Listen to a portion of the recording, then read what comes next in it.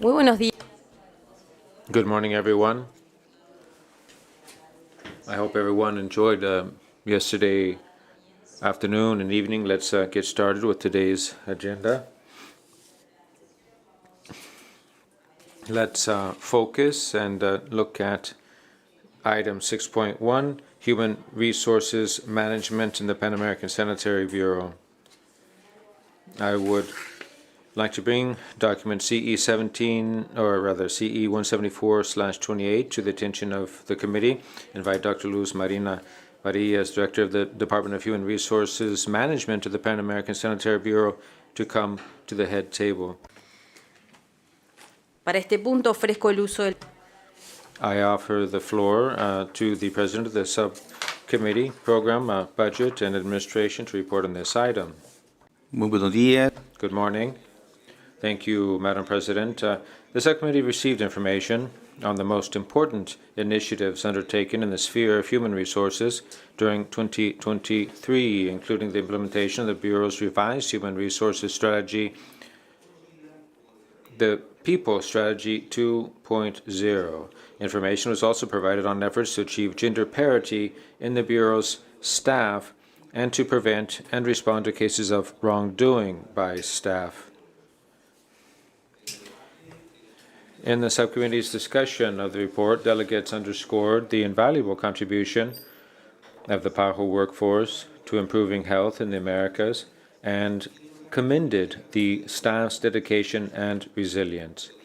Delegates also welcomed the Bureau's successful transition from pandemic response to post-pandemic technical cooperation and applauded the improvements in human resources processes, including the expansion of background checks for new staff and reduction of the time required to fill vacancies. Nevertheless, it was considered necessary to further simplify and streamline the staff recruitment process. The Bureau's initiatives to promote staff well-being were welcomed, as was its transparency and seriousness in dealing with staff wrongdoing. Delegates were pleased to note the progress made toward gender parity, but called for continued efforts to increase the representation of women in senior positions, especially at the P6, D1, and D2 levels. Thank you, Madam President. This concludes my report. Thank you. I give the floor to Dr. Varias for her to report on this item. Thank you very much, Madam President, Director, members of the Executive Committee. The document CE 174/28 sums up human resource management at the Pan American Sanitary Bureau in 2023 and presents statistical personnel trends in the period between January 1st and December 15th of 23, unless otherwise indicated. Next slide, please.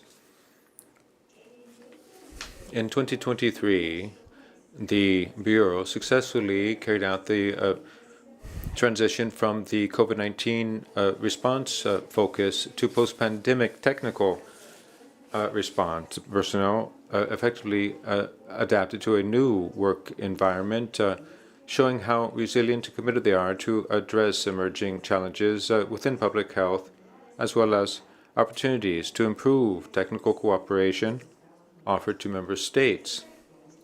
Regarding the personnel strategy, we continue our work under the three pillars that you are all aware of: agility, functional optimization, innovation. The initiative, it's in its fifth pillar, which is modernization, to improve on an ongoing basis management references the main lines of action which make up the staff strategy. The document offers more details on this. I would like to stress that the initiative of WHO of strengthening its presence in countries started in the Bureau by creating 39 positions which are currently undergoing the selection process, some of which quite far along, as well as efforts to fill strategic positions and to honor the organization's commitment to transparency and accountability. Indicators of gender parity were established, as well as regarding the selection process and commitment surveys. Regarding performance indicators, I would like to stress that the Bureau has reduced how long the selection process takes, as well as for hiring for fixed positions from 191 days of 2022 to fewer days in 2023. Now it's 61 days rather. Now, initiatives are also carried out to step up the efficiency, making use of capacities that our information system affords us to optimize the HR module and the managerial model.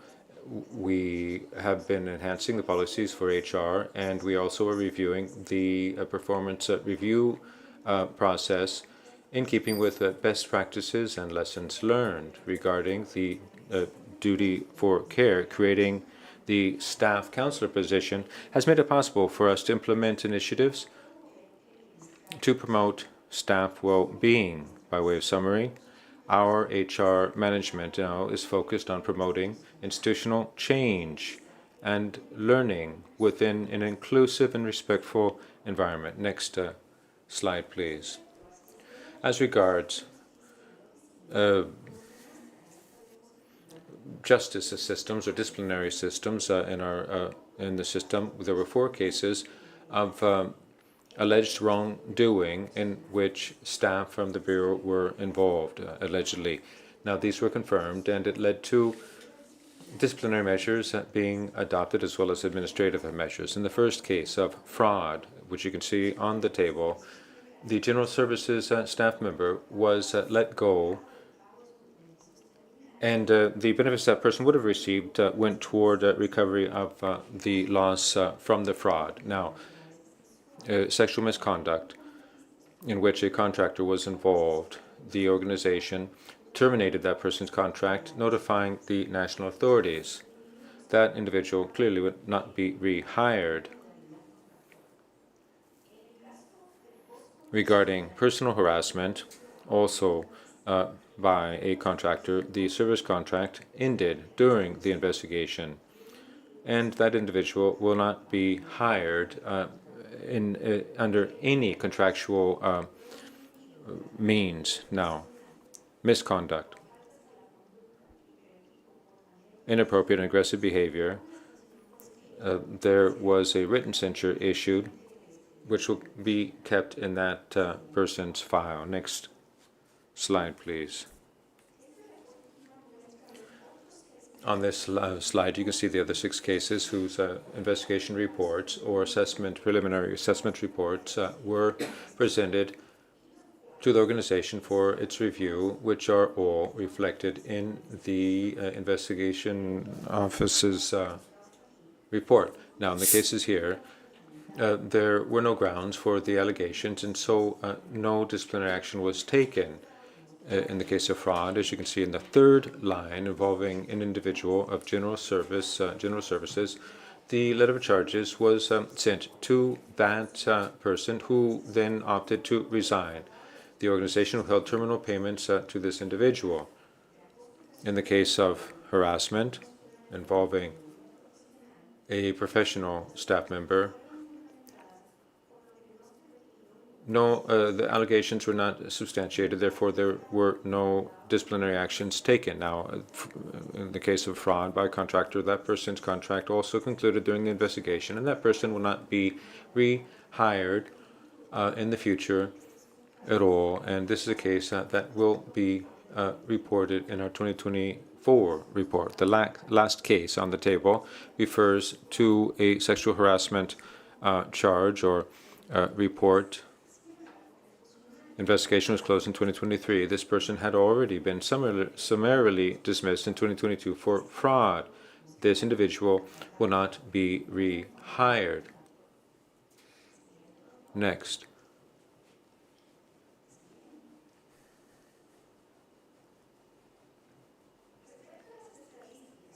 Regarding statistics,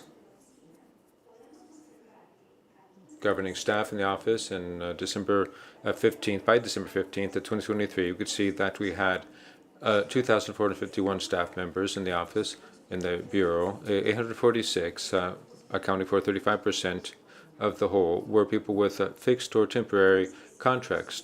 1,600, 65%, were people under other types of contracts known as contingent workers.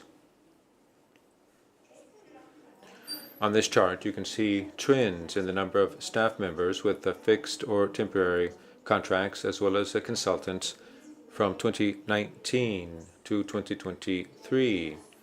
The blue line represents national consultants, as well as international ones, shows a upward trend, whereas the number of individuals with fixed-term contracts, represented in green, dropped by 5% from 2019 until now. Now, the number of the increase in consultants reflects fiscal prudence of the Bureau, as well as a rise in technical cooperation activities.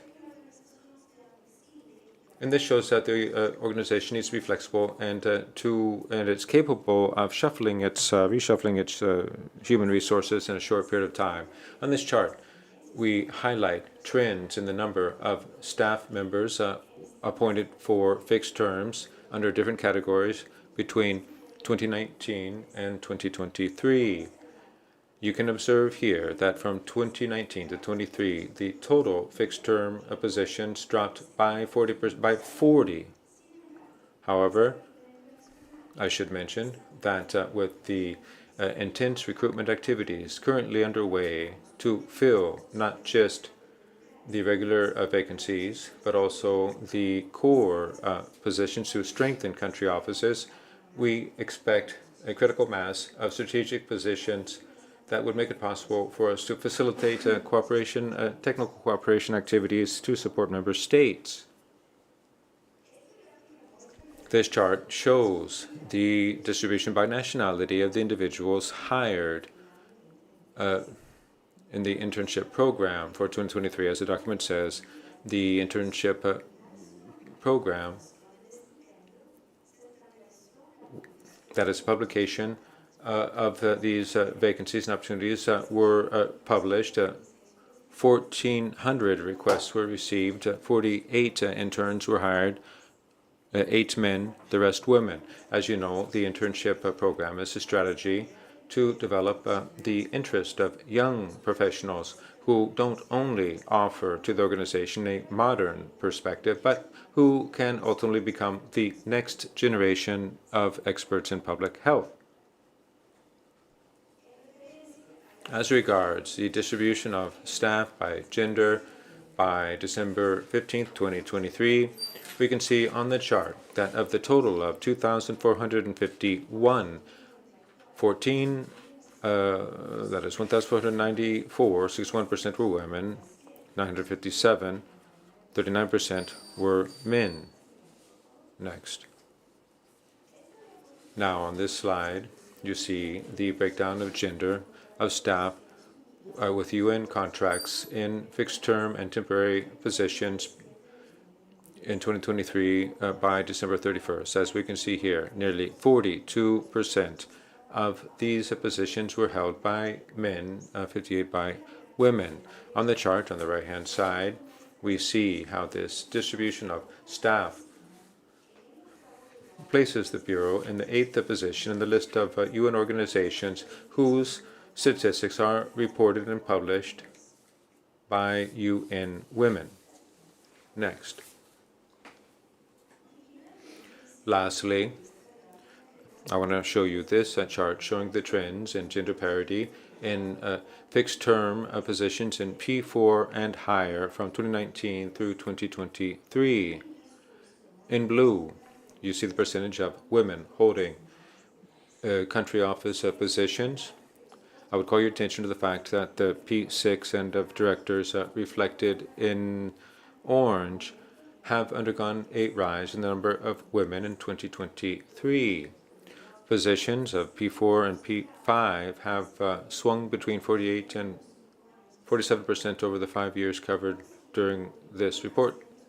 The Bureau continues undertaking efforts to promote the appointment of women in higher positions, not just to make sure that we have gender parity among the participants, but in all the different professional development activities, such as the leadership course for management, as well as establishing policies that would favor families, generally speaking, such as a maternal leave or parents' leave and flexible work schemes such as telework. With this, I conclude my presentation. I thank you very much for your attention, and I stand by for any questions or comments you may have. Thank you. Muchas gracias, doctora. Thank you very much, Dr. Varillas. The Executive Committee is invited to take note of this report and provide any comments it deems pertinent. I will now open the floor to the plenary for discussion.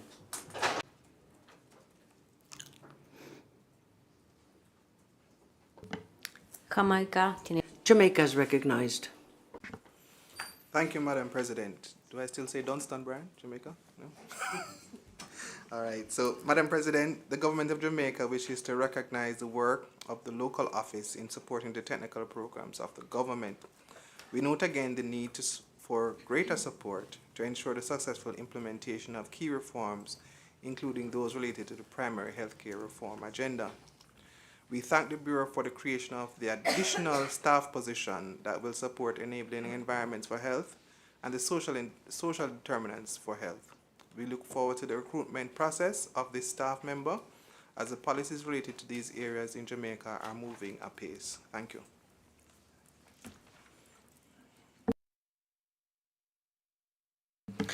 Muchas gracias. Thank you very much, Jamaica. I now give the floor to the U.S. Thank you. The United States welcomes this report and the activities carried out in 2023 to strengthen and continue advancing the People Strategy 2.0 of PAHO. We also appreciate the report's helpful information on personnel trends and statistics. The United States commends the Bureau on progress made on key objectives during 2023, including the successful implementation of the new Automated Human Resources Planning module, continued reductions in recruitment periods, and standardization of internship recruitment processes at PAHO. We also thank the Bureau for implementing its expanded background check initiative for new staff. We consider this an important assurance mechanism and one we believe should serve as a model practice for other UN system organization recruitment procedures. In addition, we appreciate continued efforts to increase the diversity, equity, and inclusion of human resources at PAHO, including via its gender parity action and implementation plans. We encourage the organization to continue its successful strategies for increasing the representation of women among senior-level positions, especially at the P6, D1, and D2 levels. The United States welcomes the results of the 2023 Personnel Engagement Survey, but notes that the rate of personnel who feel engaged at the organization changed little from 2022. Can the Secretariat advise us on how PAHO can continue to build staff engagement and what have been the most effective adjustments to the engagement plans in this regard? Finally, the United States would like to direct the Bureau's attention to the Joint Inspection Unit's most recent report, document JIU/REP/2023/8, which is a review of non-staff personnel and related contract modalities in the UN system. Recognizing that PAHO is not directly responsible for implementing JIU recommendations, we believe the report nevertheless has numerous important recommendations for promoting consistency of affiliate staff policies, nomenclature, and contract modalities that should be considered for implementation by PAHO as well. Thank you. Muchas gracias. Thank you very much to the U.S. And now I give the floor to Chile. Good morning. Thank you very much, Madam President. Chile is very grateful for the report submitted, as well as the results showed therein. In that regard, we wanted to bring up two questions. First of all,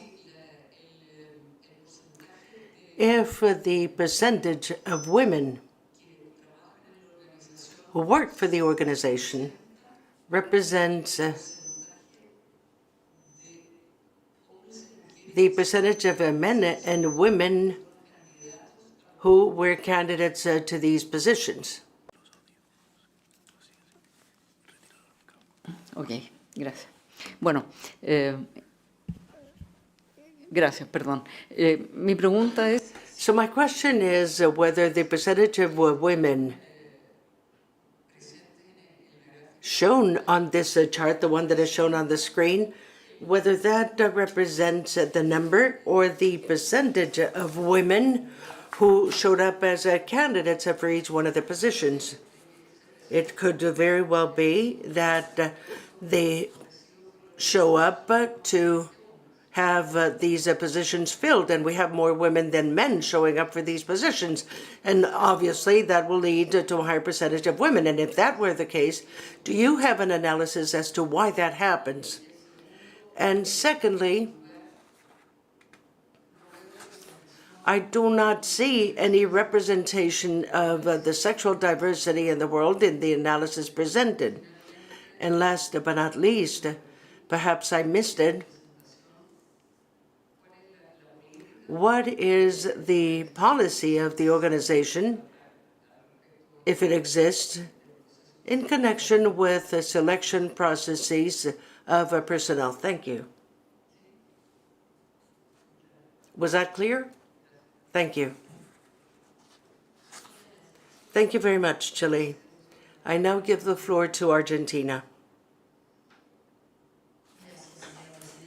Thank you, Madam President. Good morning, everyone. We welcome that the organization has been able to successfully transition from the response to the pandemic to the post-pandemic response. In particular, we're pleased to find out that you've been able to effectively implement hybrid working environments when faced with these challenges. And this is also reflected in the informal meetings that we've held with member states, which have been extremely useful. We know of the commitment and the hard work done by the people in the office, as well as the leadership and the cooperation offered in order to improve health in the region of the Americas. We are convinced that the greatest asset of the office is its workforce.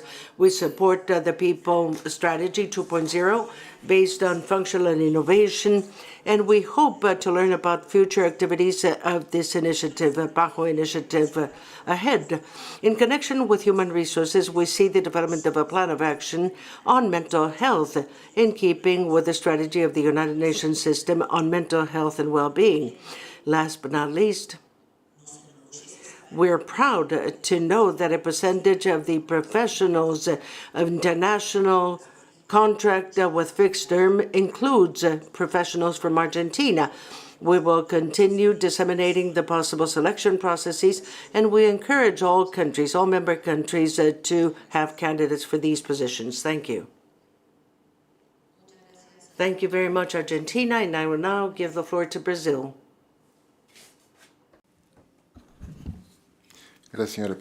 Thank you, Madam President. For the presentation of the report on human resources management. We would like to commend all of the PAHO staff and consultants for the relevant work they are doing. A work that many times involves personal risks and sacrifices, as we are seeing with the current situation in Haiti, but that is essential to attend to the most basic needs of the local population. Brazil is pleased to note that the implementation of the People Strategy 2.0 continues to go forward and has reached significant results. We value the efforts towards implementing the best standards regarding gender parity in the organization at all levels.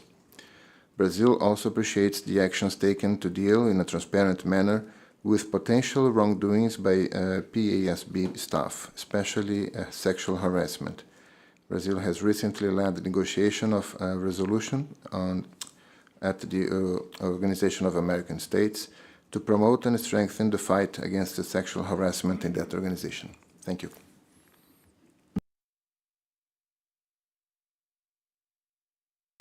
Muchas gracias. Thank you very much, Brazil. I now call on Dr. Barillas for any comments made to the statements made by the member countries. Thank you very much, Madam President.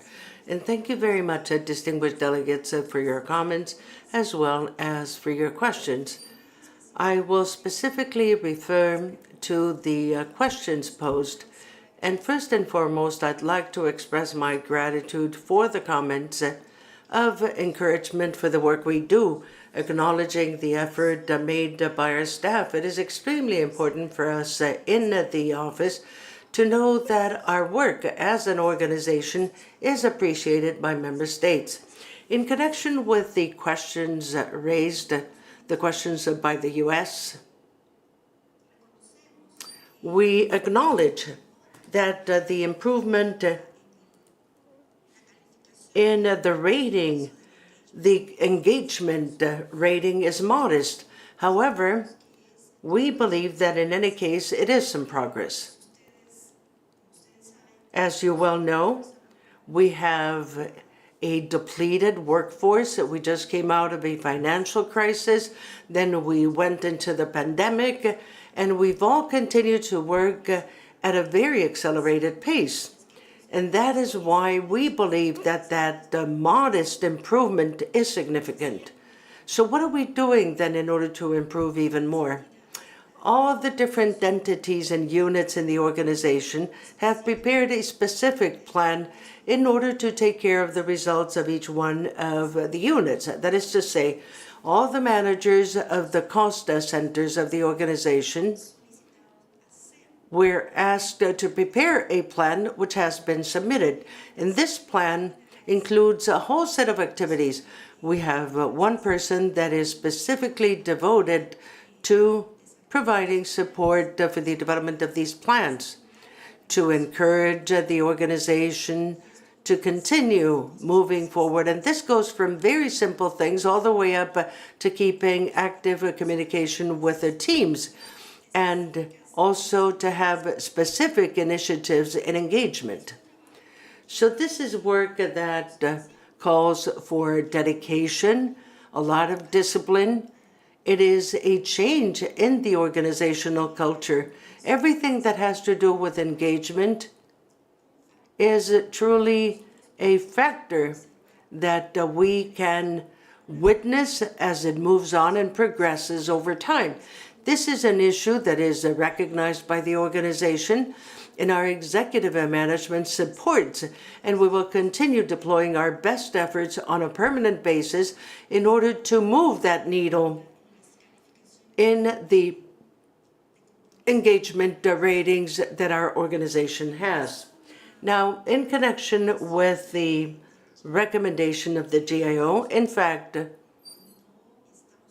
we are not subject to them, but we have reviewed, we have checked the recommendations, and we've included the recommendations into our revised policy of consultants. We hope that it will soon become operational. This policy absorbs the best practices, the recommendations of the GIO, but it also protects the organization in connection with the responsibility that the organization has in order to turn this contractual mechanism into what is really consulting contracts. It is very important to acknowledge the contributions made by consultants to the organization.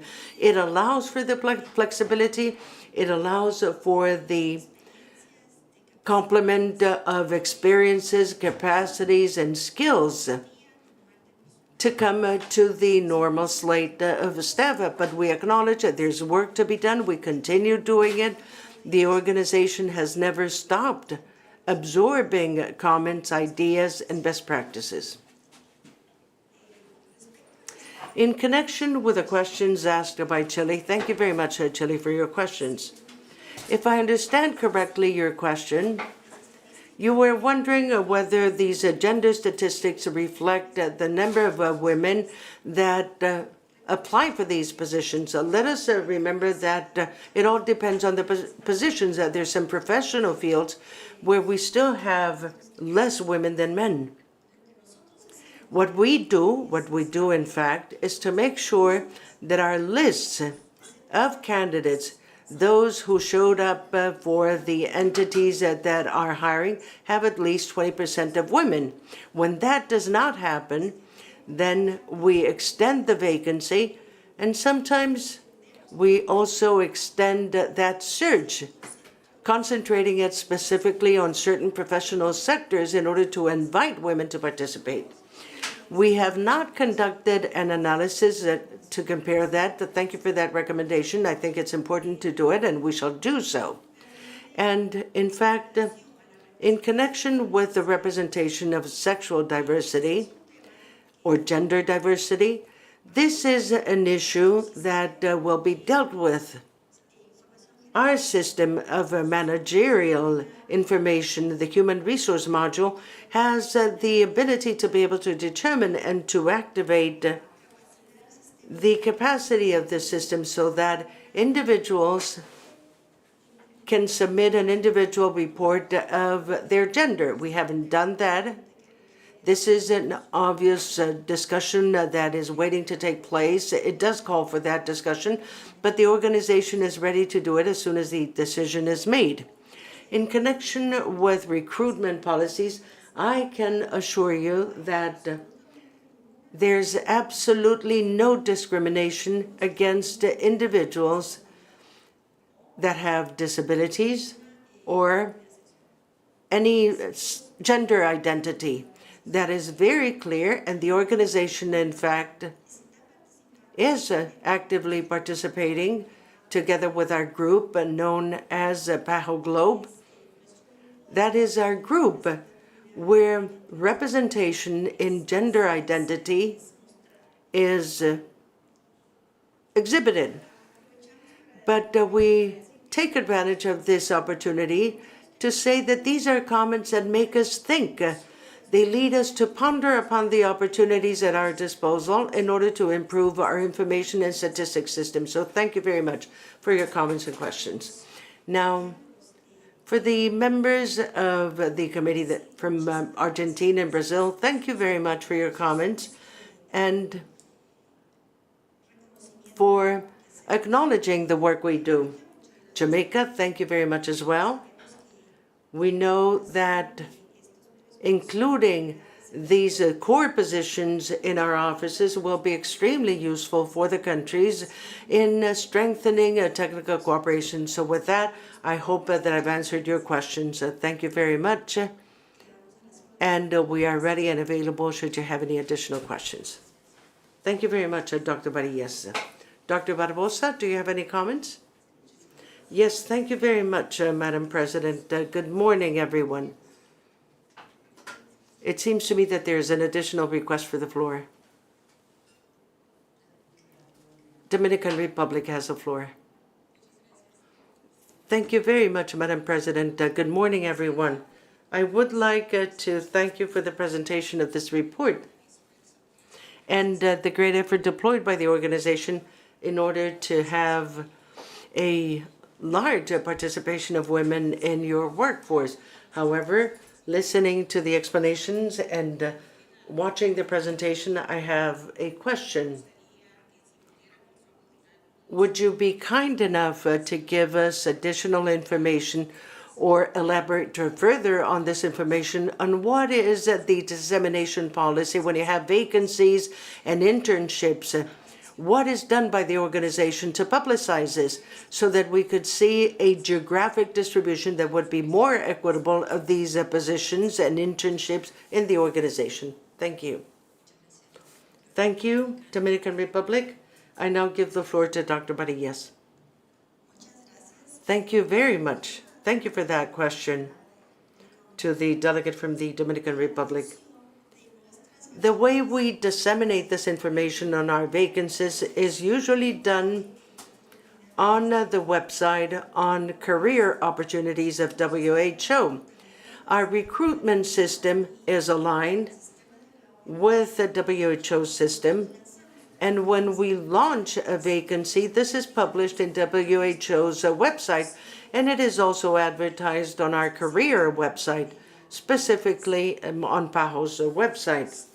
when we identify, when we see that there is a position whose specialty or whose uniqueness calls for a special dissemination, then we can have specialized magazines that publish this, some other media that we use.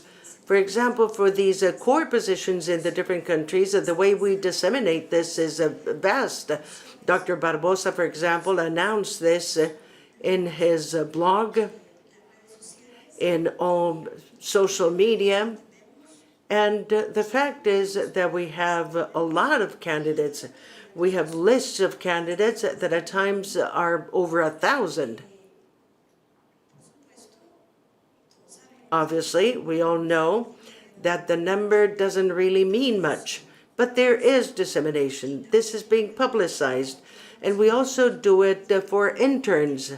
Likewise, when we announce vacancies or opportunities for interns, it is also announced through rosters. We have 2 annual announcements on the WHO website, and this is done with 2 purposes in mind: to extend the dissemination, and secondly, the transparency in these opportunities. This is a change that was introduced in 2023 so that all nominations, all candidates for interns are captured in the system and they're saved in the system. We no more have that network of professionals that are known who used to apply for these positions. Obviously, we might still see that, but they have to apply for a specific vacancy in order to be able to be considered.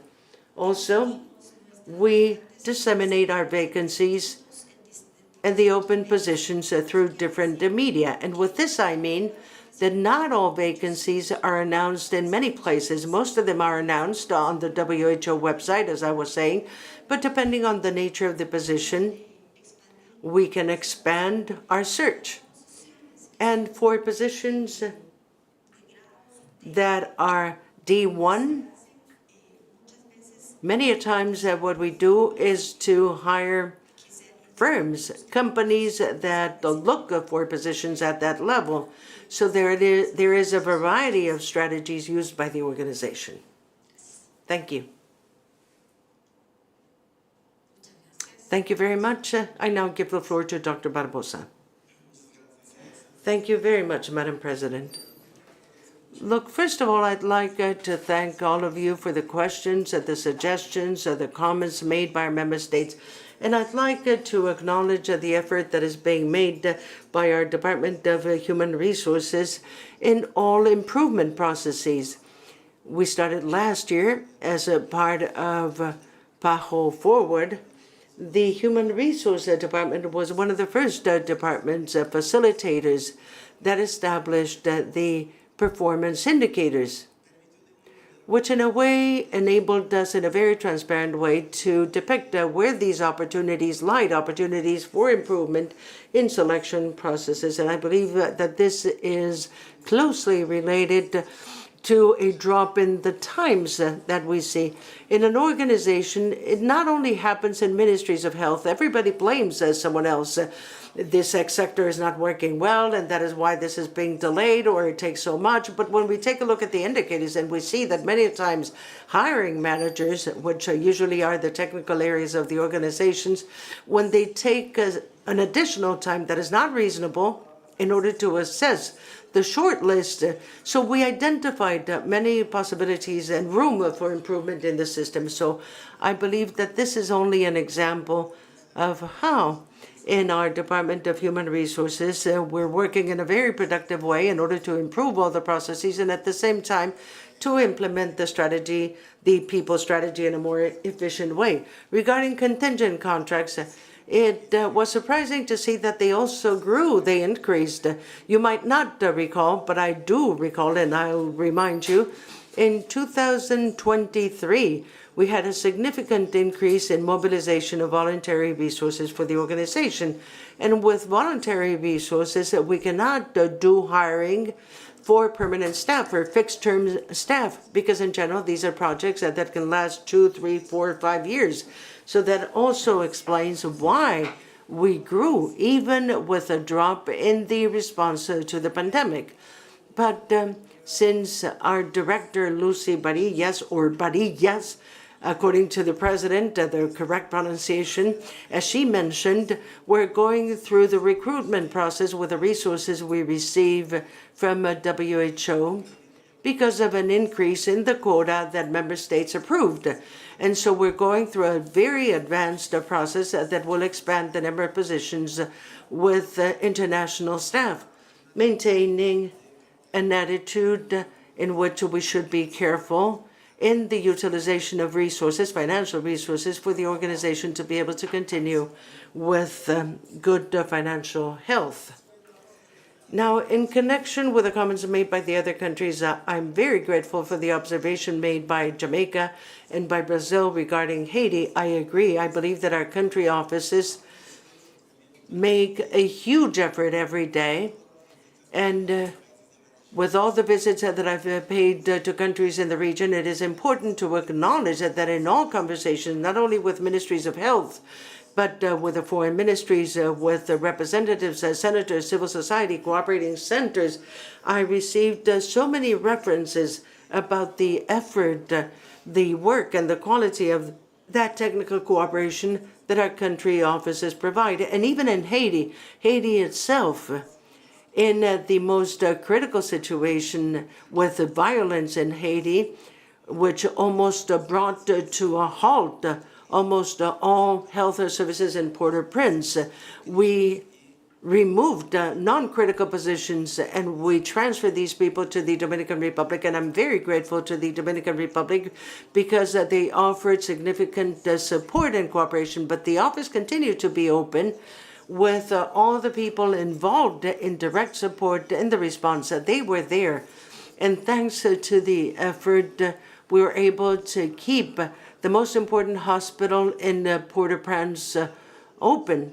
One of the only 2 emergency rooms that continued to be open during the most critical time. So undoubtedly, this is a recognition and acknowledgement that is important to be offered. Regarding diversity, we take the recommendation offered by Chile. Aside from what has been said by our director, Barillas, an effort was made last year in order to give more visibility in the organization. We had a sort of a campaign with videos and interviews that was published in all our media with women, with Afro-descendant people, African Afro-descendants who work for the organization, with people that belong to indigenous groups who work for our organization, people with disabilities, and with LGBTQ plus people. And now in PAHO Forward 2.0, that is an explicit line of conducting and adopting more actions in order to give more visibility to diversity as one of the initiatives in order to beef up, to strengthen increasingly more an attitude that is respectful and that sees diversity as an advantage for this organization. So it seems to me that this is an important element to be considered. Now, in connection with the issue of dissemination, it's a very important comment that was made by the Dominican Republic. Perhaps there could be more that we could do through the country offices in order to disseminate this more broadly. We're not concerned, but it is always good to look for diversity, and the change that we introduced in the internship policies, I've already made a complete change. Before 2023, internships in the organization were almost 100% by students from the United States in our area, Georgetown University, Georgetown, and other universities in the area, because we did not have the money in order to support the interns from other countries. Now we see that there is diversity and that this is good because it is a first contact of young professionals with the organization. But it seems to me that we could look through the support provided by the ministries for the ministries to disseminate this information within their media, their networks, their pages, in order to expand the participation of countries, because we have underrepresented countries. And it seems to me that it is important to make sure that all the subregions, all the countries, will have an equitable participation. These are selection processes, obviously, but with a broader dissemination, we could have a more equitable participation, which I believe is the desire of all the countries in the organization. Thank you very much, Madam President. Thank you very much, Dr. Barbosa. I would like to inform the committee that the discussion will be reflected in the final report. Mrs. Barillas, thank you very much. Our accentuated Uruguayan language with the J, Barillas, that is how we pronounce your name, so thank you very much.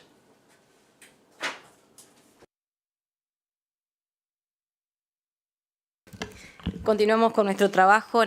We move on to item 6.3, statement by the representative of the PAHO WHO Staff Association.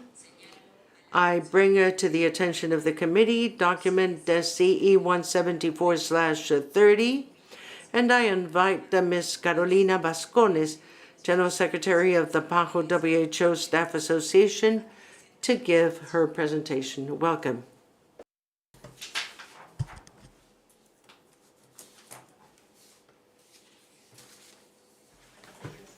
Good morning. Good morning, everyone. Madam President of the Executive Committee, thank you very much for introducing me. Mr. Director, members of the head table, colleagues, friends. As we do every year, we are here as representatives of PAHO WHO Staff Association, first to thank the member states for the interest that you have to learn about the current working conditions of the staff and of the relations among staff and management, executive management.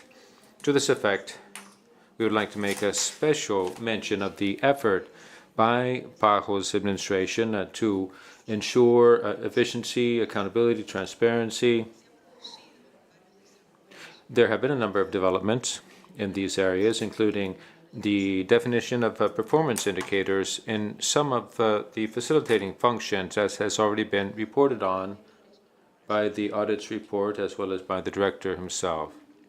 We would like to point out that the Staff Association is committed to the initiative known as PAHO Forward. The topics that we have included as of a priority in our document meriting your attention are health and well-being of the staff and the internal justice system. These are recurring matters of interest to the Staff Association, and they are closely linked to each other because they have a direct impact on the working environment, the engagement and commitment of staff members, and management overall. The association knows that the perception of one's work environment is rooted in the institution's capacity to, among other things, to manage and solve conflicts. Now, it's known that many people make decisions regarding whether they are to stay in their job or not, considering factors such as compensation package and the working environment, of course. We know that unresolved conflicts don't only affect individuals, but they also have an impact on the productivity of teams. Now, the roles of the emotional counselor office, about which we've just heard from the HR director, and the Ombudsman's office are very critical, with which to facilitate a better understanding among staff members and to provide tools that would enable people to prevent and overcome or solve conflicts. These two functions are key, and they represent the first line of response. Now, the value added that the Office of the Staff Counselor offers is key. It's clear that to the degree that she manages to put together mental health strategies in this organization, her work and our work will all be that much more effective. She plays a very substantive role in stress management, for example. We also celebrate the recruitment of an ombudsman, and we confirm our commitment to this office, that is interest of leadership in carrying out respectful work environment initiatives. At this point in time, we would like to mention the governance of the association. That is, we want to underscore that you, the member states of the executive management of this organization, should feel quite proud by the type of representation you have in the staff association, because this association has been recognized by a number of international public service bodies as one of the few staff associations with a sound system of governance, good management practices, and representation. All of us, the elected representatives, are professional staff members with a vast knowledge of the processes and strategic priorities. We are committed to supporting and to working together, representing the interests of staff vis-a-vis the executive management. This soundness is rooted and based on the soundness of the staff members. Good association requires sound staff, and to this effect, we know that we do face challenges ahead, especially regarding the effort being put forward by PAHO to modernize and to create shared services. And that is something we will be working with the executive management on together to safeguard the working conditions of the staff members that could potentially would be affected.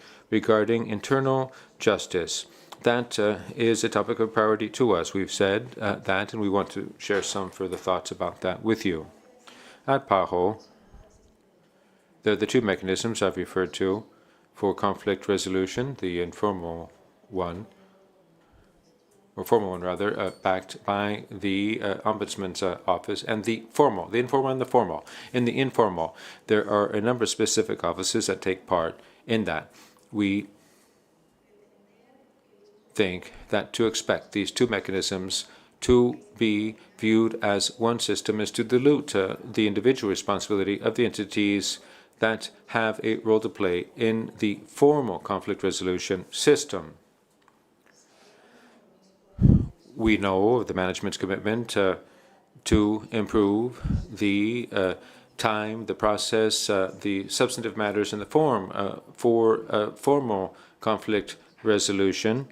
And we would like to specifically refer to the appeals process, which is a right that staff members have to appeal administrative decisions.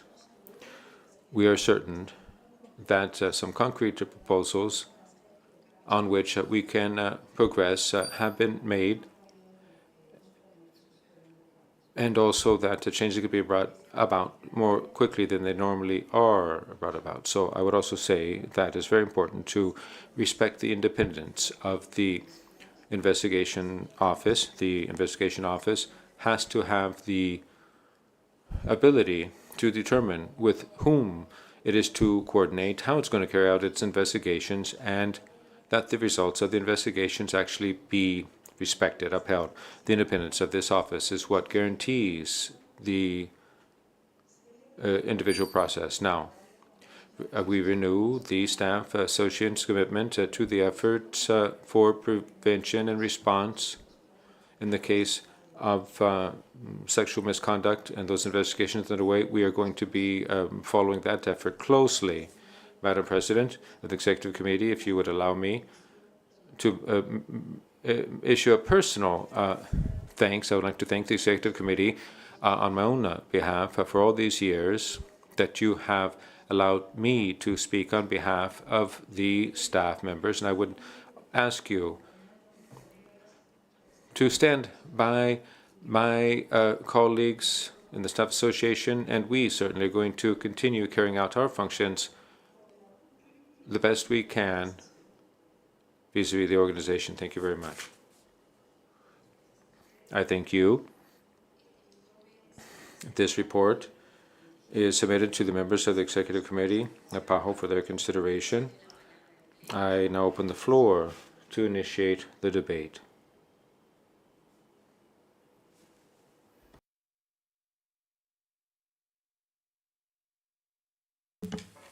Canadá, usted tiene la palabra. Canada. Thank you, Madam President. Canada thanks the Staff Association for their comprehensive review of the internal justice system and for the proposed revisions to the terms of reference of the integrity and conflict management system. On this, Canada would like to seek clarity from the Staff Association on the potential implications if the PAHO Board of Appeal is transferred to the WHO Global Board of Appeal and what processes would be required to do so. Thank you.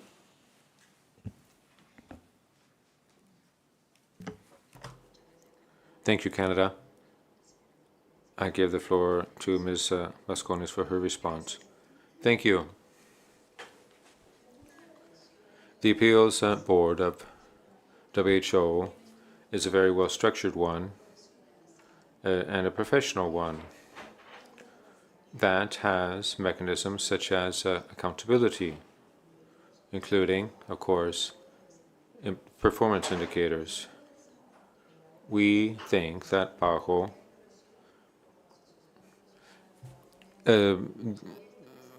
could establish an agreement with WHO as long as there's a precedent. Well, there's a precedent. WHO is in charge of the appeals of UN AIDS. And so it would be a matter of our exploring, looking into the possibility of such an agreement. Now, as a response to this initiative,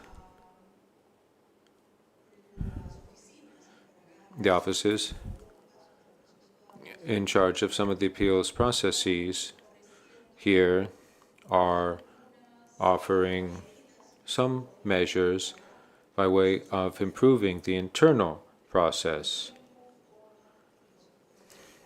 In substantive and time matters, so that we can enhance efficiency, access, and of course the response to the appeals.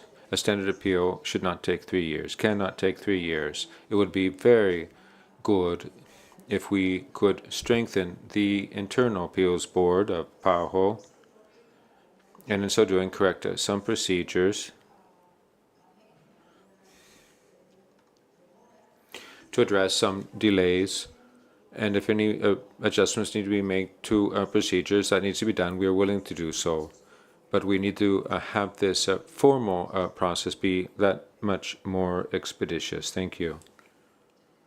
Thank you. Dr. Barbosa, do you have any comments you would like to make? Yes. Thank you. I would like to thank Carolina Vascones. This is the last time she will be here in this capacity as the president of the Staff Association. She's always kept engaged in a very respectful and open dialogue with management. She is an excellent staff member of PAHO, but she's also displayed great leadership in this capacity. Now, there are 2 comments I would like to make regarding my agreement about undertaking a review of the internal justice system to perfect it, because currently it is about to conclude.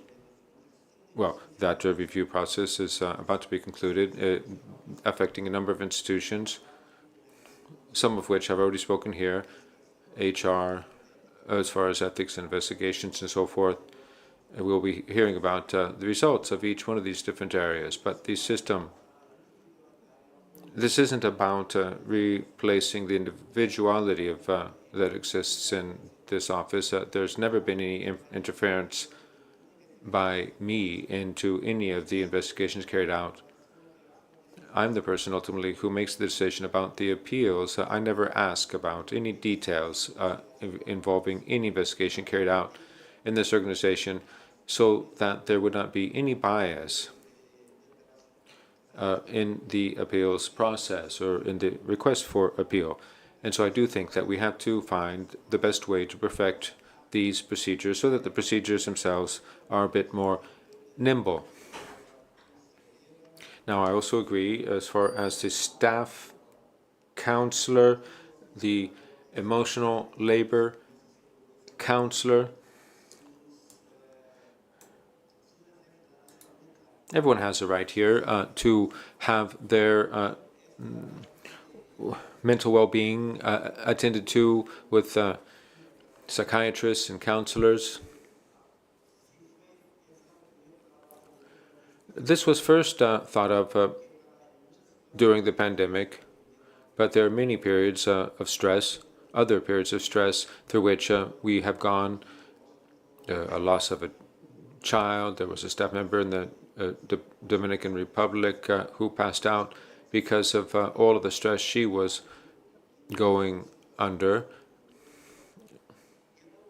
These events have played a role in the creation of this office. Now, the Ombudsman's office has been around for a couple of years. We concluded the selection process, and that Ombudsman started just last year, seeking to enhance dialogue, to open up the office and the country offices and the different departments here in this effort.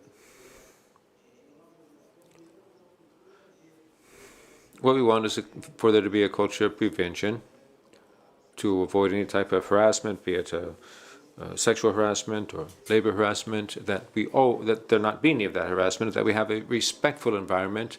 It's not acceptable for anyone in this organization to be anything but the most respectful, to be as respectful as possible to all other staff members. At the same time, we do have to have a rigorous system for creating an environment in which people feel that they can trust the process whereby they can lodge complaints, make reports of conditions they don't agree with. And so I think the Staff Association, we are open to an ongoing dialogue and are addressing some of the requests that have been made. We're looking at them one by one. We always want to have an open dialogue and to hear from the Staff Association and representation of the staff. Thank you.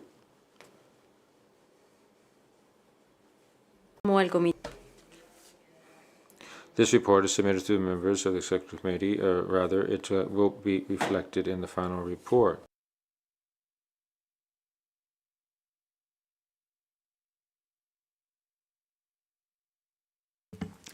Hacemos nuestro primer corte. We're going to have our first break, and we will resume our exchange here a half hour from now.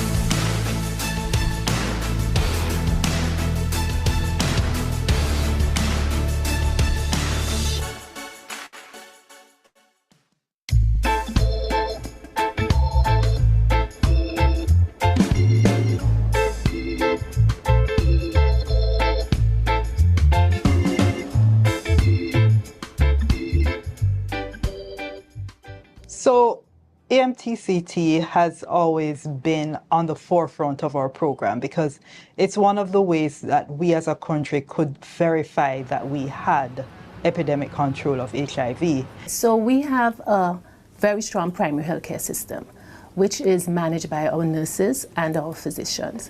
We also strengthen the lab, we also strengthen our data collection. The process that we went through for validation was very thorough. It shows that the validation was not only achieving the certification, but rather an opportunity to strengthen the health system. To think that we can stop the transmission of HIV from a mother to a child, it's a tremendous goal that we have achieved. The main challenges that we learn in this process is the high burden of social determinants of health. So it's not easy for families going through having a family member with HIV. As a Jamaican, it really gives me joy just that we're able to accomplish this. Just with our team that we have here at National Public Health Lab, it was really just a good thing seeing us going through the various steps and accomplishing this. But I think what is really critical and what really contributed to this sort of success was the fact that we moved away from sending our samples abroad. Having that instrument have now enabled us to do a lot of testing in country quicker and to have more testing done with less cost to the patient and less cost to the government. So, personally, I think as Jamaicans, we really work together. We unite together the different entities. What we do is to get other women involved and partners involved, and also to get the participants involved as much as possible. So it's not like just giving, but they are giving, receiving. Yes. Collaboration, yes. It's important for me to have this syphilis and HIV test because I don't know if I have it. So if I would know that I have it, then I would make sure that the baby is okay, because then it can be transmitted to the baby, and any complications can cause complications to the baby, and that's what I want to avoid. I felt very proud for Jamaica to achieve the status of elimination of mother-to-child transmission. I was overwhelmed with joy and happiness, and we are proud and committed to continue the efforts. I think the team in health is phenomenal. And I think all of these accomplishments were done as teams. And I really congratulate the primary health care and the public health system. This achievement is a crucial step in guaranteeing children's rights to health.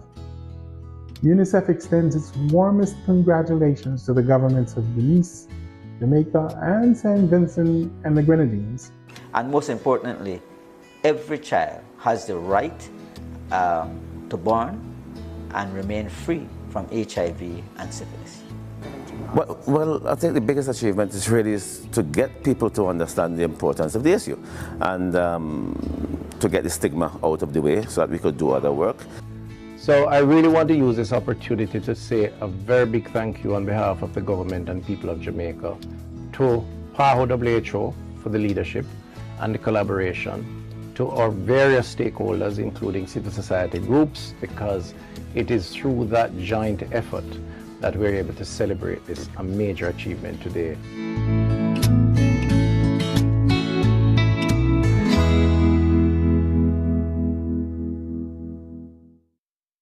Imagine a future in the Americas where everyone can access essential health technologies.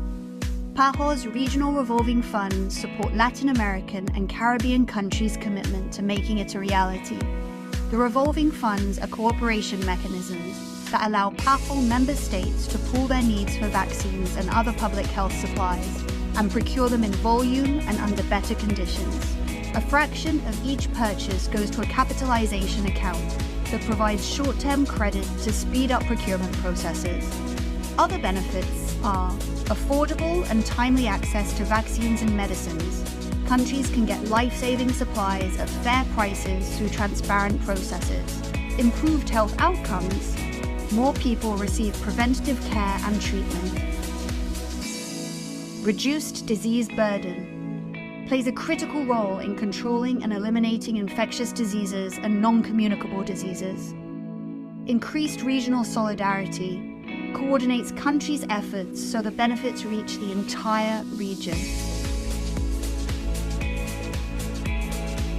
Over decades, the funds have helped the region to achieve reduction of vaccine-preventable diseases like measles, polio, and rubella, improved maternal and child health by providing essential supplies and training, strengthens health systems throughout the Americas with the availability of essential medicines. The PAHO Regional Revolving Funds are a powerful example of regional cooperation when countries pool resources and expertise. We are stronger when we work together to achieve health for all. Learn more about PAHO's Regional Revolving Funds by visiting our website or contacting us.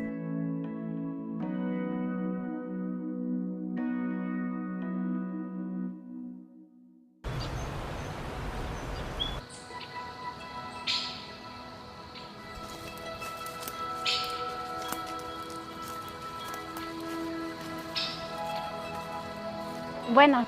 Hola, Elsa, ¿qué tal está? Dentro ahí está mami, adentro. Pero primero estamos a tomar la presión.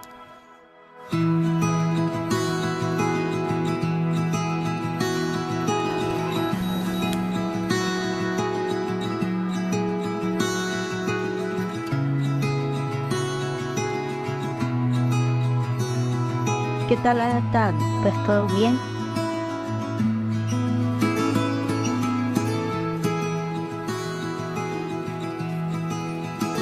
En las comunidades a veces no hay luz, no hay carro, no hay cómo mover una persona para la clínica asistorial, la Trinidad, y entonces uno tiene que estar ahí al lado de la paciente.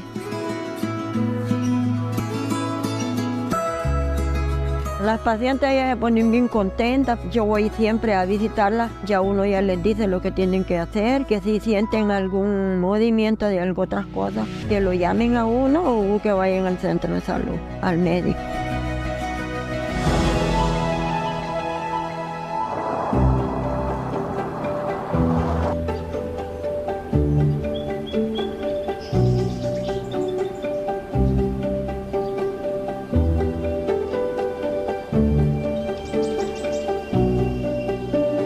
Hace 19 años que yo soy voluntaria y a mí mi motivación de ser voluntaria fue cuando yo tuve mi tercer hijo, que mi niño fue muy enfermo y yo decía, yo no tengo quien nos apoye. A mí me quedaba largo, pues dije yo un día, yo voy a ser voluntaria, yo voy a apoyar a muchas madres que no tienen quien las apoye. Aquí en Trinidad ofrecemos el servicio de telemedicina relacionada a mujeres embarazadas. Consiste primero en la captación de embarazadas que residen en estos lugares. Se le solicita a la voluntaria de salud y a la paciente que tenga acceso a un teléfono y que tenga acceso de la red para recibir esta llamada. Ellas tienen una comunicación directa. Nos informa si hay algún signo de alarma o algún inconveniente con alguna embarazada. Tiene como objetivo principal la detección de enfermedades del embarazo mediante la detección temprana de los signos de alarma con el apoyo de las voluntarias de salud. Todos los meses nosotros lo estamos haciendo. Les damos charlas a las madres, como identificar las enfermedades.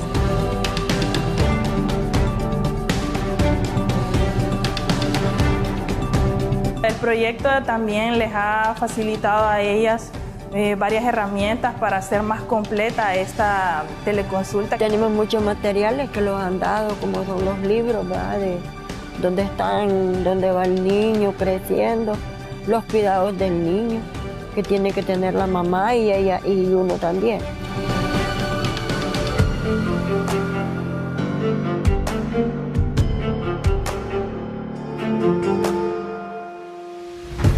Me siento orgullosa como voluntaria y digo yo, hasta que ya Dios me diga, venga para acá, yo creo que voy a dejar de ser voluntaria.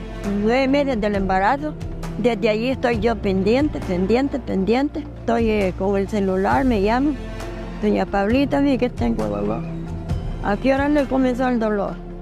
A tal hora. 4 de la mañana, 5 de la mañana, 2 de la mañana, 3 de la mañana, a la hora que sea. Espéreme que ya voy a llegar.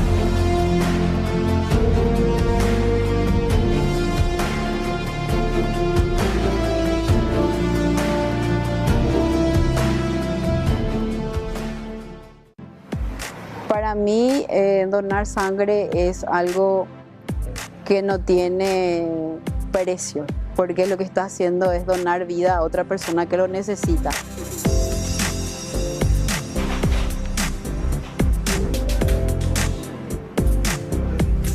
Cuando yo dono sangre me siento súper bien, me siento feliz, porque sé que hay otra persona que necesita y le estoy ayudando poquitito, no es mucho, pero para mí ya es un gran logro. Llevo donando sangre ya hace muchos años, soy donadora activa de sangre. Realmente para mí es una causa muy importante que me mueve.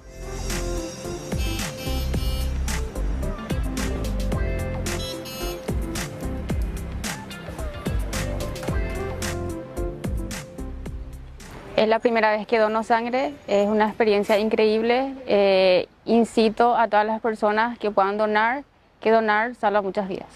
Es la primera vez que estoy donando sangre y la verdad que ni se siente nada, súper bien. Me parece además algo que todos deberíamos poder hacer de forma frecuente. Yo lo hago cada vez que puedo, desde que soy pequeña. Vengo de una familia donde la donación de sangre se nos inculcó desde jovencitos. Padres también son donantes y somos en general todos muy conscientes de lo necesario que es hacer esto.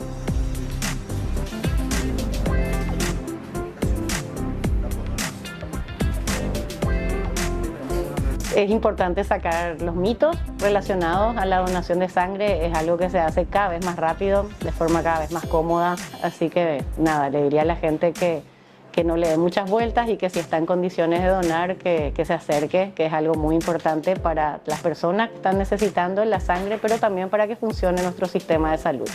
Y hay que donar porque hay mucha gente que necesita. Estoy también dando un ejemplo a mi hijo y a mi familia, y es lo que yo quiero hacer.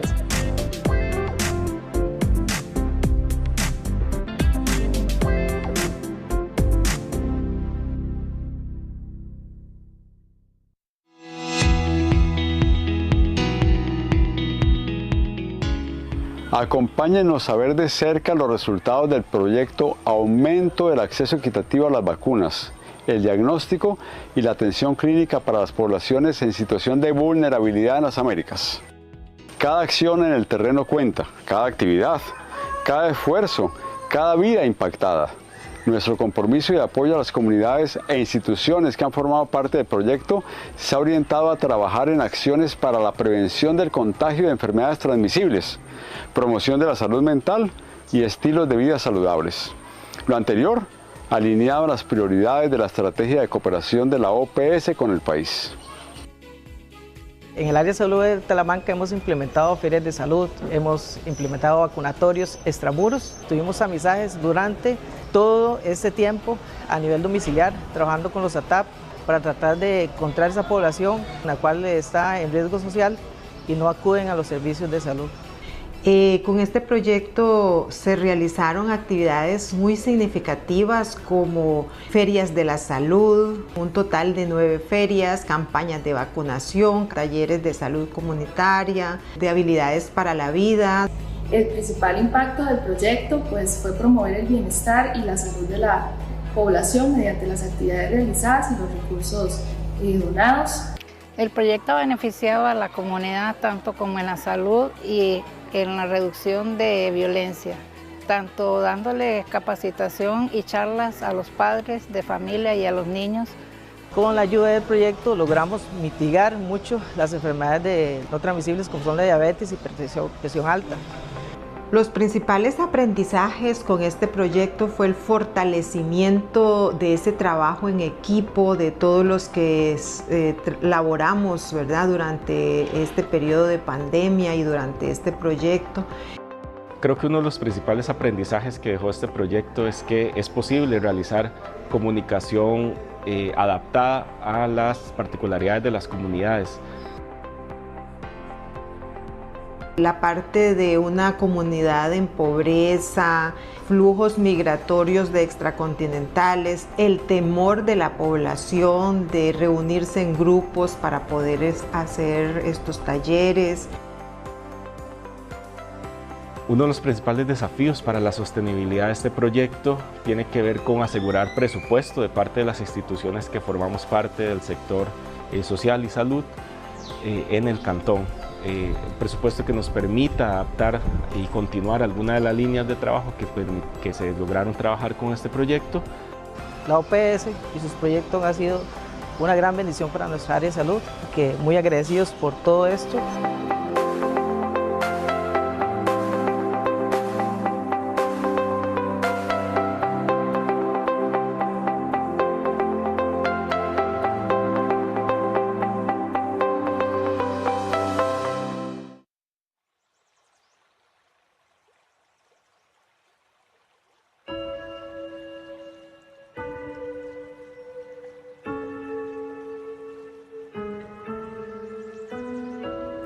Estamos en Puerto Inírida, Guainía, la triple frontera con Venezuela y Brasil, para el lanzamiento de la Semana de la Vacunación de las Américas.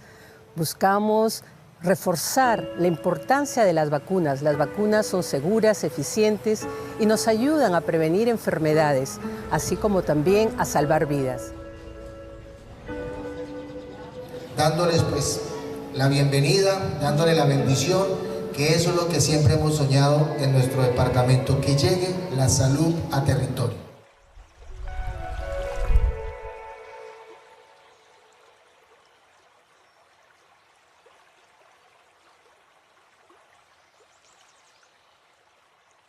La Organización Panamericana de la Salud, que está conformada por todos los países de la región de las Américas, hace un esfuerzo único para poder incrementar las coberturas de vacunación.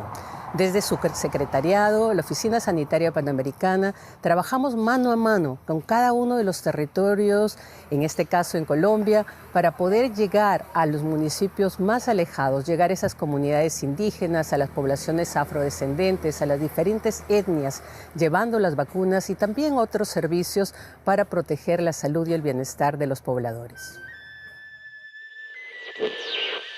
Y gran parte de nuestra población se encuentra ubicada en zona rural y rural dispersa.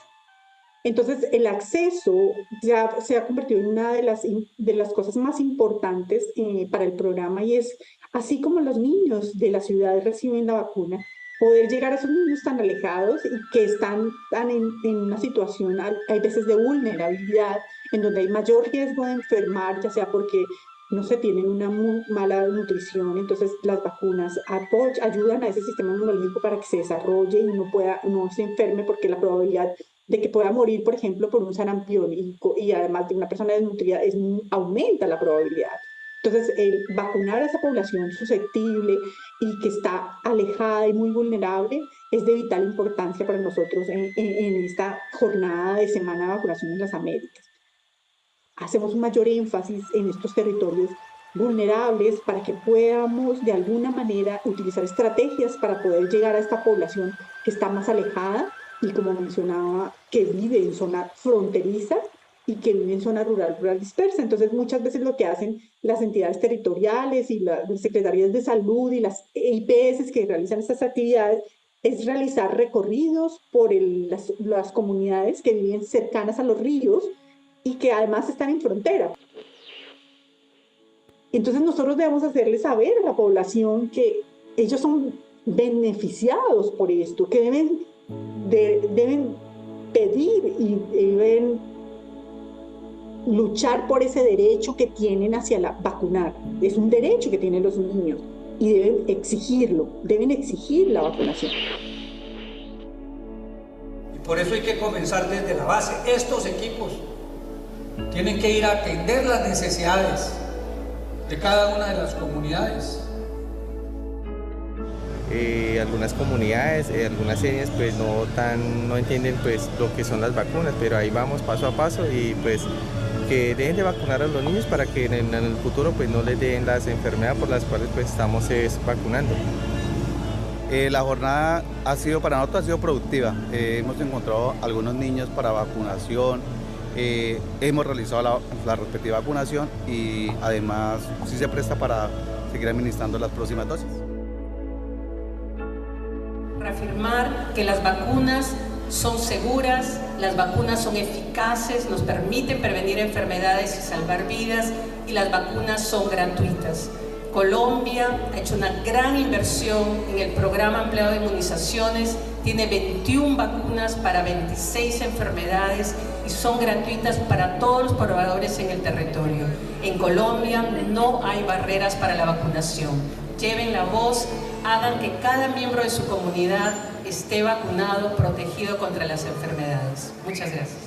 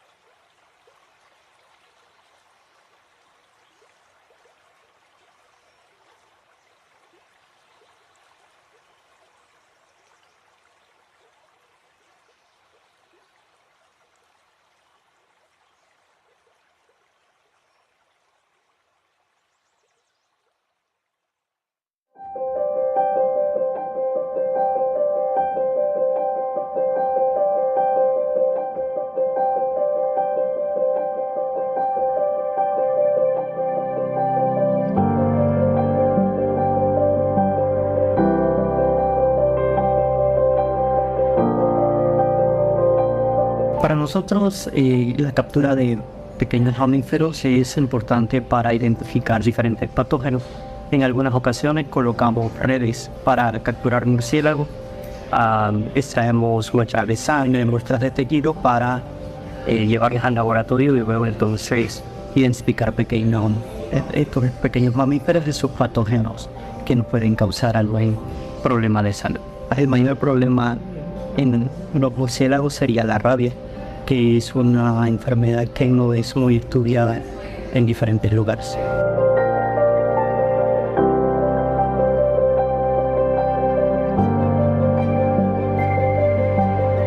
Si hay un caso de alguna persona infectada por Hanca, tenemos que buscar entonces los sitios adecuados para poder colocar las trampas, y principalmente la vivienda de la persona, los sitios donde habitualmente circula la persona, si es un área de cultivo, si es el patio de la casa, para aumentar el interés de poder capturar los animales que queremos. La OPS está desarrollando una iniciativa en conjunto con el CDC, con el Instituto Nacional de Enfermedades Virales Hemorrágicas y el Instituto Gorgas, para diseñar un taller que permita hacer la transferencia en el manejo de potenciales enfermedades zoonóticas, que algunas conocemos, otras son desconocidas, como por ejemplo hantavirus y adenavirus, que ha afectado en diferentes regiones de las Américas, como Bolivia, como Argentina, Venezuela, en relación a arenavirus o hantavirus en Brasil, Argentina, Chile, Uruguay, Paraguay, Panamá, Bolivia. Pero hay otros países que desconocemos esa situación. La pandemia nos ha enseñado que no podemos quedarnos con los brazos cruzados, que debemos estar preparados, y la Organización Mundial de la Salud, la Organización Panamericana de la Salud, tuvo una vital participación y protagonismo en recordarnos de que tenemos que trabajar unidos. Somos 3 centros colaboradores más los expertos de OPS, todos al mismo tiempo trabajando con el objetivo de diseñar un taller que sea bastante realista, que vaya a tener escenarios. Es un ejercicio tipo tabletop exercise en donde realmente los escenarios se basan en lo que hemos hecho en el pasado, lo que nos ha tocado vivir, tanto de la parte de epidemiología como del laboratorio, como de ecología.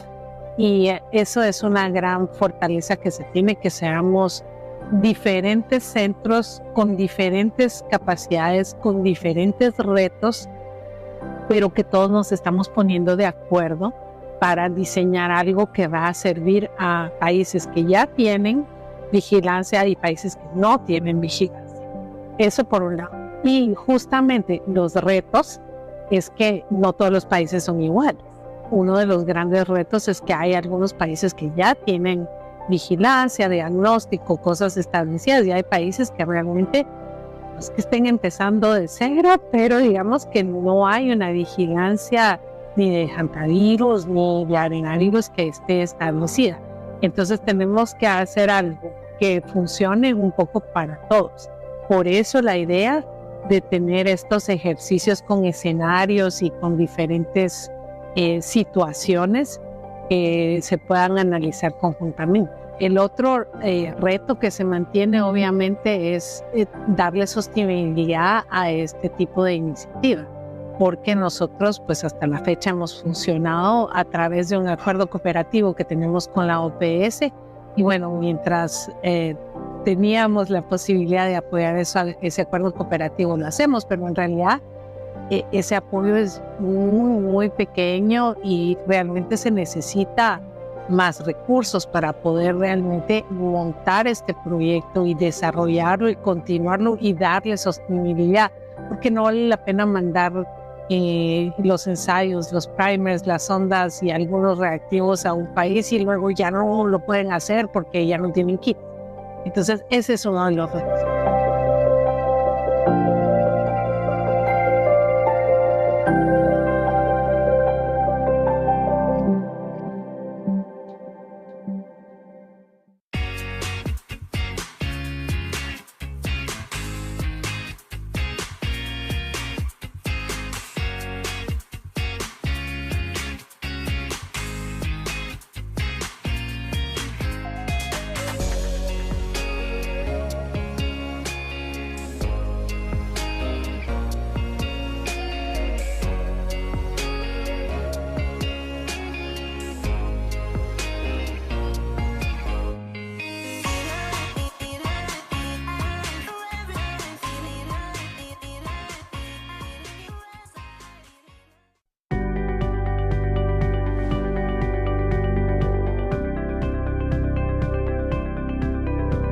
Presentamos la Reserva Estratégica para Emergencias y Desastres en Salud de la Organización Panamericana de la Salud Jerónimo Venegas, ubicada en el Depósito de Respuesta Humanitaria de las Naciones Unidas en el Centro Logístico Regional en Panamá. La reserva se ha establecido como parte de un mecanismo operacional regional que apoya a países en situaciones de emergencia mediante el envío de suministros cuando es necesario, dando una respuesta rápida, coordinada y eficaz. Esto se logra gracias a la coordinación entre diferentes equipos, la evaluación de necesidades, la integración de sistemas logísticos y la vinculación de procesos administrativos especiales de emergencia. La gestión técnica y operativa de la reserva está a cargo del Departamento de Emergencias en Salud de la Organización Panamericana de la Salud, en estrecha coordinación con áreas técnicas y entidades de apoyo a nivel regional. Los beneficios de este mecanismo incluyen la reducción de los tiempos de entrega, la disminución de los riesgos de retrasos, el almacenamiento seguro, el cumplimiento de los estándares de calidad y una visión integral de la prestación de servicios de salud. La reserva ha brindado apoyo en situaciones de inundaciones, terremotos, erupciones volcánicas, tormentas tropicales, huracanes, brotes de enfermedades y emergencias prolongadas en la región. Además, se cuenta con un inventario identificado y actualizado mediante análisis técnico, basado en lecciones aprendidas y la experiencia en eventos previos. Con esto, la Reserva Estratégica para Emergencias y Desastres en Salud Jerónimo Venegas muestra que ante situaciones de emergencia en nuestra región es un mecanismo fundamental de apoyo a los países afectados para proteger a los más vulnerables y salvar vidas.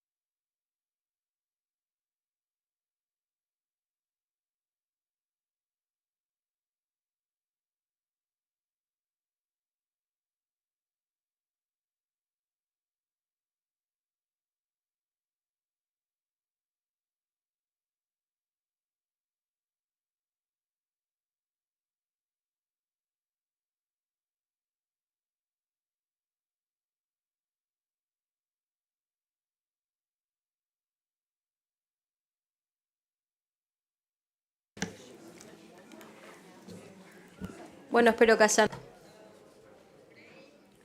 I hope everyone has enjoyed their break, your coffee. Resuming our work. Item 6.2, update on preventing and responding to sexual exploitation and abuse in PAHO.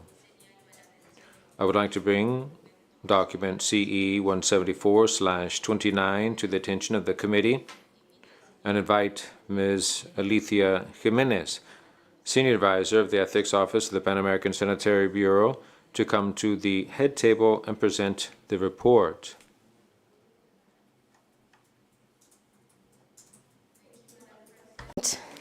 Executive Committee members and observers, PAHO Director, and esteemed colleagues. I am the new Senior Advisor on the Prevention and Response to Sexual Misconduct at PAHO, and I am pleased to present a brief overview of document CE 174/29, Update on Preventing and Responding to Sexual Exploitation and Abuse at the Pan American Health Organization. Since our first policy on prevention of sexual exploitation and abuse was issued in 2021, we have continued to prioritize efforts to ensure a safe workplace and prevent all forms of sexual misconduct, protect and support victims, and hold perpetrators accountable. The work we have been doing in this area is focused on the well-being of people who work with us, the people who provide services or collaborate with us, and the people in the communities we serve. None of these people should ever feel uncomfortable or unsafe because of the actions of someone working or in or affiliated with our organization. In addition to the impact on victims, sexual exploitation and abuse also poses serious reputational, financial, and operational risks, and can severely impact an organization's ability to deliver services to the population it serves. PAHO, as an international public health organization, has an even greater obligation to protect people who work for us, safeguard victims, and protect their dignity and rights. Sexual misconduct is not only detrimental to organizations due to reputational risks, but it is also an important public health and human rights issue. In 2019, the International Labor Conference adopted Convention 190, which focuses on the elimination of violence in the workplace. This convention is groundbreaking since it recognizes sexual violence, including sexual harassment, as an occupational health and safety issue. So this makes our work in this field even more important in view of the responsibility to provide safe working environment that prioritizes the health and well-being of employees and minimizes the risk of harm. PAHO has continued to make steady progress in this area during the past year. Some key achievements include filling 2 senior positions on the prevention and response to sexual misconduct, strengthening the country focal point network that we have through ongoing capacity building, including one in-person meeting that took place in 2023 and one that took place last month. Carrying out face-to-face training in 6 country offices and 2 headquarter departments, and virtual training in 5 country offices, and removing the time limitations for the reporting of allegations of sexual misconduct so that victims are able to come forward and report at any time. In terms of accountability, PAHO is committed to its zero-tolerance policy for sexual misconduct. During the past year, 3 allegations of sexual harassment were investigated by the Investigations Office, resulting in the termination of the contract of 2 perpetrators, and a decision on the 3rd case is expected shortly. No allegations on sexual exploitation and abuse were received. Despite the progress we've made so far, a lot more needs to be done. To strengthen prevention efforts, to promote a stronger speak-up culture, and to instill a culture of accountability. We have 4 important priorities moving forward for the prevention and response to sexual misconduct. The first one is to integrate risk assessment and risk mitigation plans into the existing enterprise risk management system. Secondly, conduct a mapping of survivor services at country level to be able to refer any victim of sexual misconduct to the appropriate support services. Thirdly, strengthen our prevention efforts addressing the root causes of sexual misconduct. And fourth, develop a comprehensive policy on sexual misconduct as well, or update our current policy. Finally, I would like to thank all member states that joined this statement at the 77th World Health Assembly on this topic, and for the call to promote an ethical culture and gender equality as the foundations to drive prevention to sexual misconduct. I would be pleased to respond to any suggestions or comments you may have. Thank you so much. Muchas gracias. Thank you. I invite the Executive Committee to take note of that report and any comments. I give the floor to the plenary for the discussion. U.S. has the floor. Thank you. The United States thanks the Bureau for its report and for its critical efforts to prevent and respond to sexual exploitation and abuse. We are pleased to see that the new advisors have begun training and workshop activities this year, and we commend the Bureau for reaching over 94% participation in the PRSEAH training module.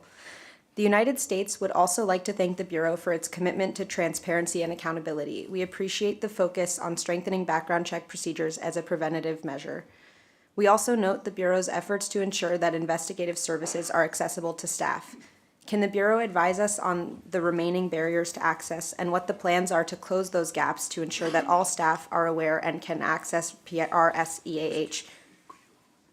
Oh, yes, sorry. We also note the Bureau's efforts to ensure that investigative services are accessible to staff.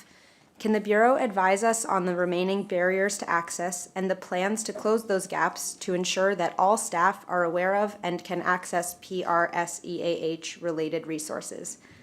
The United States also looks forward to further updates on the forthcoming policy on the prevention and response to sexual misconduct in due course. Thank you.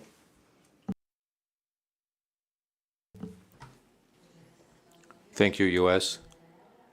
I give the floor to Canada. Thank you. Canada welcomes this report on preventing and responding to sexual exploitation and abuse in PAHO.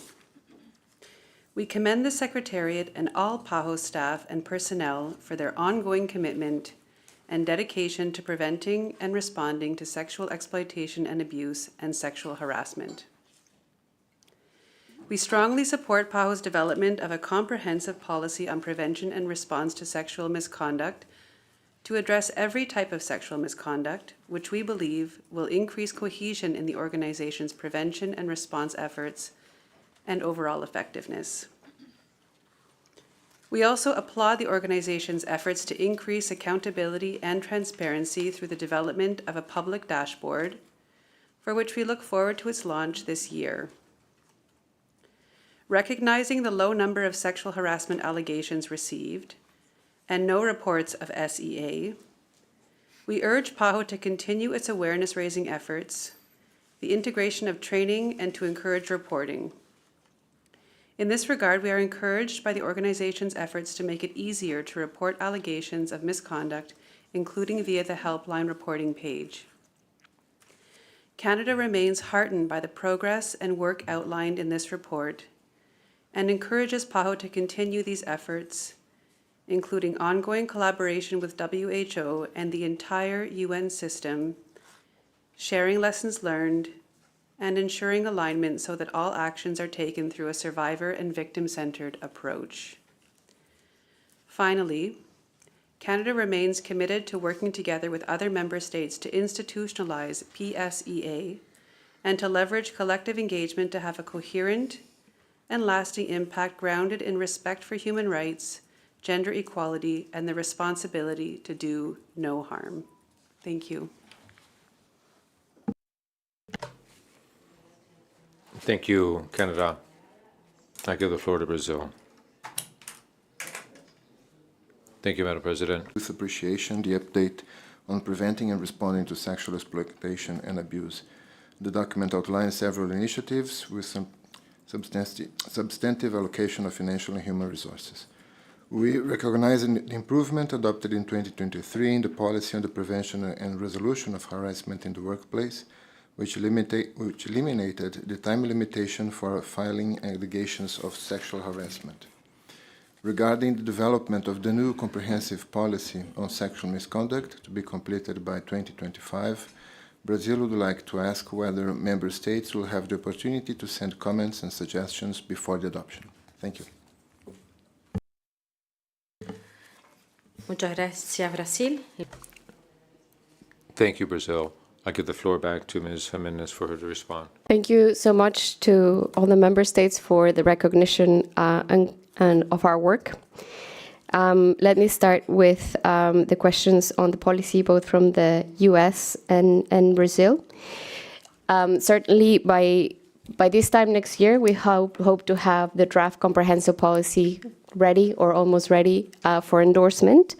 We are aiming to establish an advisory group, of an external advisory group to provide comments and review. We know that there has been a lot of progress done across the UN system in this area, and we've been already discussing with other UN entities, with WHO, what have been the best practices, the lessons learned, so we'll certainly benefit from an external stakeholder group to advise and provide some suggestions to have really the strongest policy we can have on this issue. In relation to the query from the US around how to make reporting more accessible to staff, I would like to also update that we've been working on improving our helpline, making it simpler, more accessible, reviewing the language, and making sure that there is more dissemination of how to access it. I think our staff have very strong awareness, our personnel have very strong awareness of where to report, but one area where we know we need to do more, based on the survey that we did this year, is at community level and at a programmatic level. So that is certainly something that we are doing by revising the helpline and discussing how to make it easy to access, not only for people who have access to the internet, but also access through the phone line. Lastly, I think I would like just to thank Canada also for your commitment to address human rights and gender equality and do no harm. I would like to highlight that those are kind of the core principles that will sit at the center of our policy, a survivor-centered approach, and also they sit at the core of the work that we're planning for our prevention efforts strengthening.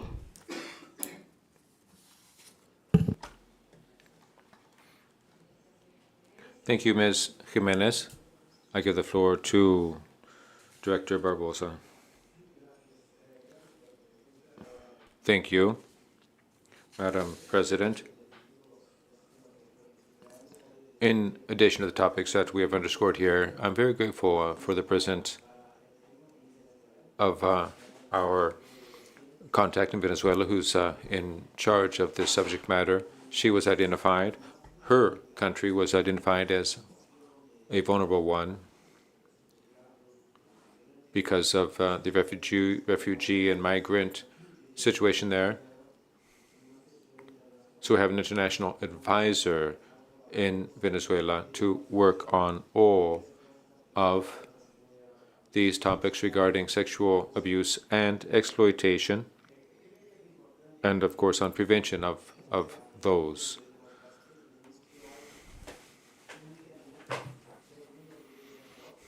There's been a rise in the number of reports on harassment instances in the organization. And bringing to bear my thinking as an epidemiologist, this I would view as a rise in confidence that reporting can result in a positive, effective response. So raising people's level of trust is very important, so that people understand that by reporting, they're not going to be subjecting themselves to any type of reprisals by so doing, and that the response that would be brought to bear would be a serious one, and that all the necessary measures to ensure a change in behavior will be taken. Of course, no organization is entirely free of their arising instances of sexual exploitation or abuse. That's why we have to adopt all the necessary measures to undertake this effort to make sure that everyone in the organization take the obligatory training courses. We want 100% attendance in these courses so that we can actually bring about a change of the institution's culture, and at the same time for us to make people fully aware of all the different avenues for reporting. There are not just for our staff members, but also the people whom we serve. We're suggesting to the WHO the possibility of opening up yet another position. There are countries that are undergoing an economic crisis in which there are greater levels of vulnerability that people are subjected to. So we're very pleased with the work done by the new consultant responsible for this very important office and organization, and for the welcome, the positive reception that we have received in the different country offices. We've held the second workshop in which all of the country offices had a focal point in attendance, in which all the information relative to all aspects of this, ethics and legal aspects, were addressed, so that from the outset we can bring to bear not only greater prevention, but ensure that a response to any incident that does arise be the right one. Thank you, Dr. Barbosa. This debate will be reflected in the final report.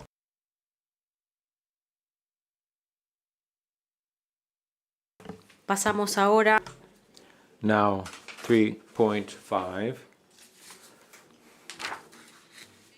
Report of the Ethics Office for 2023. I would like to bring document CE 174/8 to the attention of the committee, and I invite Mr. Philip McMillan, Program Manager of the Ethics Office of the Pan American Sanitary Bureau, to come to the head table and present the report.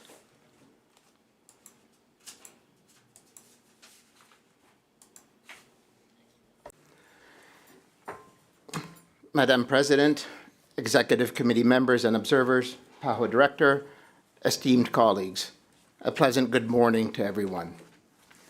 As the manager of PAHO's ethics program, I am pleased to present today a brief overview of document CE 174/8, the annual report of the Ethics Office for 2023. The Ethics Office helps personnel meet their responsibilities and obligations under PAHO's Code of Ethical Principles and Conduct, guides them in the right direction, conducts learning and awareness activities, and develops new policies to ensure that PAHO remains at the forefront of the best ethical practices. New responsibilities have recently been entrusted to the Ethics Office, including overseeing PAHO's important efforts to prevent and respond to sexual exploitation and abuse, as you have just heard in the previous presentation, and the Diversity, Equity, and Inclusion Initiative. In addition, the Ethics Office continued serving as the PAHO Ombudsman in all of 2023. The Ethics Office welcomed the appointment of a new Ombudsman in January 2024 and the end of this acting responsibility. PAHO employs approximately 2,500 people under different contract types. In 2023, the Ethics Office responded to 175 consultations from personnel on a wide range of topics, reviewed 205 disclosure forms as part of the organization's annual Declaration of Interest program for senior managers and staff in designated employment categories, and liaised with more than 20 staff members to address any possible issues and provide appropriate guidance.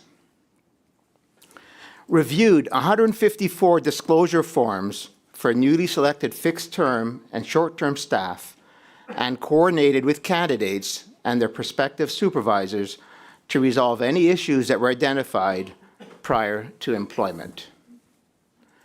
Reviewed 568 disclosure forms for national and international consultants and addressed over 300 situations where there were potential conflicts of interest. In 13 cases, the conflicts of interest remained unresolved, resulting in a decision not to move forward with the consultancy. Some highlights of our work in 2023 include becoming one of the first and perhaps the only UN organization to implement criminal background and sex offender registry checks for all new fixed-term and short-term staff. To date, more than 100 background checks have been performed. Coordinating a review of PAHO's integrity and conflict management system to make it more efficient, transparent, and responsive to the needs of personnel.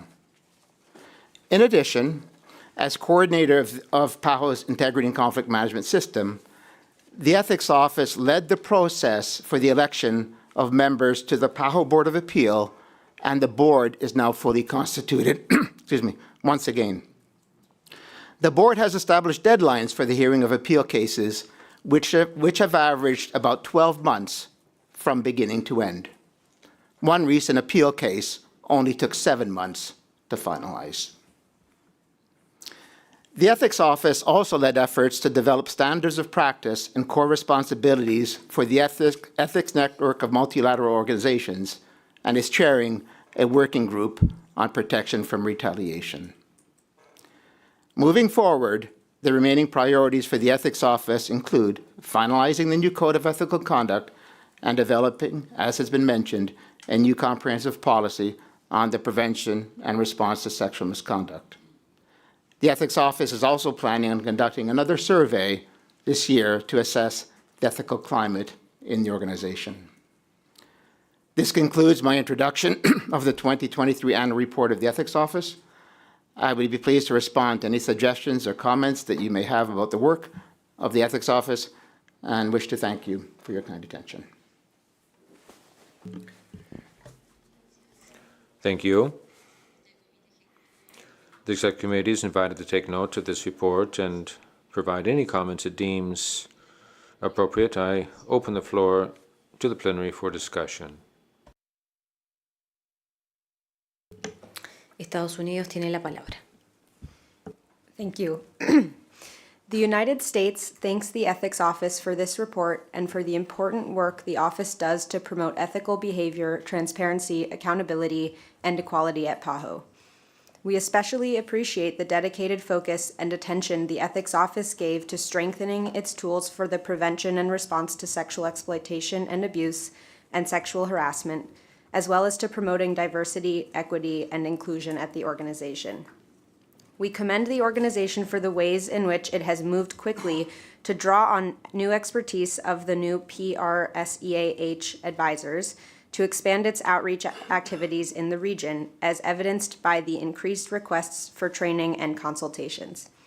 We also thank the Ethics Office for its innovative thinking with regard to implementing the expanded background and sex offender registry checks for prospective employees.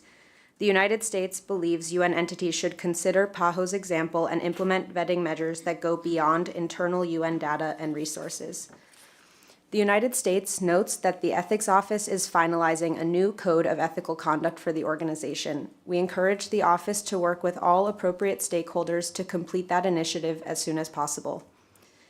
We do not see a discussion in this document on PAHO's anti-retaliation policy. Can the Ethics Office confirm whether it maintains responsibility for handling initial review of claims of retaliation under PAHO's anti-retaliation policy? And if so, whether any requests for review were received during the reporting period. Finally, we appreciate that the Ethics Office intends to conduct an ethics climate survey to determine any areas that require greater attention since the last survey was carried out in September 2021. We strongly support that office undertaking that exercise, and we look forward to reviewing the results when available. Thank you. Thank you, U.S. I give the floor to Canada. Thank you, Madam President. Canada would like to thank the Ethics Office for this report and congratulate them on a successful and productive year. We note with satisfaction a slight decrease in workplace concerns arising from individuals from last year and hope to see this trend continue in future. We are pleased to learn that the Ethics Office led a review of the functioning of the ICMS, including the establishment of baseline and key performance indicators, and look forward to learning more from PAHO once these begin to be implemented. We see that in the past year, the Ethics Office has successfully incorporated additional corporate initiatives on diversity, equity, and inclusion. We welcome the appointment of a new ombudsman in January and hope that this will alleviate some of the challenges the Ethics Office has faced in terms of its capacity over the course of the past year. In particular, we hope that relief will now provide more time for the completion of the new Code of Ethical Conduct, which was anticipated in mid-2023. In this regard, we would like to seek an update from PAHO on the status of the code and when we can expect to see it. Regarding the Conflict of Interest Disclosure Program for all international and national consultants, we note a marked increase in the number of situations where there were potential conflict of interest, from 30% in 2022 to over 53% in 2023. Can the Ethics Office provide more detail on the response from management in cases where a consultant was unable or unwilling to mitigate these conflict of interest? In addition, we note that the Declaration of Interests exercise garnered a 95% response rate. While this is laudable, we are interested to know if there is any concern regarding the 5% who did not reply, and whether these respondents were in any way different from those who did reply. Finally, we applaud the Ethics Office for their successful appointment of 2 dedicated staff in the area of the prevention and response to sexual exploitation and abuse and sexual harassment, and look forward to reviewing the new Code of Ethical Conduct when it is made available. We wish again to note our support of the External Auditor's view that the launch of this code should be accompanied by a clear plan to respond to the results of the Ethics Climate Survey. Thank you.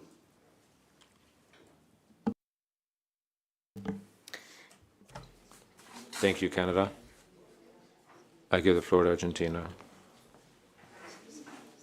Thank you, Madam President.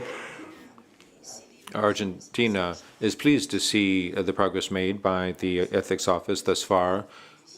It's important for this organization to have an ethics office that promotes the commitment of this organization's ethical behavior. We respect the principles of integrity, impartiality, independence in the compliance or fulfillment of this mandate to ensure the highest ethical behavioral standards in all aspects of what this organization does. We're very pleased also to see that the bureaus that is there for every employee, regardless of how that person is hired. Now, we would also like to say that the activities of dissemination of this information should actually reach more country offices and collaborating centers so that the availability of these consultations actually be made more evenly available to all staff members. Now, regarding obstacles that still remain regarding reporting misconduct, and other ethical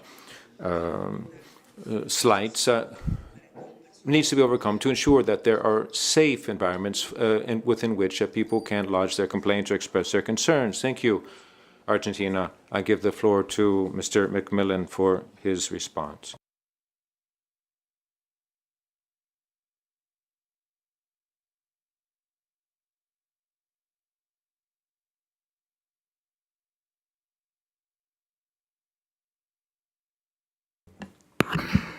Okay, now it's on. Okay, so once again, thank you for all those questions and comments. I think before I begin answering the questions relevant to our annual report, I would just like to perhaps address as well the question of the U.S. that you posed to Alicia Jimenez about what are we doing to reduce barriers to access in the organization. Okay, because the reduction in the barriers to access not only apply to allegations of sexual misconduct, but also apply to all allegations across the board. I will say, first thing I would say is that not basically every organization is not perfect when it comes to promoting a speak-up culture. I recently read a report, a 2024 report from a company called Ethisphere. They surveyed 2 million employees in 130 countries and 64 different industries. And I found that the results of that survey were very instructive for us as an organization as well.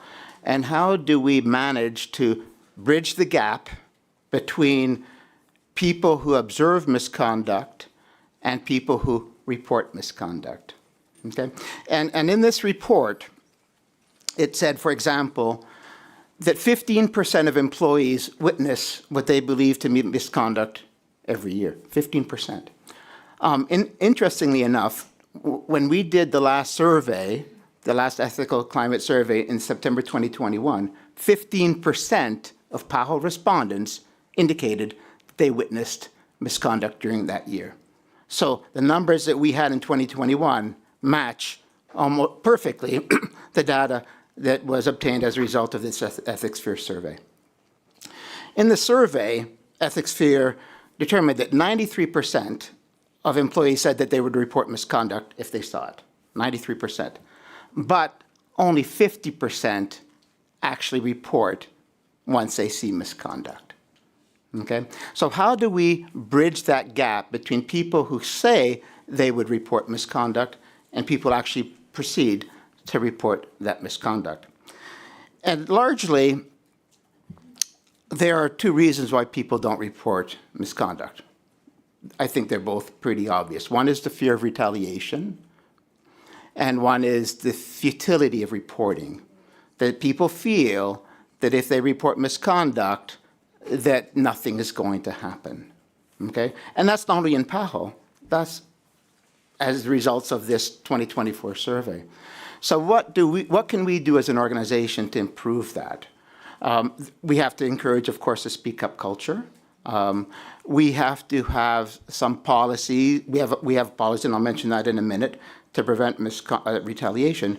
But more importantly, we have to show staff that there is a safe space for reporting, that there is no tolerance for retaliation. We need to communicate to staff the different mechanisms to report. They need to be aware of those mechanisms to report. And interestingly, this survey revealed as well, which was a bit of a surprise to me, that employees are 6 times more likely to report misconduct to their manager than they are to use the helpline to report misconduct. 6 times more. And that means that we need to capacitate our managers.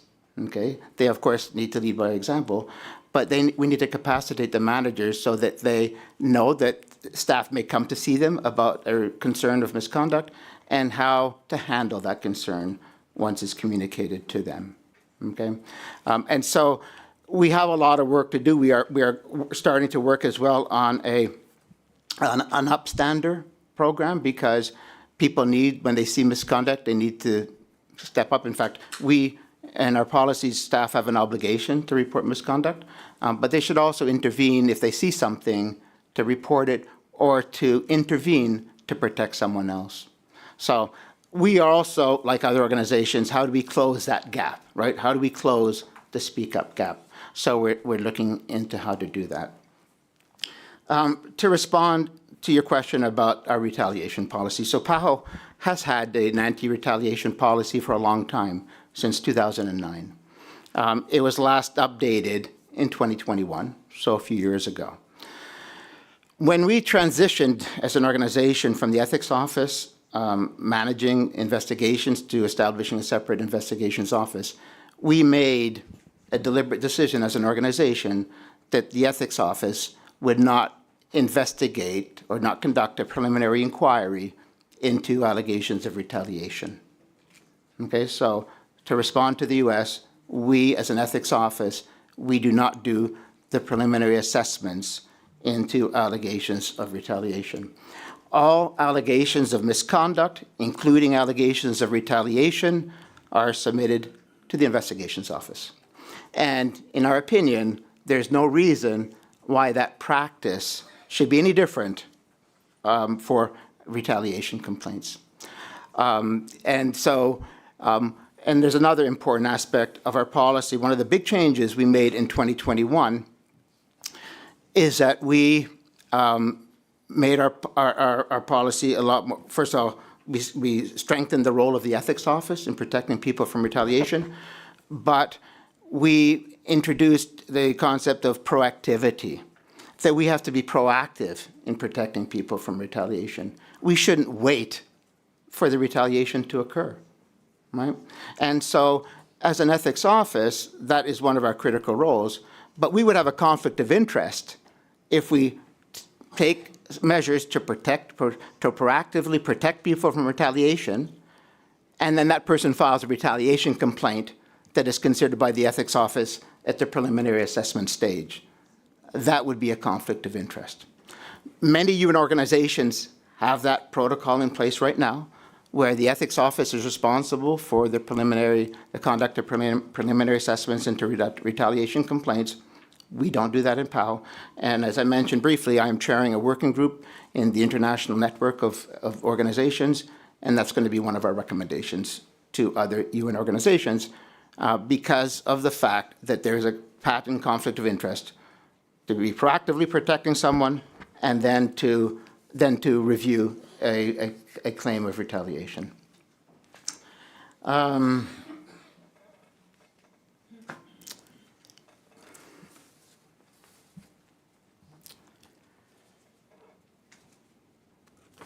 Yeah, I have a lot of notes everywhere from both sessions.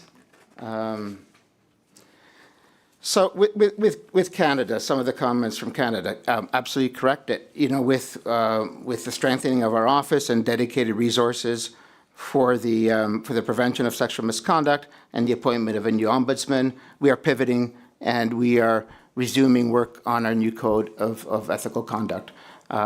We have already started the review, the renewal of the review.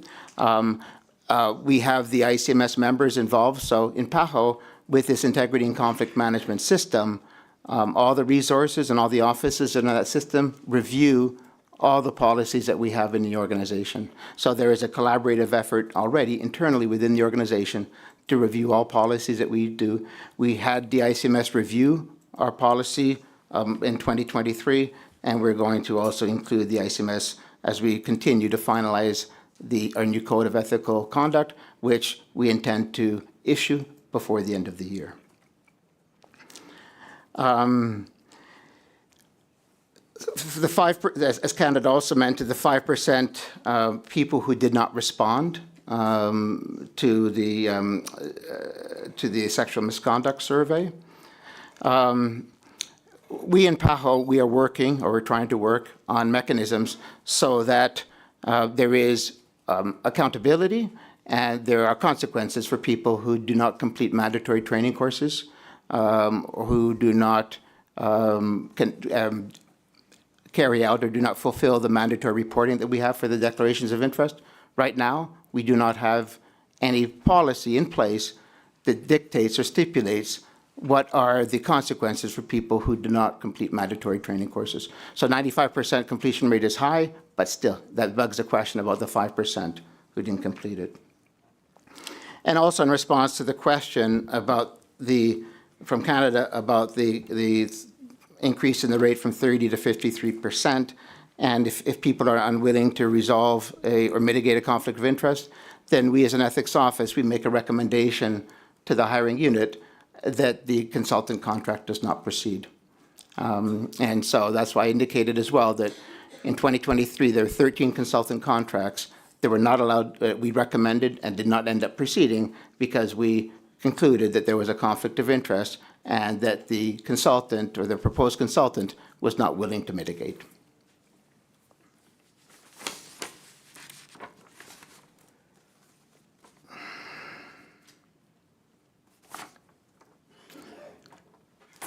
And I thank Argentina as well for the comments that you had, and I believe I've answered all the questions. At least I hope I have. Thank you.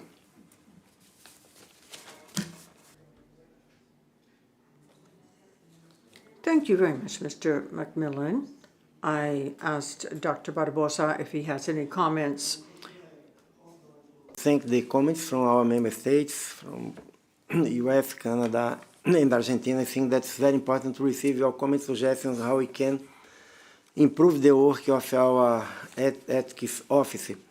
I just want to make some very brief comments. First, I also want to thank Philip because for almost 2 years he was accumulating also the work of the Ombudsman office, and now I think that is very important to have the new Ombudsman so ethics can move on with their own responsibilities only that are many in the organization.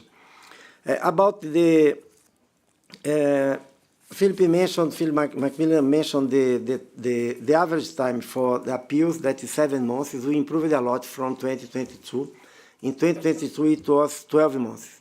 But last year, we had the election, because the Board of Appeals, we have a pool of people that can be part of a Board of Appeal. 4 of them are elected by the staff, and 4 of them are appointed by the director. So we renewed the pool. So now probably we have people that are willing and more committed to participate, and we provided more efficient support, administrative support to the Board of Appeal.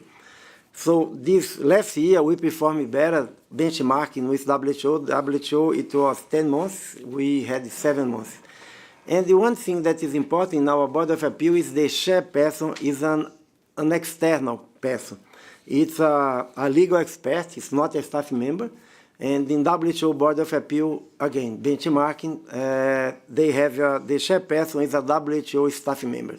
So I think that our arrangement provides more efficiency and at the same time more independence to the Board of Appeal. Another thing that I am also concerned is how we can make mandatory trainings and reports mandatory.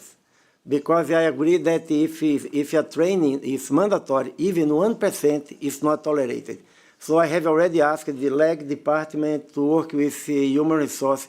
What are the tools that we have to make sure that everything that is mandatory in the organization, for instance, reporting where you are working to be sure that everybody is following the telework policy, or taking the training on prevention and response to sexual abuse and misconduct. So we cannot tolerate that something that is relevant for the organization and for our member states that is mandatory, but only 90 or 95% of our staff is complaining with this thing. So we are working on some policies that you can put in place in order to make them really mandatory. And lastly, also about the KPI, as I mentioned before, and the idea is that every enabling functions to develop, as human resource has already made, the legs working, ethical office investigation has,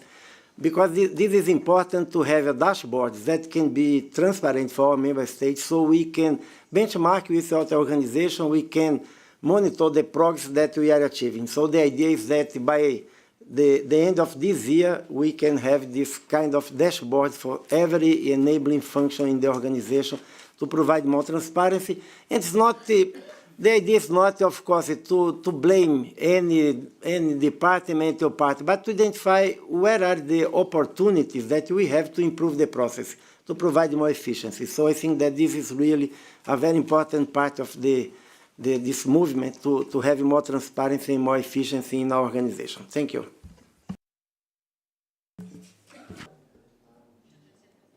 Thank you very much, Dr. Barbosa. I would like to inform the committee that the discussion will be reflected in the final report.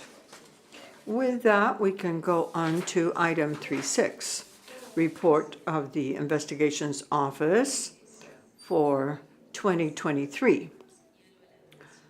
I bring to the attention of the committee document CE 174/9, and I invite Ms. Sabina Blaskovic, Acting Chief Investigator of the Pan American Sanitary Bureau, to come to the head table and present the report.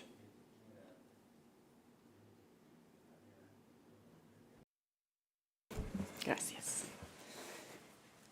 Good morning, Madam President, members of the Executive Committee, delegates, observers, Mr. Director, and colleagues. I am the Acting Chief Investigator and Interim Head of the Investigations Office, INB, having succeeded the previous Chief Investigator who departed from the organization on May 31st, 2024. I'm pleased to present, under Agenda Item 3.6, a summary of the INB Annual Report for 2023. I'll start by highlighting some trends and key observations from INB's investigative activity. In 2023, INB received more than double the number of reports that we received in 2022, which suggests a recovery from the post-COVID-19 pandemic low, combined with successful awareness raising and outreach efforts. I do note, however, that about half of those reports were assessed at initial intake not to be within INB's jurisdiction or appropriate for INB intervention. Between new matters and cases held over from 2022, INB addressed 102 reports in 2023. We completed 10 full investigations that resulted in reports issued to management. The submission of 10 investigation reports exceeds the 5-year average of 7 investigation reports per year. The office also shared with management findings on 7 additional allegations closed at preliminary assessment.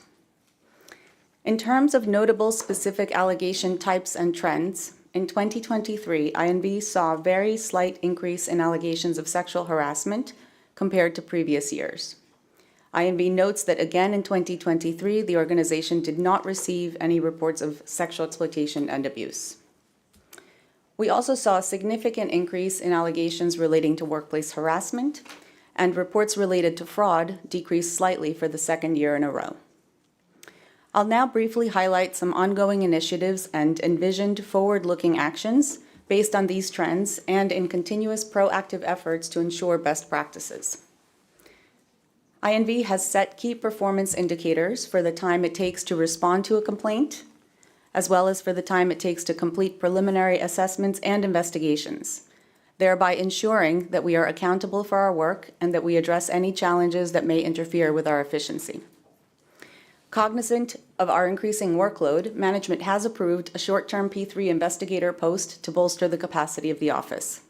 Recruitment of this position will take place in 2024. INB continues to prepare itself to investigate allegations of sexual exploitation and abuse should they arise. INB personnel is currently working towards certifications in SCA, sexual exploitation and abuse, and harassment investigation as part of a program sponsored in part by the United States Agency for International Development. Additionally, INB will begin work toward developing a case management system, and with a view to increasing awareness as transparency, as discussed previously by our colleagues in ethics and by the director, we will begin to, and also with the integrity and conflict management system, we're beginning to develop a dashboard to publicize investigative data. Also in 2024, INB will engage a peer review exercise, and this is done to obtain feedback on how to improve our processes and to ensure consistency with international best practices among investigatory bodies and international agencies. Noting the scarcity in fraud allegations received, INB considers that there may be a need for greater efforts to prevent and detect fraud and for greater understanding of the external fraud risks to PAHO. INB will continue to support the organization by proactively identifying trends and patterns in reports received and in investigations, and by continuing to engage with institutional partners and other oversight offices to share experiences and themes observed in the course of our work. The upward trend in reports on harassment and sexual harassment, albeit slight, is expected to continue, particularly with the proactive interventions on prevention and response to SEA-H. We will continue to support management and the ICMS in identifying the most institutionally efficient methods to address these sensitive and important issues, including by prioritizing, where appropriate, informal resolution channels. In this context, INB welcomes the newly arrived PAHO ombuds and the reinvigoration of institutional efforts through ICMS as well and in the leadership of ethics to prioritize informal conflict resolutions to workplace conflict issues. Again, where appropriate. In closing, INB would like to acknowledge the continued support from the Director, including the provision of sufficient resources to perform our work and his steadfast emphasis on the independence of this function. Indeed, I am pleased to report that INV has never felt undue influence or pressure in the conduct of its activities. I thank you for your attention, and I welcome any questions or opportunities to provide any clarification.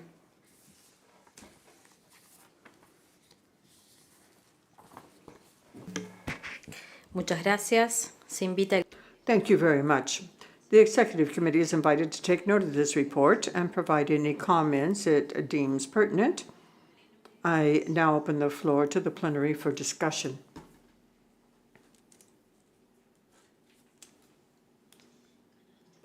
Canada, you have the floor. Thank you, Madam President. Canada would like to thank the Investigations Office for this annual report and acknowledges the critical role of the INV in enhancing the good governance and integrity of the organization. We note the significant increase in reports received by the INV last year compared to 2022. Given this upward trend and increased workload, we are encouraged to see that a new position has been allocated to the INV, as it is critical that INV continues to remain responsive in addressing the reports presented to them. A robust investigation process is a critical aspect of a safe and inclusive workplace, as are efforts and tools that support awareness raising and prevention. In this regard, we appreciate that the need for guidance and governance materials on anti-discrimination has been raised with the PAHO Integrity and Conflict Management System, and we welcome an update on these efforts. We also note that reports of sexual harassment remain low, and that no reports were received related to sexual exploitation and abuse. To mitigate potential underreporting, we continue to strongly encourage the organization to implement efforts to raise awareness about how to identify suspected incidents, as well as the mechanisms available for reporting.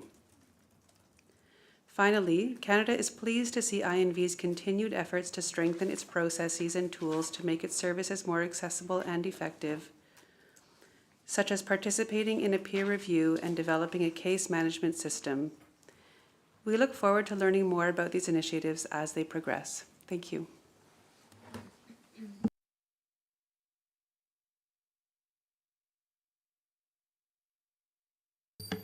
Muchas gracias.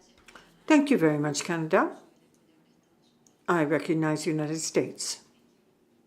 The United States thanks the Investigations Office for this report and for its important accountability activities pursued during 2023. We especially appreciate the Office's outreach activities, as well as its efforts to handle increased investigation caseloads with due care and efficiency. We thank the INV for the particular focus it has placed on the prevention of and capacity to address potential acts of sexual exploitation and abuse. We note this includes the Chief Investigator's participation in PAHO's inaugural Sexual Misconduct Prevention and Response Training Workshop, and the Office's pursuit of additional relevant investigator certifications. The United States appreciates the INV's insights on PAHO's ability to prevent and address instances of discrimination, and we echo the comment from Canada in noting the Office's opinion that the organization lacks anti-discrimination guidance and governance materials. We urge the Chief Investigator to continue working with the PAHO Integrity and Conflict Management System on this important issue, as well as to consult all relevant stakeholders, including, most importantly, PAHO staff, to ensure the organization has all tools and resources required. The United States also welcomes the update on PAHO filling the independent ombudsperson position. We are hopeful that the presence of a full-time ombudsperson, as well as the function's separation from other oversight offices, will increase its appeal as a resource for PAHO personnel. We are also hopeful that the position will help ease formal complaint caseloads in relevant areas. We had understood the Secretariat was meant to hire a new P3 position to help the office deal with its increased caseload. Has that position been filled, and how does the Chief Investigator view the office's current capacity? Finally, we thank the Investigations Office for the important initiatives it intends to pursue this year, including the development of a dashboard to publicize its investigative data and its participation in a peer review activity to obtain feedback on its processes and ensure consistency with best practices among investigatory bodies and multilateral agencies. We strongly support these initiatives, and we look forward to reviewing the results at the appropriate time. Thank you.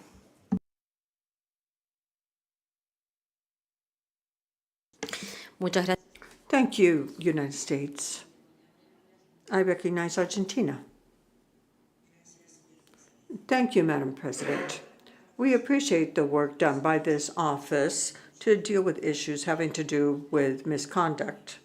If some member of PAHO or third parties are involved, someone that may be rendering services, either contracted or provided by the organization. In order to assure the independence of the office, it's important that governing bodies be able to oversee the operations. We understand the different channels for investigation, and that encourages reports. There was an increase in the number of reports, and this increase is perhaps because of greater efficiency, greater staffing to deal with these matters. Also, the coordination with other departments of the Pan American Health Organization so that the best possibly equipped body can deal with the problem. We note that there are cases of harassment, sexual harassment, but they led to accusations in the countries. It is obvious that there's greater access, greater accessibility, greater ease in direct communication with the investigations office, and the efficiency of the training sessions that have been delivered. However, we would encourage the organization to have guidance and governance materials against discrimination. That is something that is not mentioned in the document. We congratulate the office because of the time that it takes to respond to misconduct cases, and we encourage the investigation office to continue with its training, its mindfulness training. Thank you, Argentina. I offer the floor to Ms. Blaskovic for her to respond to the comments that have been made. Thank you, Madam President. Thank you for the comments and for the questions and for the support of this body to our work. Indeed, completely agree with Canada's intervention that a robust investigative capacity is essential and integral to addressing concerns that are raised, whether they come through our colleagues in the PERSEA Coordination Office, ethics, ombuds, through managers, through the helpline. We're fortunate and happy to have all of these channels coming through, and we do, as I mentioned in my initial comments, also see a need to continue to invigorate those communication channels. As I mentioned, I've been here for a short time, and my first snapshot view is that I don't necessarily believe that there's a fraud problem, but I do believe that we, for example, with respect to fraud numbers, should be receiving more reports. And that's not a criticism of the institution, it's just a fact. When you operate in the field, you should probably be receiving, even if they're unsubstantiated, you're looking for information coming in. So that's one area that we're going to continue to focus on. The office has on its work plan for the coming year to continue its outreach efforts and working in collaboration, again, with partners in the ICMS system and also with the PERSEA focal points. We certainly anticipate receiving more reports going forward. And to that end, we welcome, as I mentioned, the additional resources and the recognition of that added demand on our office, because we do want to front load and be ready to be responsive. With respect to the question on the recruitment of the P3, that is now a priority task. We did have a slight delay at the beginning of the year because of the departure of the previous chief investigator and my arrival. So that was sort of paused to allow for the transition.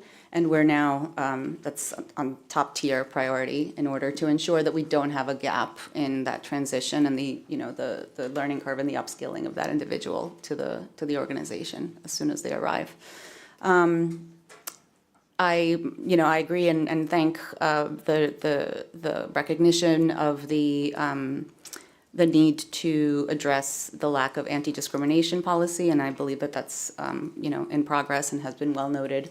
And also, I also recognize that we will be, and I anticipate that we will be seeing a pretty high increase in reports in light of the ethics office and the Presea coordinators' very proactive efforts that have been amped up and ratcheting up this year already. So like I said before, we're going to ensure that we're able to be responsive to such a sensitive topic, particularly noting that it does in a lot of ways, sexual harassment and other types of harassment require more resources, victim-centered approach, focus, etc. So with that, I will conclude. I think I've addressed the comments. Thank you all.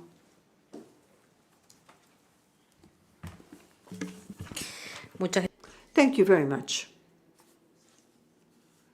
Director, do you have any comments on this issue? To add, first I want to recognize and to thank the former chief investigator of PAHO, Mr. Alex Lim. As you know, this position, the chief investigation, is following the best practice, is a limited term position. So he needed to leave, and he left a little bit early than the end of his term because he assumed another position in another organization. I also want to thank Mrs. Sabina Blaskovic, I think that provided the continuity of the good work in the investigation office, and I think that we had many achievements during the short period that he's in charge of this office. I just want to add 3 topics. I think that Argentina, I fully agree that the in-country offices and with contingent workers, we probably need to be more focused how to guarantee that they know their rights, that they know the channels to make allegations, because probably they are more vulnerable than people working here in headquarters and that have permanent international positions. So I think that this is important. The good work that Mrs. Aletia Jimenez is doing in the ethical office before working together, working with the country office exactly to raise awareness and to provide an environment of confidence so the people that are victims of sexual harassment and other kinds of harassment can come forward and to make the allegation. One good, I think that important thing that you have this year will be the peer review assessment of the investigation office. So this will provide us, I think that's very important, guidance about how to improve the work on investigation.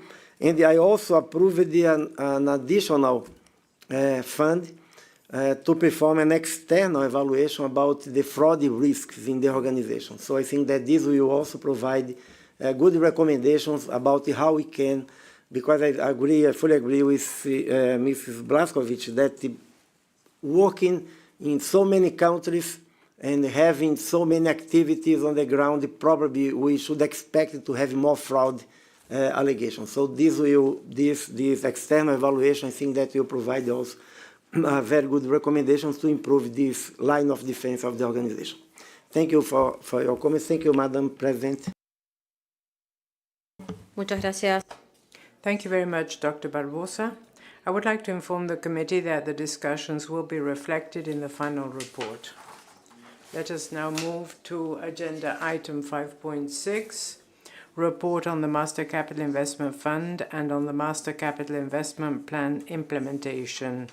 I would like to bring document CE 174/25 to the attention of the committee and invite Ms. Kristen Beck, Director of Administration of the Pan American Sanitary Bureau, to come to the head table. Let me now offer the floor to the President of the Subcommittee on Program, Budget and Administration to report on the item. Thank you, Madam President.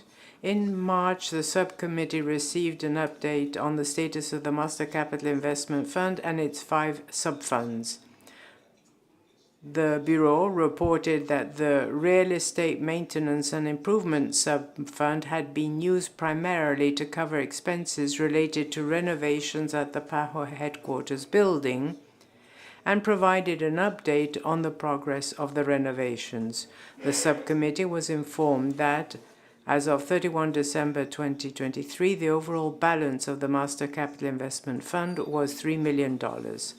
In the subcommittee's discussion on this item, the Bureau was asked to provide periodic updates on the renovations and on whether there had been any unexpected delays in the renovation project, including the total estimated cost for the project's second phase and related expenditures.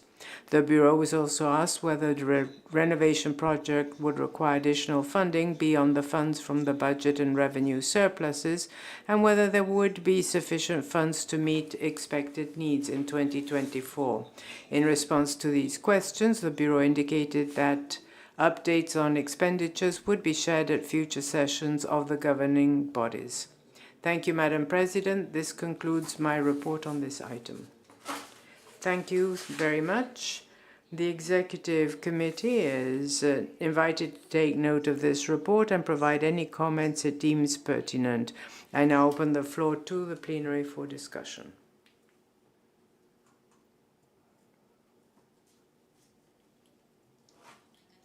Jamaica.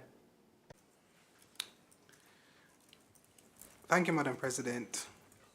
The Government of Jamaica acknowledges the report on the Master Capital Investment Fund and the Master Capital Investment Plan. The government compliments the work that has been done on the headquarters for PAHO and note that the current features that we enjoy today is in line with the stature and operations of an organization such as PAHO. We encourage PAHO to conclude on Phase 2 of the project and ask that the quality assurance and maintenance mechanisms are preserved to assure this significant investment. We note the future implementation plan and the recommendation of the engineering consultants on investments in the headquarters. We look forward to the plans to address these identified issues so that the current investment can be secured. The overall objective here being a safe and appropriate work environment for the staff of the Bureau. We note the funding request that has previously been approved at this meeting and reiterate our support for this proposal. Thank you. Muchas gracias. Thank you very much, Jamaica. I now offer the floor to Brazil. Thank you, Madam President. For the presentation on the Master Capital Investment Fund and on the Master Capital Investment Plan implementation. As mentioned before, the budget and revenue surpluses represent an opportunity to invest in the headquarters, which, as you know, is in need of renovation. Brazil applauds PAHO for this effort to preserve and improve its architectural legacy and to make the working facilities match the important mission of the organization. We would like to inquire whether it would be feasible for PAHO to send the permanent missions periodic updates on the progress of this renovation. Thank you.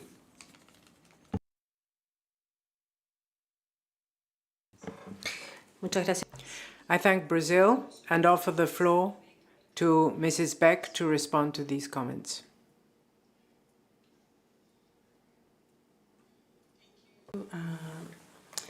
First to the SBBA President, to Madam Presidents of the Executive Committee, to the other members, to the Director and colleagues.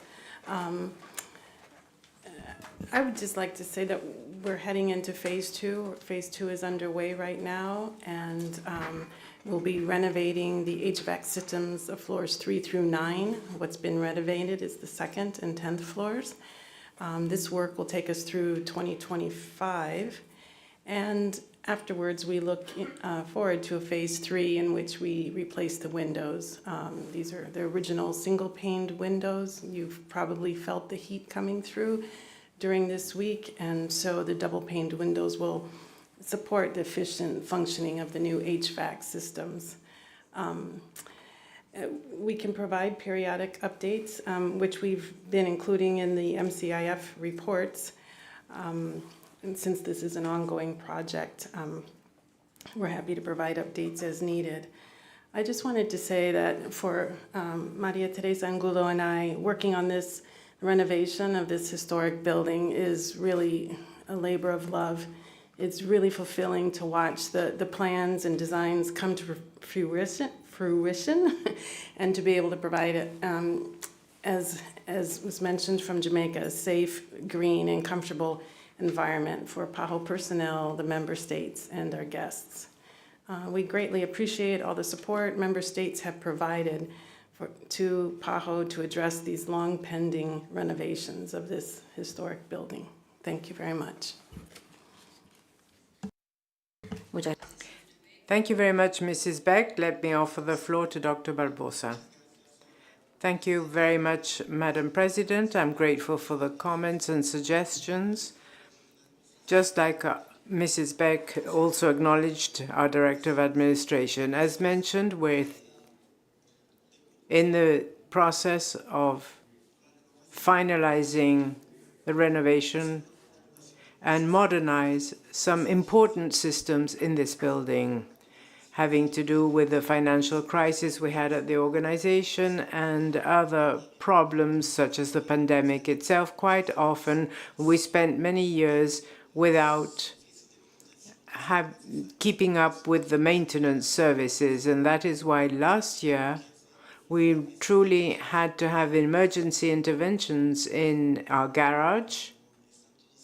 Everybody is safe in this building, but we had problems with the roof, which was concrete. There were structural problems, and fortunately we managed to address those.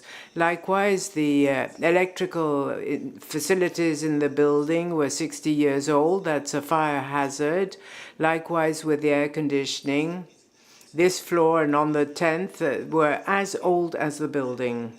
So the idea is to maintain things in a reasonable, sustainable way, but in a permanent process of maintaining the building, which is the heritage of all the countries in the region. Our headquarters here in Washington is an important building and will enable the organization to continue working as it has in the past. And just as we recognized Mrs. Carolina Vasquez, who will be at the next executive committee and whose good work is acknowledged, we also want to recognize Mrs. Maria Teresa Angulo, who is close to retirement. This is the last executive committee she'll be attending. She was the director of services and was with our director and with Ms. Kristen Beck in these past years. She was personally involved in the renovation. So whenever there was a problem with construction, one knew that one could go to her and she would take up the challenge. So we're very grateful to her for the commitment and the good services. So thank you very much on behalf of the organization to Maria Teresa Angulo. Muchas gracias. Thank you very much, Dr. Barbosa. I would like to inform the committee that the discussion will be reflected in the final report.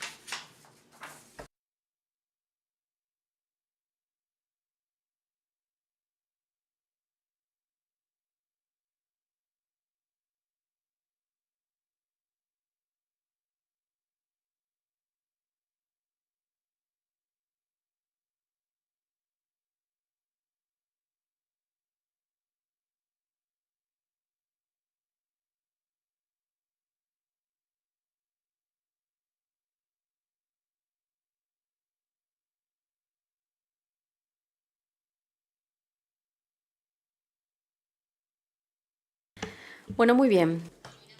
Well, we have ended this first session of the morning. We're going to now have a break, lunch break, and come back at 2 o'clock in order to address the last items on our agenda. I hope you have a good lunch, and we meet back at 2 p.m.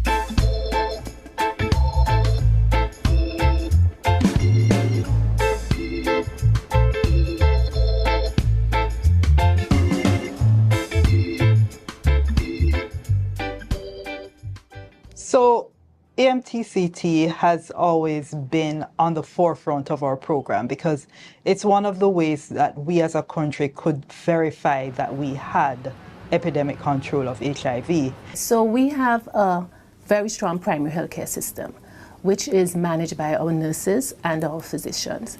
We also strengthen the lab, we also strengthen our data collection. The process that we went through for validation was very thorough.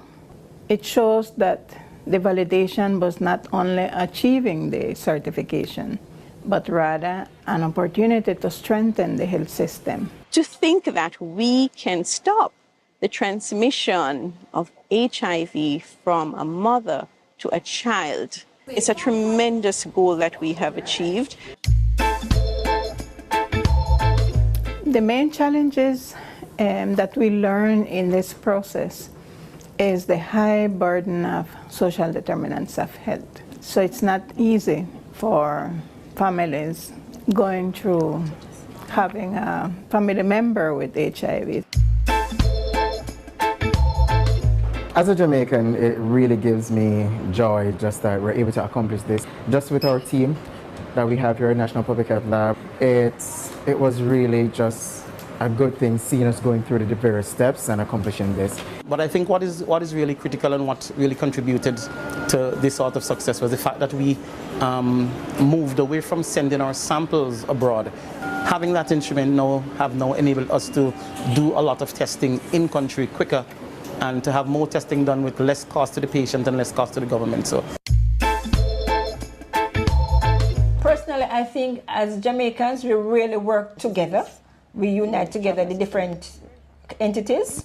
What we do is to get other women involved and partners involved, and also to get the participants involved as much as possible. So it's not like just giving, but they are giving, receiving, Yes. Collaboration, yes. It's important for me to have this syphilis and HIV test because I don't know if I have it.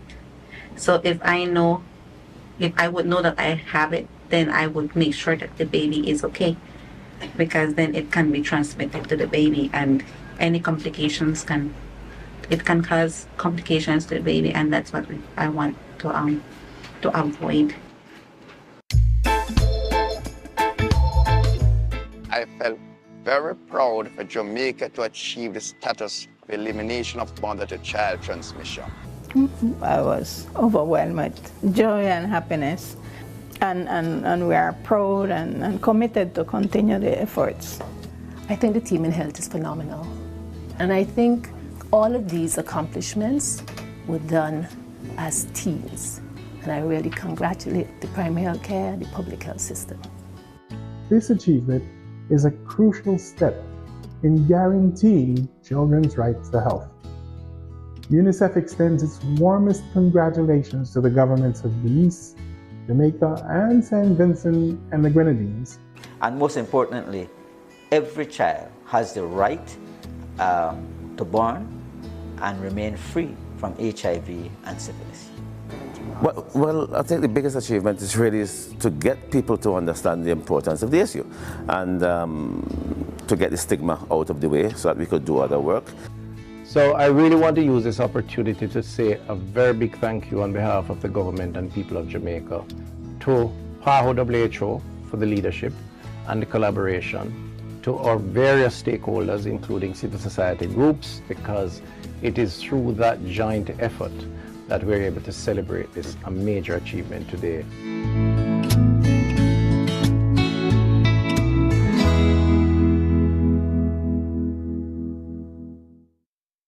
Imagine a future in the Americas where everyone can access essential health technologies. PAHO's regional revolving funds support Latin American and Caribbean countries' commitment to making it a reality. The revolving funds are cooperation mechanisms that allow PAHO member states to pool their needs for vaccines and other public health supplies and procure them in volume and under better conditions. A fraction of each purchase goes to a capitalization account that provides short-term credit to speed up procurement processes.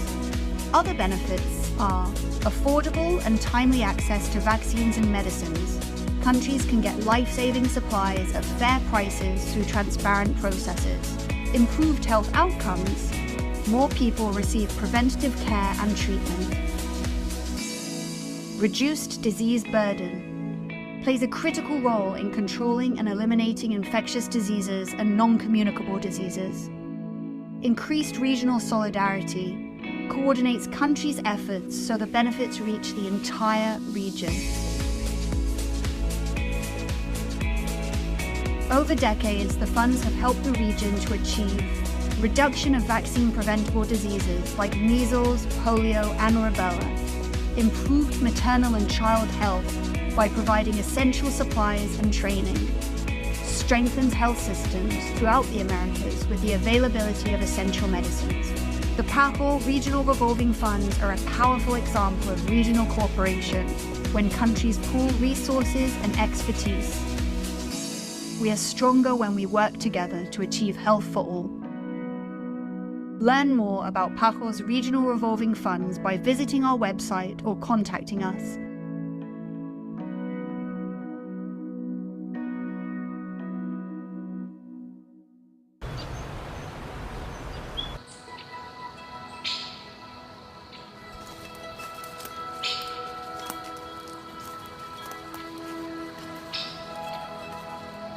Buenas. Hola, Elsa, ¿qué tal está? Dentro ahí está mami, adentro. Pero primero estamos a tomar la presión.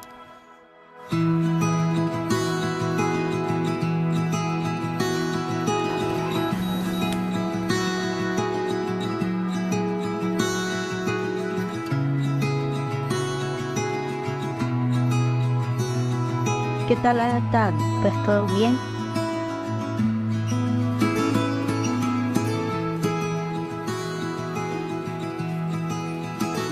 En las comunidades a veces no hay luz, no hay carro, no hay cómo mover una persona para la clínica sectorial, la Trinidad, y entonces uno tiene que estar ahí al lado de la paciente.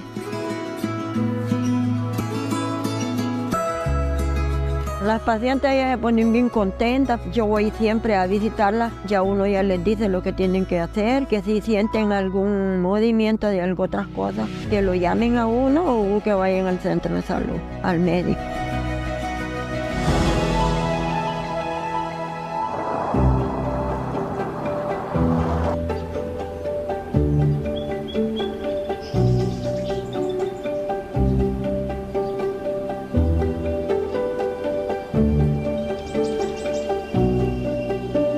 Hace 19 años que yo soy voluntaria y a mí mi motivación de ser voluntaria fue cuando yo tuve mi tercer hijo, que mi niño fue muy enfermo y yo decía, yo no tengo quien nos apoye.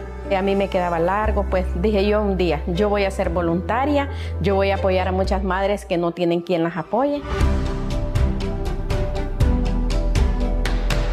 Aquí en Trinidad ofrecemos el servicio de telemedicina relacionada a mujeres embarazadas. Consiste primero en la captación de embarazadas que residen en estos lugares. Se le solicita a la voluntaria de salud y a la paciente que tenga acceso a un teléfono y que tenga acceso de la red para recibir esta llamada. Ellas tienen una comunicación directa, tenemos un grupo de chat, nos informa si hay algún signo de alarma o algún inconveniente con alguna embarazada. Tiene como objetivo principal la detección de enfermedades del embarazo mediante la detección temprana de los signos de alarma con el apoyo de las voluntarias de salud. Todos los meses nosotros lo estamos haciendo, les damos charlas a las madres como identificar las enfermedades.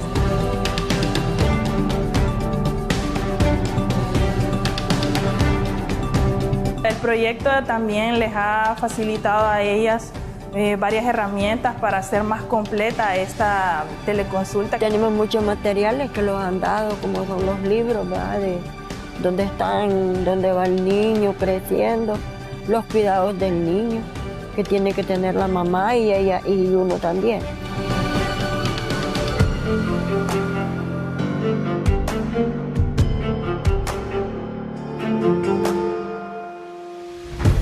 Me siento orgullosa como voluntaria y digo yo, hasta que ya Dios me diga, venga para acá, yo creo que voy a dejar de ser voluntaria.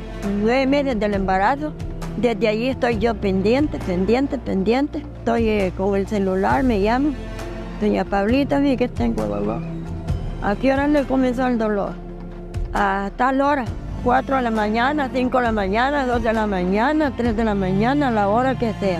Espéreme que ya voy a llegar.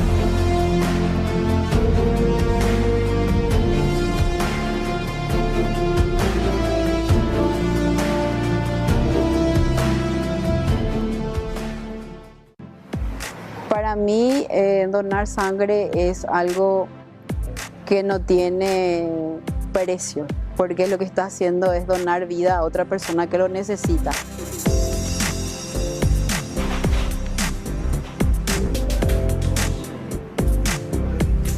Cuando yo dono sangre me siento súper bien, me siento feliz, porque sé que hay otra persona que necesita y le estoy ayudando poquitito, no es mucho, pero para mí ya es un gran logro. Llevo donando sangre ya hace muchos años, soy donadora activa de sangre.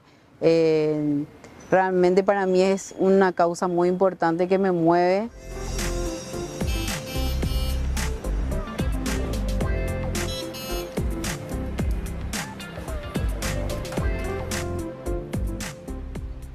Es la primera vez que dono sangre, es una experiencia increíble. Incito a todas las personas que puedan donar, que donar salva muchas vidas. Es la primera vez que estoy donando sangre y la verdad que ni se siente nada, súper bien. Me parece además algo que todos deberíamos poder hacer de forma frecuente. Yo lo hago cada vez que puedo, desde que soy pequeña. Vengo de una familia donde la donación de sangre se nos inculcó desde jovencitos. Padres también son donantes y somos en general todos muy conscientes de lo necesario que es hacer esto.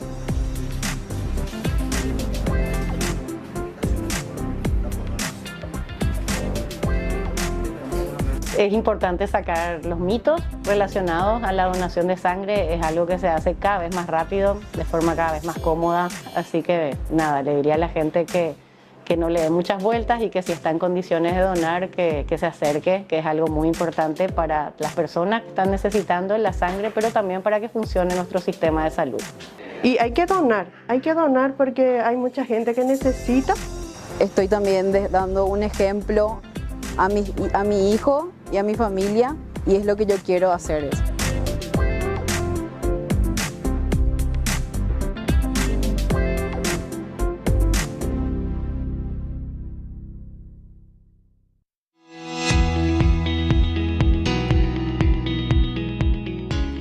Acompáñenos a ver de cerca los resultados del proyecto Aumento del Acceso Equitativo a las Vacunas, el diagnóstico y la atención clínica para las poblaciones en situación de vulnerabilidad en las Américas.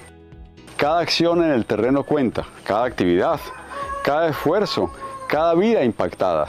Nuestro compromiso y apoyo a las comunidades e instituciones que han formado parte del proyecto se ha orientado a trabajar en acciones para la prevención del contagio de enfermedades transmisibles, promoción de la salud mental y estilos de vida saludables. Lo anterior, alineado a las prioridades de la estrategia de cooperación de la OPS con el país. En el área de salud de Talamanca hemos implementado ferias de salud, hemos implementado vacunatorios extramuros, tuvimos tamizajes durante todo este tiempo a nivel domiciliar, trabajando con los ATAP para tratar de encontrar esa población la cual está en riesgo social y no acuden a los servicios de salud. Con este proyecto se realizaron actividades muy significativas como ferias de la salud, un total de 9 ferias, campañas de vacunación, talleres de salud comunitaria, de habilidades para la vida. El principal impacto del proyecto fue promover el bienestar y la salud de la población mediante las actividades realizadas y los recursos donados. El proyecto ha beneficiado a la comunidad tanto como en la salud y en la reducción de violencia, tanto dándoles capacitación y charlas a los padres de familia y a los niños. Con la ayuda del proyecto logramos mitigar mucho las enfermedades no transmisibles como son la diabetes y presión alta. Los principales aprendizajes con este proyecto fue el fortalecimiento de ese trabajo en equipo de todos los que laboramos, ¿verdad?, durante este periodo de pandemia y durante este proyecto. Creo que uno de los principales aprendizajes que dejó este proyecto es que es posible realizar comunicación adaptada a las particularidades de las comunidades. La parte de una comunidad en pobreza, flujos migratorios de extracontinentales, el temor de la población de reunirse en grupos para poder hacer estos talleres.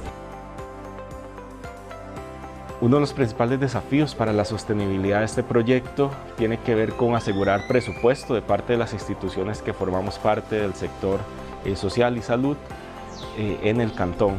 Un presupuesto que nos permita adaptar y continuar algunas de las líneas de trabajo que se lograron trabajar con este proyecto. La OPS y sus proyectos han sido una gran bendición para nuestra área de salud, que muy agradecidos por todo esto.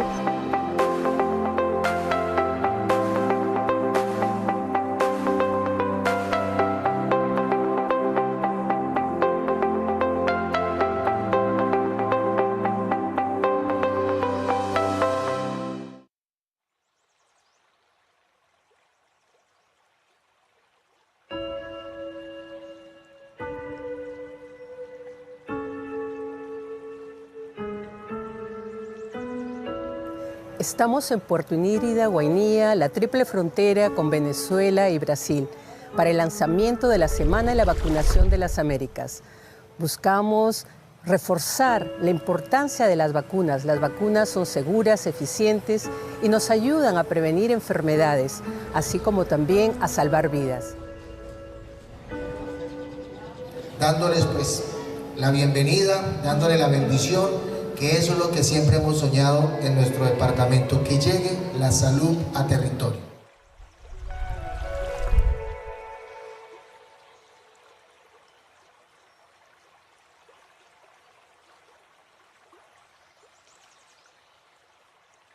La Organización Panamericana de la Salud, que está conformada por todos los países de la región de las Américas, hace un esfuerzo único para poder incrementar las coberturas de vacunación. Desde su secretariado, la Oficina Sanitaria Panamericana, trabajamos mano a mano con cada uno de los territorios, en este caso en Colombia, para poder llegar a los municipios más alejados, llegar a esas comunidades indígenas, a las poblaciones afrodescendentes, a las diferentes etnias, llevando las vacunas y también otros servicios para proteger la salud y el bienestar de los pobladores. Y gran parte de nuestra población se encuentra ubicada en zona rural y rural dispersa. Entonces, el acceso ya se ha convertido en una de las cosas más importantes para el programa, y es, así como los niños de las ciudades reciben la vacuna, poder llegar a esos niños tan alejados y que están en una situación, hay veces de vulnerabilidad, en donde hay mayor riesgo de enfermar, ya sea porque no se tienen una muy mala nutrición. Entonces las vacunas ayudan a ese sistema inmunológico para que se desarrolle y no se enferme, porque la probabilidad de que pueda morir, por ejemplo, por un sarampión y además de una persona desnutrida, aumenta la probabilidad. Entonces, vacunar a esa población susceptible y que está alejada y muy vulnerable es de vital importancia para nosotros en esta jornada de Semana de Vacunación en las Américas.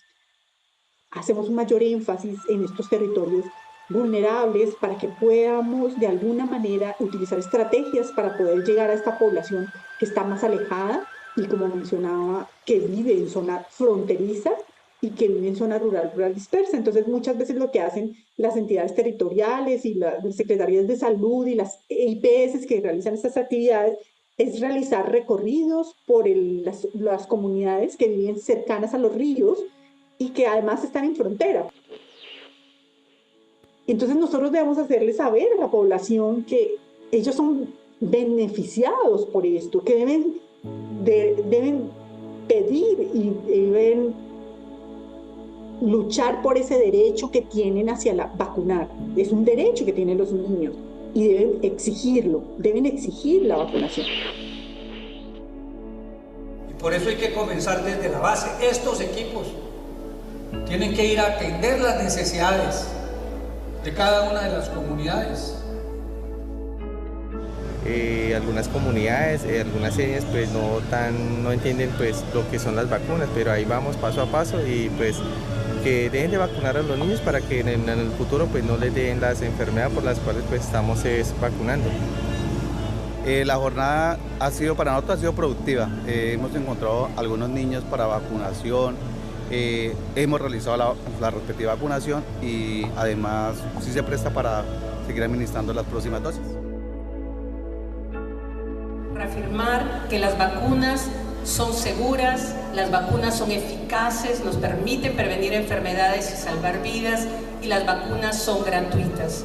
Colombia ha hecho una gran inversión en el programa ampliado de inmunizaciones, tiene 21 vacunas para 26 enfermedades y son gratuitas para todos los proveedores en el territorio. En Colombia no hay barreras para la vacunación. Lleven la voz, hagan que cada miembro de su comunidad esté vacunado, protegido contra las enfermedades. Muchas gracias.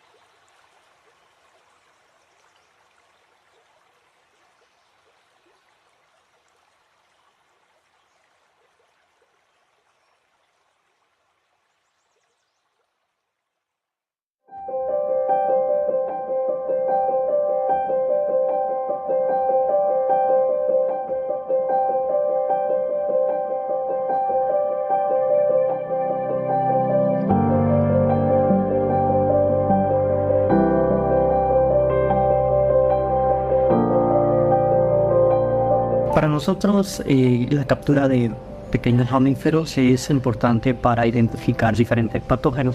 En algunas ocasiones colocamos redes para capturar murciélagos, extraemos muestras de sangre, muestras de tejido para llevarlas al laboratorio y luego entonces identificar estos pequeños mamíferos y sus patógenos que nos pueden causar algún problema de salud. El mayor problema en los murciélagos sería la rabia, que es una enfermedad que no es muy estudiada en diferentes lugares.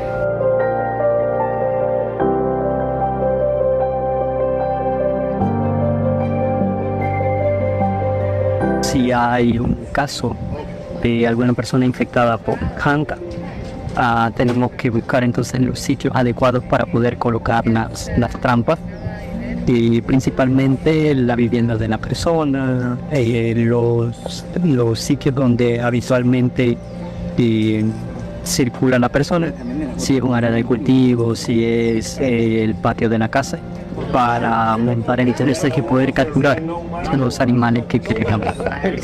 La OPS está desarrollando una iniciativa en conjunto con el CDC, con el Instituto Nacional de Enfermedades Virales Hemorrágicas y el Instituto Gorgas, para diseñar un taller que permita hacer la transferencia en el manejo de potenciales enfermedades zoonóticas, que algunas conocemos, otras son desconocidas, como por ejemplo hantavirus y adenavirus, que ha afectado en diferentes regiones de las Américas, como Bolivia, como Argentina, Venezuela, en relación a arenavirus o hantavirus en Brasil, Argentina, Chile, Uruguay, Paraguay, Panamá, Bolivia. Pero hay otros países que desconocemos esa situación.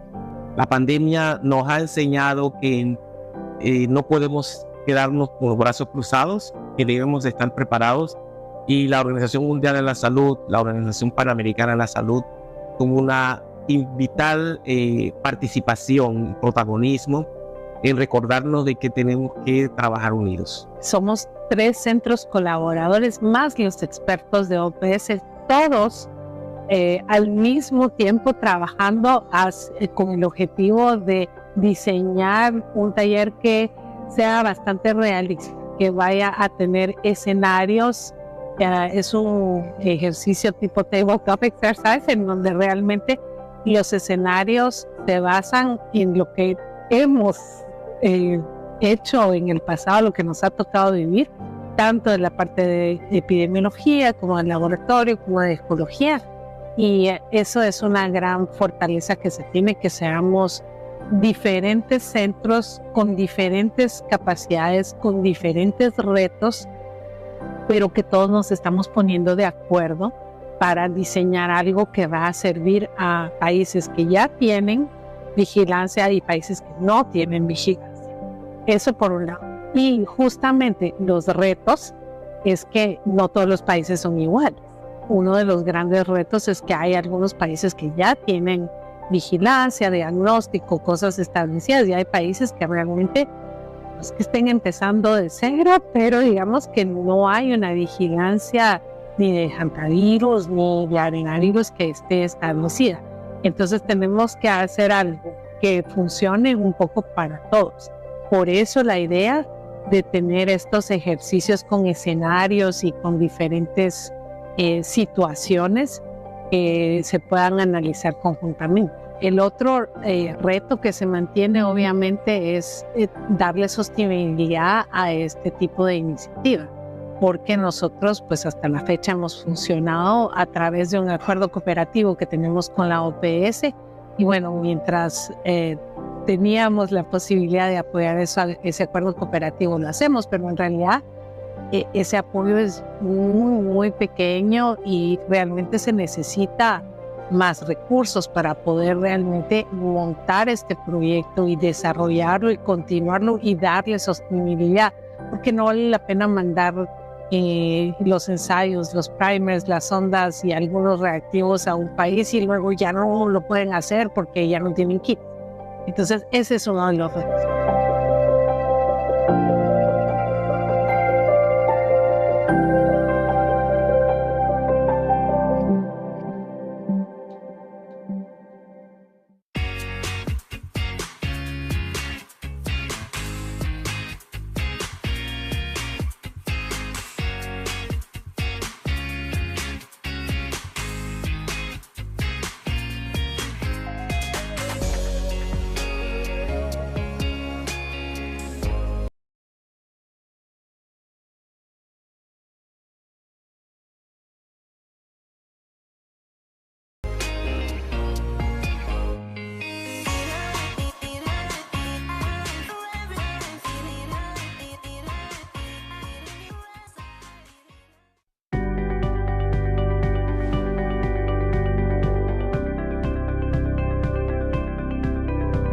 Presentamos la Reserva Estratégica para Emergencias y Desastres en Salud de la Organización Panamericana de la Salud Jerónimo Venegas, ubicada en el Depósito de Respuesta Humanitaria de las Naciones Unidas en el Centro Logístico Regional en Panamá. La reserva se ha establecido como parte de un mecanismo operacional regional que apoya a países en situaciones de emergencia mediante el envío de suministros cuando es necesario, dando una respuesta rápida, coordinada y eficaz. Esto se logra gracias a la coordinación entre diferentes equipos, la evaluación de necesidades, la integración de sistemas logísticos y la vinculación de procesos administrativos especiales de emergencia. La gestión técnica y operativa de la reserva está a cargo del Departamento de Emergencias en Salud de la Organización Panamericana de la Salud, en estrecha coordinación con áreas técnicas y entidades de apoyo a nivel regional. Los beneficios de este mecanismo incluyen la reducción de los tiempos de entrega, la disminución de los riesgos de retrasos, el almacenamiento seguro, el cumplimiento de los estándares de calidad y una visión integral de la prestación de servicios de salud. La reserva ha brindado apoyo en situaciones de inundaciones, terremotos, erupciones volcánicas, tormentas tropicales, huracanes, brotes de enfermedades y emergencias prolongadas en la región. Además, se cuenta con un inventario identificado y actualizado mediante análisis técnico, basado en lecciones aprendidas y la experiencia en eventos previos. Con esto, la Reserva Estratégica para Emergencias y Desastres en Salud Jerónimo Venegas muestra que ante situaciones de emergencia en nuestra región es un mecanismo fundamental de apoyo a los países afectados para proteger a los más vulnerables y salvar vidas.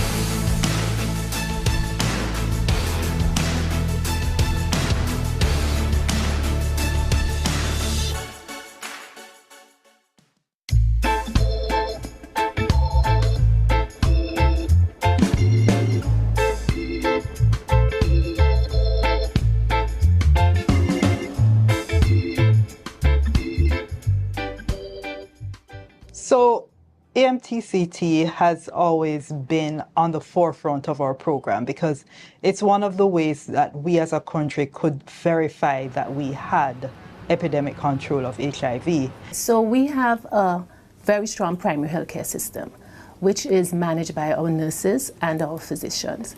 We also strengthen the lab, we also strengthen our data collection. The process that we went through for validation was very thorough.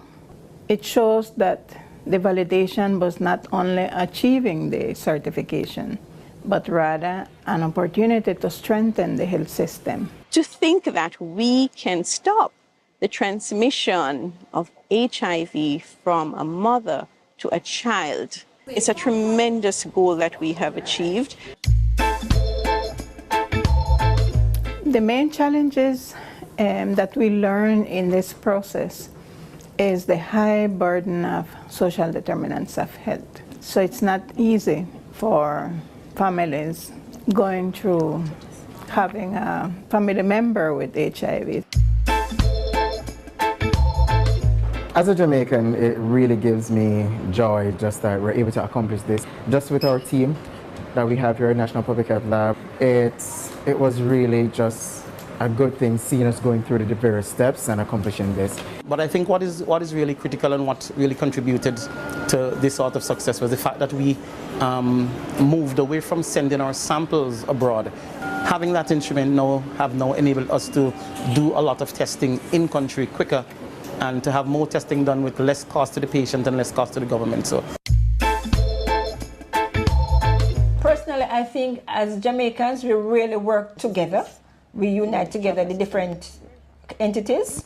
What we do is to get other women involved and partners involved, and also to get the participants involved as much as possible. So it's not like just giving, but they are giving, receiving, collaboration. Yes. It's important for me to have this syphilis and HIV test because I don't know if I have it. So if I would know that I have it, then I would make sure that the baby is okay, because then it can be transmitted to the baby, and any complications can cause complications to the baby, and that's what I want to avoid. I felt very proud for Jamaica to achieve the status of elimination of mother-to-child transmission. I was overwhelmed with joy and happiness, and we are proud and committed to continue the efforts. I think the team in health is phenomenal, and I think all of these accomplishments were done as teams, and I really congratulate the primary health care and the public health system. This achievement is a crucial step in guaranteeing children's rights to health. UNICEF extends its warmest congratulations to the governments of Belize, Jamaica, and St. Vincent and the Grenadines.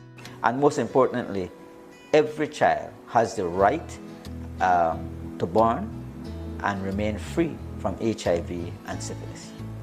Well, I think the biggest achievement is really to get people to understand the importance of the issue and to get the stigma out of the way so that we could do other work. So I really want to use this opportunity to say a very big thank you on behalf of the government and people of Jamaica to PAHO WHO for the leadership and the collaboration, to our various stakeholders, including civil society groups, because it is through that joint effort that we're able to celebrate this a major achievement today.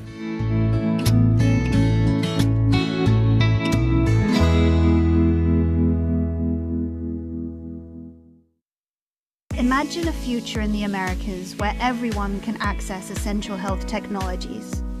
PAHO's regional revolving funds support Latin American and Caribbean countries' commitment to making it a reality. The revolving funds are cooperation mechanisms that allow PAHO member states to pool their needs for vaccines and other public health supplies and procure them in volume and under better conditions. A fraction of each purchase goes to a capitalization account that provides short-term credit to speed up procurement processes. Other benefits are affordable and timely access to vaccines and medicines, countries can get life-saving supplies at fair prices through transparent processes. Improved health outcomes, more people receive preventative care and treatment. Reduced disease burden plays a critical role in controlling and eliminating infectious diseases and non-communicable diseases. Increased regional solidarity coordinates countries' efforts so the benefits reach the entire region. Over decades, the funds have helped the region to achieve reduction of vaccine-preventable diseases like measles, polio, and rubella, improved maternal and child health by providing essential supplies and training, strengthens health systems throughout the Americas with the availability of essential medicines. The PAHO Regional Revolving Funds are a powerful example of regional cooperation when countries pool resources and expertise. We are stronger when we work together to achieve health for all. Learn more about PAHO's Regional Revolving Funds by visiting our website or contacting us.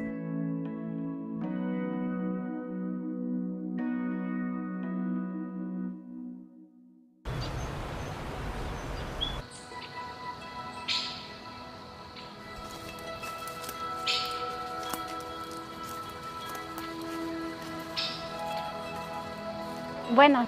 Hola, Elsa, ¿qué tal está? Dentro ahí está mami, adentro. Pero primero estamos a tomar la presión.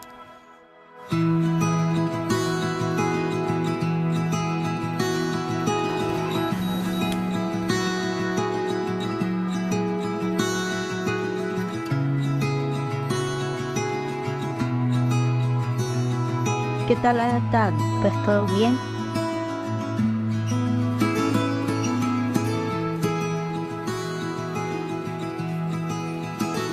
En las comunidades a veces no hay luz, no hay carro, no hay cómo mover una persona para la clínica asistorial, la Trinidad, y entonces uno tiene que estar ahí al lado de la paciente.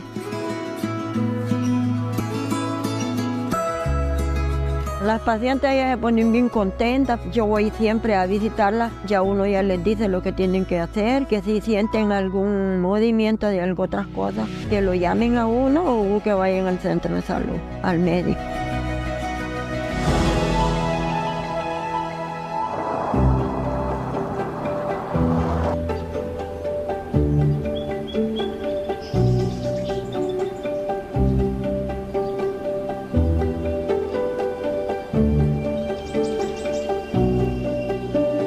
Hace 19 años que yo soy voluntaria y a mí mi motivación de ser voluntaria fue cuando yo tuve mi tercer hijo, que mi niño fue muy enfermo y yo decía, yo no tengo quien nos apoye.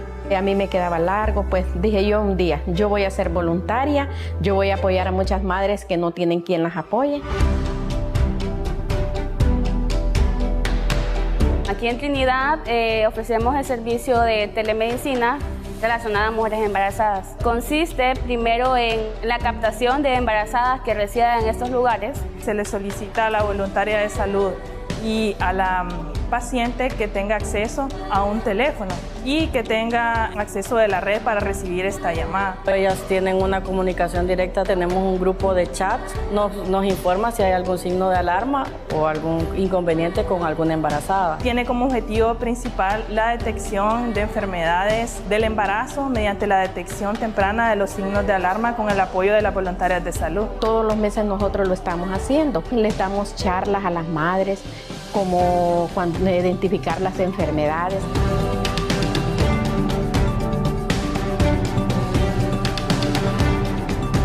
El proyecto también les ha facilitado a ellas varias herramientas para hacer más completa esta teleconsulta. Tenemos muchos materiales que los han dado, como son los libros, ¿verdad? De dónde va el niño creciendo, los cuidados del niño que tiene que tener la mamá y ella y uno también.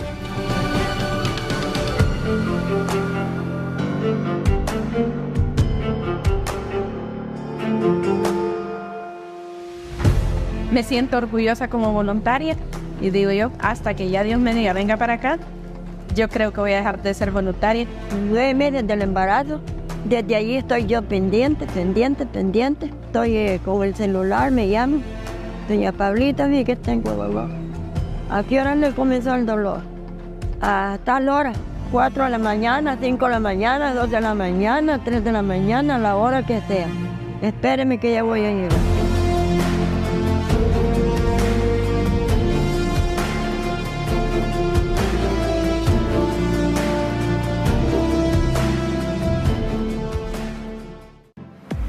Para mí, donar sangre es algo que no tiene precio, porque lo que está haciendo es donar vida a otra persona que lo necesita.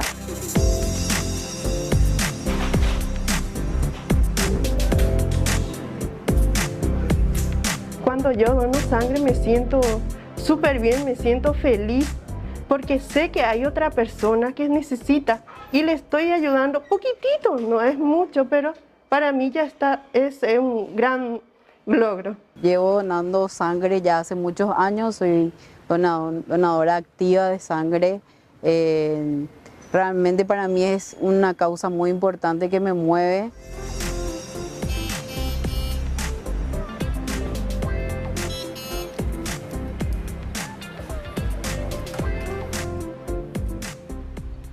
Es la primera vez que dono sangre, es una experiencia increíble. Incito a todas las personas que puedan donar, que donar salva muchas vidas. Es la primera vez que estoy donando sangre y la verdad que ni se siente nada, súper bien. Me parece además algo que todos deberíamos poder hacer de forma frecuente.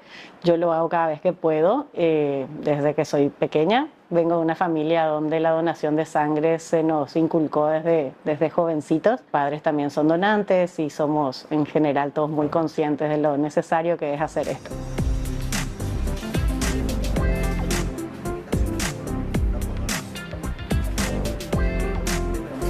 Es importante sacar los mitos relacionados a la donación de sangre. Es algo que se hace cada vez más rápido, de forma cada vez más cómoda. Así que nada, le diría a la gente que no le dé muchas vueltas y que si está en condiciones de donar, que se acerque, que es algo muy importante para las personas que están necesitando la sangre, pero también para que funcione nuestro sistema de salud. Y hay que donar porque hay mucha gente que necesita. Estoy también dando un ejemplo a mi hijo y a mi familia, y es lo que yo quiero hacer eso.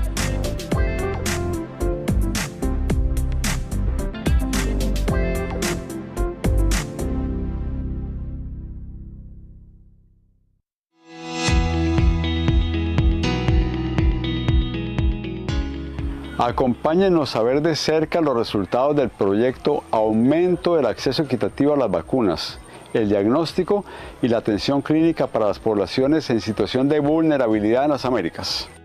Cada acción en el terreno cuenta, cada actividad, cada esfuerzo, cada vida impactada. Nuestro compromiso y apoyo a las comunidades e instituciones que han formado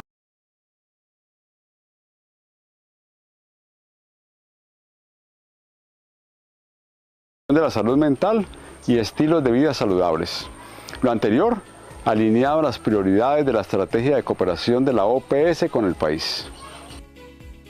En el área de salud de Talamanca hemos implementado ferias de salud, hemos implementado vacunatorios extramuros, tuvimos amizajes durante todo este tiempo a nivel domiciliar, trabajando con los ATAP para tratar de encontrar esa población la cual está en riesgo social y no acuden a los servicios de salud.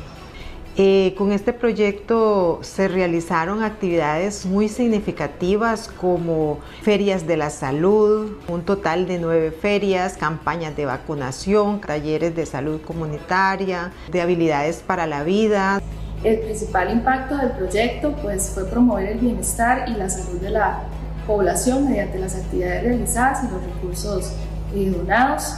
El proyecto ha beneficiado a la comunidad tanto como en la salud y en la reducción de violencia, tanto dándole capacitación y charlas a los padres de familia y a los niños.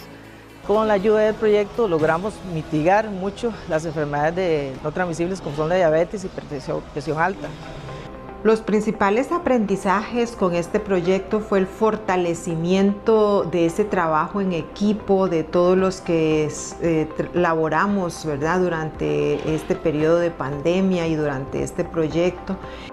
Creo que uno de los principales aprendizajes que dejó este proyecto es que es posible realizar comunicación adaptada a las particularidades de las comunidades. La parte de una comunidad en pobreza, flujos migratorios de extracontinentales, el temor de la población de reunirse en grupos para poder hacer estos talleres. Uno de los principales desafíos para la sostenibilidad de este proyecto tiene que ver con asegurar presupuesto de parte de las instituciones que formamos parte del sector social y salud en el cantón. Presupuesto que nos permita adaptar y continuar algunas de las líneas de trabajo que se lograron trabajar con este proyecto. La OPS y sus proyectos han sido una gran bendición para nuestra área de salud, que muy agradecidos por todo esto.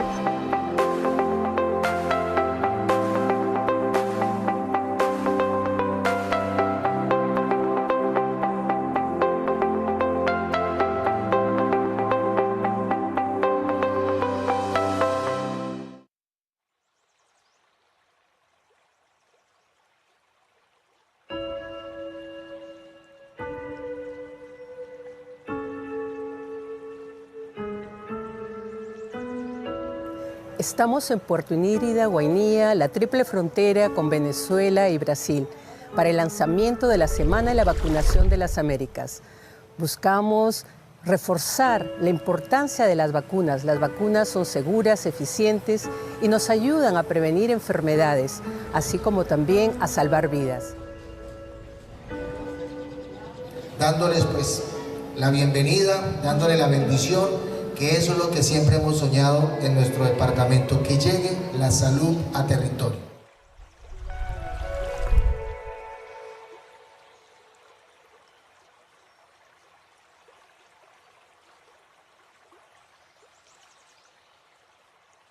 La Organización Panamericana de la Salud, que está conformada por todos los países de la región de las Américas, hace un esfuerzo único para poder incrementar las coberturas de vacunación. Desde su secretariado, la Oficina Sanitaria Panamericana, trabajamos mano a mano con cada uno de los territorios, en este caso en Colombia, para poder llegar a los municipios más alejados, llegar a esas comunidades indígenas, a las poblaciones afrodescendentes, a las diferentes etnias, llevando las vacunas y también otros servicios para proteger la salud y el bienestar de los pobladores. Y gran parte de nuestra población se encuentra ubicada en zona rural y rural dispersa. Entonces, el acceso ya se ha convertido en una de las cosas más importantes para el programa, y es, así como los niños de las ciudades reciben la vacuna, poder llegar a esos niños tan alejados y que están en una situación, hay veces de vulnerabilidad, en donde hay mayor riesgo de enfermar, ya sea porque no se tienen una muy mala nutrición. Entonces las vacunas ayudan a ese sistema inmunológico para que se desarrolle y no se enferme, porque la probabilidad de que pueda morir, por ejemplo, por un sarampión y además de una persona desnutrida, aumenta la probabilidad. Entonces, vacunar a esa población susceptible y que está alejada y muy vulnerable es de vital importancia para nosotros en esta jornada de Semana de Vacunación en las Américas. Hacemos un mayor énfasis en estos territorios vulnerables para que podamos de alguna manera utilizar estrategias para poder llegar a esta población que está más alejada y, como mencionaba, que vive en zona fronteriza y que vive en zona rural dispersa. Entonces, muchas veces lo que hacen las entidades territoriales y las secretarías de salud y las IPS que realizan estas actividades es realizar recorridos por las comunidades que viven cercanas a los ríos y que además están en frontera. Entonces nosotros debemos hacerles saber a la población que ellos son beneficiados por esto, que deben pedir y deben luchar por ese derecho que tienen hacia vacunar. Es un derecho que tienen los niños y deben exigirlo, deben exigir la vacunación. Y por eso hay que comenzar desde la base. Estos equipos tienen que ir a atender las necesidades de cada una de las comunidades. Algunas comunidades, algunas etnias pues no entienden pues lo que son las vacunas, pero ahí vamos paso a paso y pues que dejen de vacunar a los niños para que en el futuro pues no les den las enfermedades por las cuales pues estamos vacunando. La jornada para nosotros ha sido productiva. Hemos encontrado algunos niños para vacunación, hemos realizado la respectiva vacunación y además sí se presta para seguir administrando las próximas dosis. Reafirmar que las vacunas son seguras, las vacunas son eficaces, nos permiten prevenir enfermedades y salvar vidas, y las vacunas son gratuitas. Colombia ha hecho una gran inversión en el programa ampliado de inmunizaciones, tiene 21 vacunas para 26 enfermedades y son gratuitas para todos los proveedores en el territorio. En Colombia no hay barreras para la vacunación. Lleven la voz, hagan que cada miembro de su comunidad esté vacunado, protegido contra las enfermedades. Muchas gracias.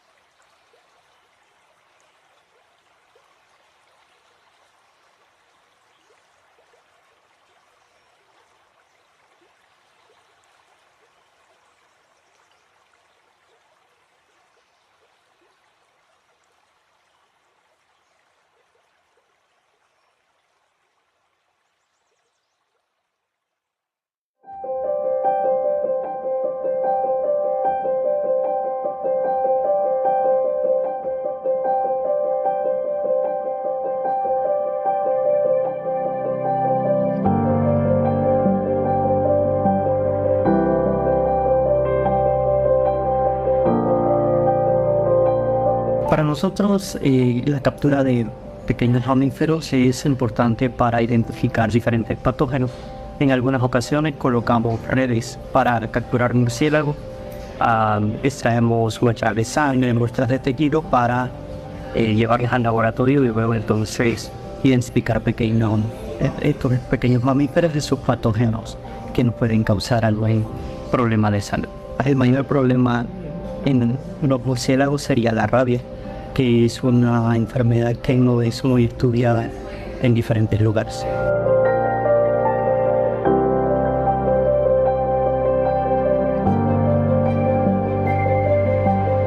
Si hay un caso de alguna persona infectada por Hanta, tenemos que buscar entonces los sitios adecuados para poder colocar las trampas, y principalmente la vivienda de la persona, los sitios donde habitualmente circula la persona, si es un área de cultivo, si es el patio de la casa, para aumentar el interés de que poder capturar los animales que queremos.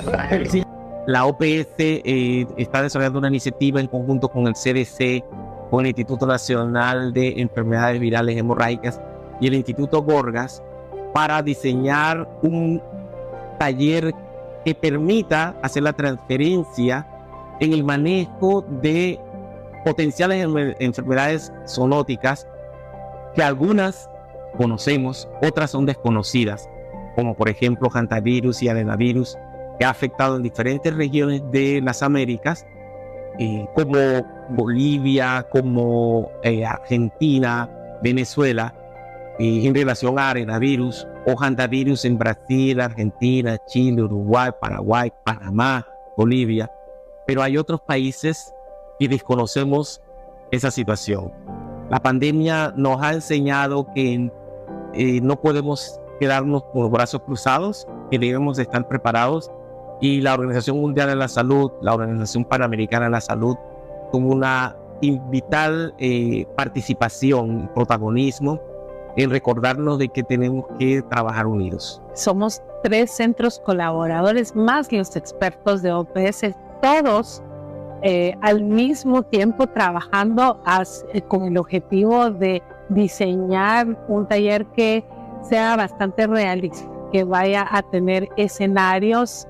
Es un ejercicio tipo tabletop exercise en donde realmente los escenarios se basan en lo que hemos hecho en el pasado, lo que nos ha tocado vivir, tanto de la parte de epidemiología como del laboratorio, como de ecología.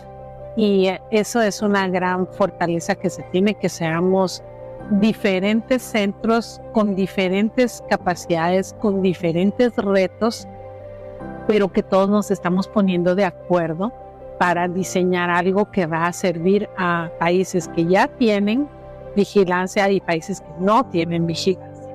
Eso por un lado. Y justamente los retos es que no todos los países son iguales. Uno de los grandes retos es que hay algunos países que ya tienen vigilancia, diagnóstico, cosas establecidas, y hay países que realmente no es que estén empezando de cero, pero digamos que no hay una vigilancia ni de hantavirus ni de arenavirus que esté establecida. Entonces tenemos que hacer algo que funcione un poco para todos. Por eso la idea de tener estos ejercicios con escenarios y con diferentes situaciones que se puedan analizar conjuntamente. El otro reto que se mantiene obviamente es darle sostenibilidad a este tipo de iniciativa, porque nosotros pues hasta la fecha hemos funcionado a través de un acuerdo cooperativo que tenemos con la OPS, y bueno, mientras teníamos la posibilidad de apoyar ese acuerdo cooperativo lo hacemos, pero en realidad ese apoyo es muy pequeño y realmente se necesita más recursos para poder realmente montar este proyecto y desarrollarlo y continuarlo y darle sostenibilidad, porque no vale la pena mandar los ensayos, los primers, las sondas y algunos reactivos a un país y luego ya no lo pueden hacer porque ya no tienen kit. Entonces ese es uno de los retos.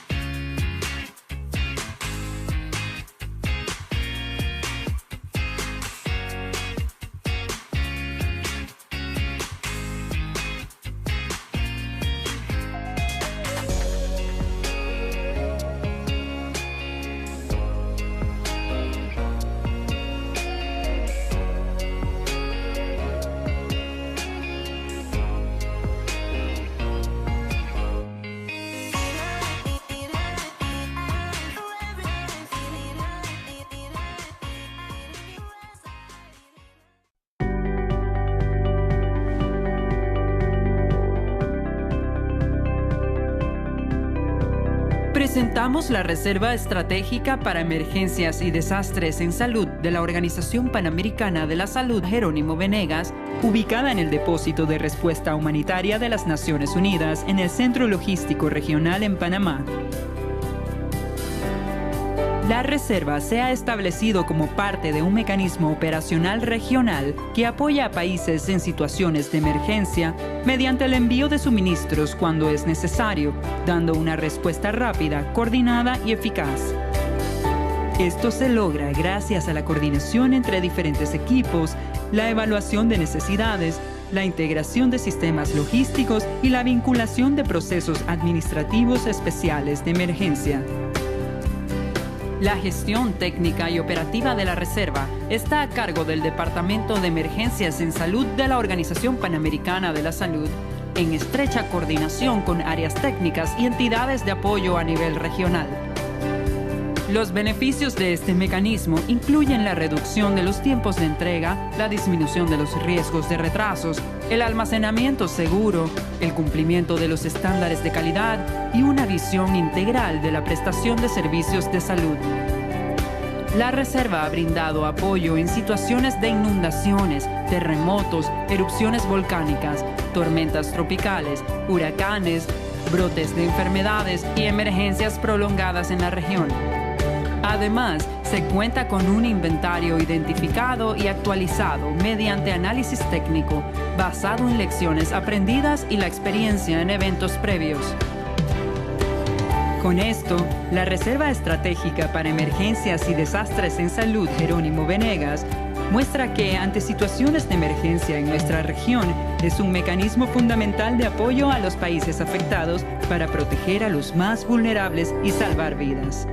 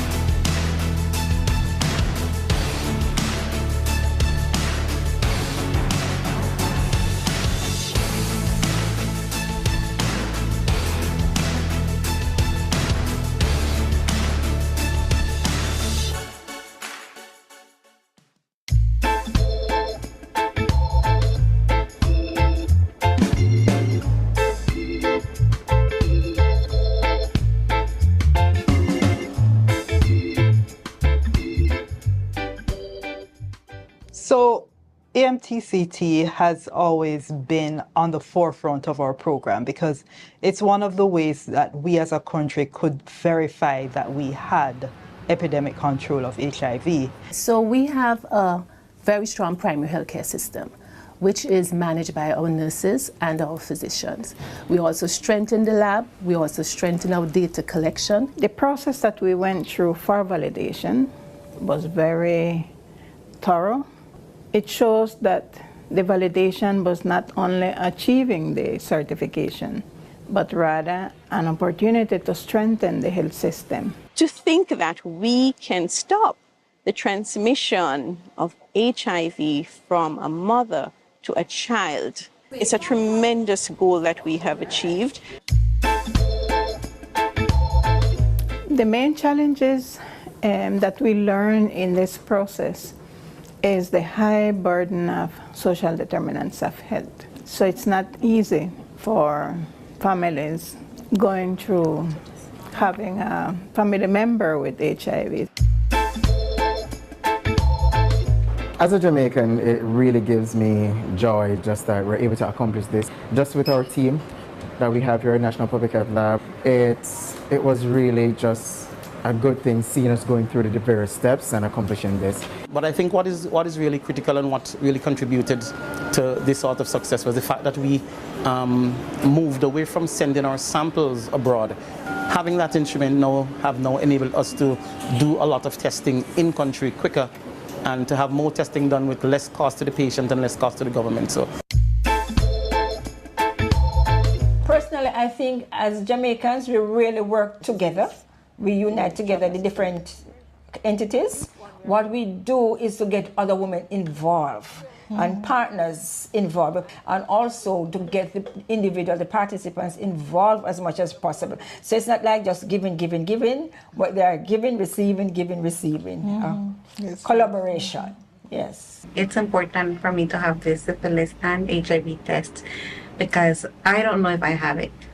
So if I would know that I have it, then I would make sure that the baby is okay, because then it can be transmitted to the baby and any complications can cause complications to the baby, and that's what I want to avoid. I felt very proud for Jamaica to achieve the status of elimination of mother-to-child transmission. I was overwhelmed with joy and happiness, and we are proud and committed to continue the efforts. I think the team in health is phenomenal. And I think all of these accomplishments were done as teams. And I really congratulate the primary health care and the public health system. This achievement is a crucial step in guaranteeing children's right to health. UNICEF extends its warmest congratulations to the governments of Belize, Jamaica, and St. Vincent and the Grenadines. And most importantly, every child has the right to born and remain free from HIV and syphilis. Well, I think the biggest achievement is really to get people to understand the importance of the issue and to get the stigma out of the way so that we could do other work. So I really want to use this opportunity to say a very big thank you on behalf of the government and people of Jamaica to PAHO WHO for the leadership and the collaboration, to our various stakeholders, including civil society groups, because it is through that joint effort that we're able to celebrate this a major achievement today.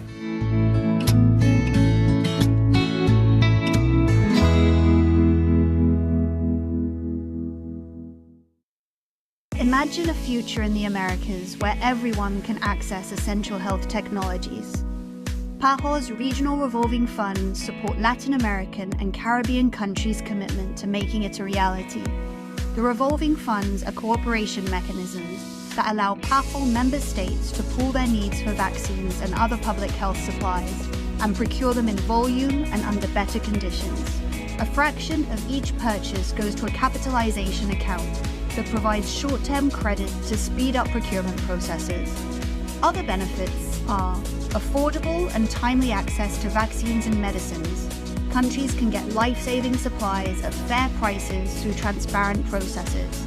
Improved health outcomes, more people receive preventative care and treatment. Reduced disease burden plays a critical role in controlling and eliminating infectious diseases and non-communicable diseases. Increased regional solidarity coordinates countries' efforts so the benefits reach the entire region. Over decades, the funds have helped the region to achieve reduction of vaccine-preventable diseases like measles, polio, and rubella, improved maternal and child health by providing essential supplies and training, strengthens health systems throughout the Americas with the availability of essential medicines. The PAHO Regional Revolving Funds are a powerful example of regional cooperation when countries pool resources and expertise. We are stronger when we work together to achieve health for all. Learn more about PAHO's Regional Revolving Funds by visiting our website or contacting us.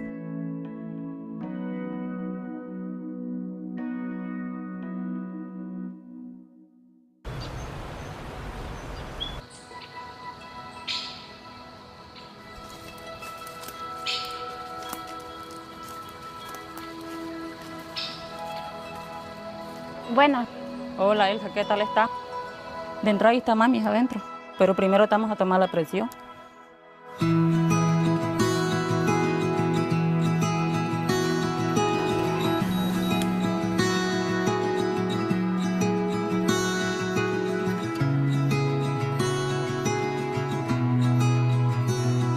¿Qué tal están? Pues todo bien.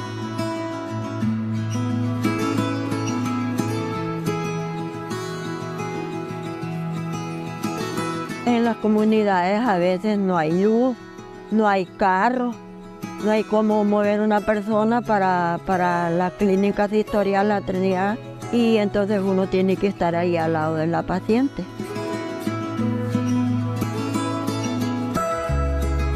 Las pacientes ellas se ponen bien contentas, yo voy siempre a visitarlas, ya uno ya les dice lo que tienen que hacer, que si sienten algún movimiento de algo, otras cosas, que lo llamen a uno o que vayan al centro de salud, al médico.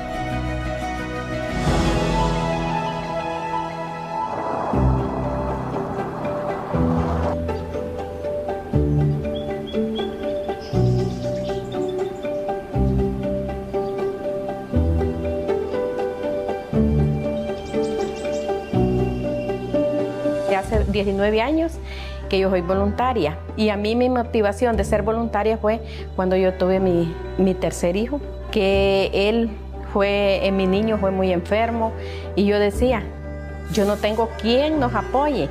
A mí me quedaba largo, pues dije yo un día, yo voy a ser voluntaria, yo voy a apoyar a muchas madres que no tienen quien las apoye.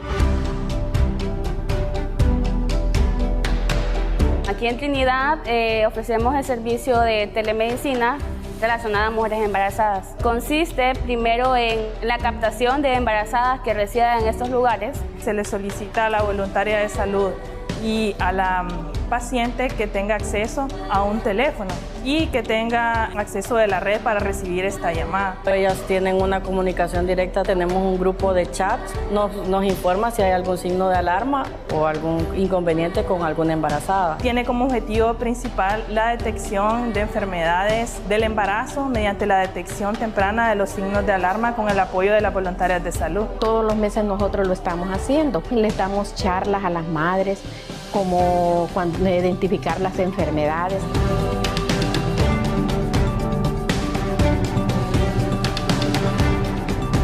El proyecto también les ha facilitado a ellas varias herramientas para hacer más completa esta teleconsulta. Tenemos muchos materiales que los han dado, como son los libros, ¿verdad? De dónde va el niño creciendo, los cuidados del niño que tiene que tener la mamá y ella y uno también.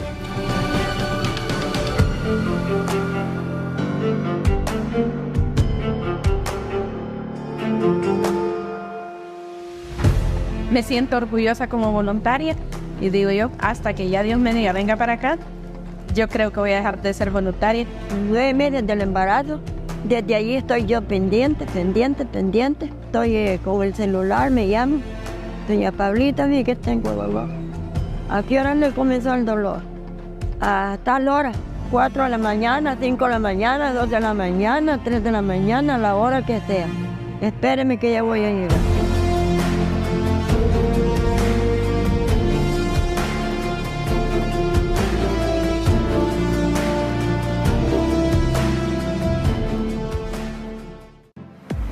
Para mí, donar sangre es algo que no tiene precio, porque lo que está haciendo es donar vida a otra persona que lo necesita.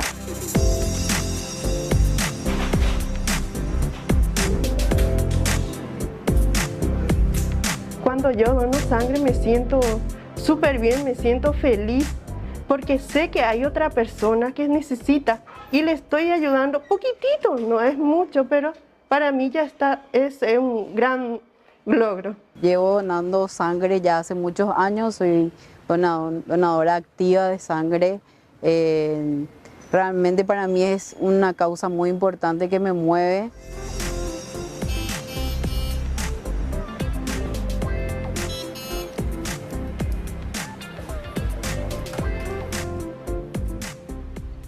Es la primera vez que dono sangre, es una experiencia increíble. Incito a todas las personas que puedan donar, que donar salva muchas vidas. Es la primera vez que estoy donando sangre y la verdad que ni se siente nada, súper bien. Me parece además algo que todos deberíamos poder hacer de forma frecuente. Yo lo hago cada vez que puedo, desde que soy pequeña. Vengo de una familia donde la donación de sangre se nos inculcó desde jovencitos. Padres también son donantes y somos en general todos muy conscientes de lo necesario que es hacer esto.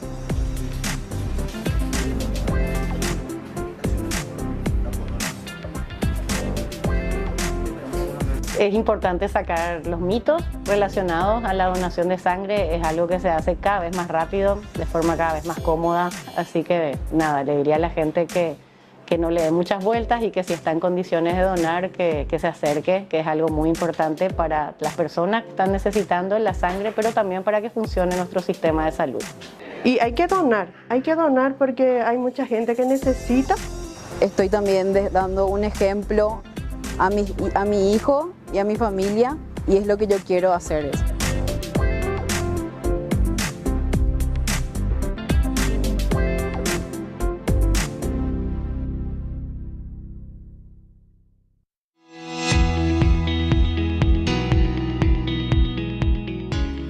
Acompáñenos a ver de cerca los resultados del proyecto Aumento del Acceso Equitativo a las Vacunas, el diagnóstico y la atención clínica para las poblaciones en situación de vulnerabilidad en las Américas. Cada acción en el terreno cuenta, cada actividad, cada esfuerzo, cada vida impactada. Nuestro compromiso de apoyo a las comunidades e instituciones que han formado parte del proyecto se ha orientado a trabajar en acciones para la prevención del contagio de enfermedades transmisibles, promoción de la salud mental y estilos de vida saludables. Lo anterior, alineado a las prioridades de la estrategia de cooperación de la OPS con el país. En el área de salud de Talamanca hemos implementado ferias de salud, hemos implementado vacunatorios extramuros, tuvimos amizajes durante todo este tiempo a nivel domiciliar, trabajando con los ATAP para tratar de encontrar esa población la cual está en riesgo social y no acuden a los servicios de salud. Con este proyecto se realizaron actividades muy significativas como ferias de la salud, un total de 9 ferias, campañas de vacunación, talleres de salud comunitaria, de habilidades para la vida. El principal impacto del proyecto fue promover el bienestar y la salud de la población mediante las actividades realizadas y los recursos donados. El proyecto ha beneficiado a la comunidad tanto como en la salud y en la reducción de violencia, tanto dándole capacitación y charlas a los padres de familia y a los niños. Con la ayuda del proyecto logramos mitigar mucho las enfermedades no transmisibles como son la diabetes y presión alta. Los principales aprendizajes con este proyecto fue el fortalecimiento de ese trabajo en equipo de todos los que laboramos, ¿verdad?, durante este periodo de pandemia y durante este proyecto. Creo que uno de los principales aprendizajes que dejó este proyecto es que es posible realizar comunicación adaptada a las particularidades de las comunidades. La parte de una comunidad en pobreza, flujos migratorios de extracontinentales, el temor de la población de reunirse en grupos para poder hacer estos talleres. Uno de los principales desafíos para la sostenibilidad de este proyecto tiene que ver con asegurar presupuesto de parte de las instituciones que formamos parte del sector social y salud en el cantón. Un presupuesto que nos permita adaptar y continuar algunas de las líneas de trabajo que se lograron trabajar con este proyecto. La OPS y sus proyectos han sido una gran bendición para nuestra área de salud, que muy agradecidos por todo esto.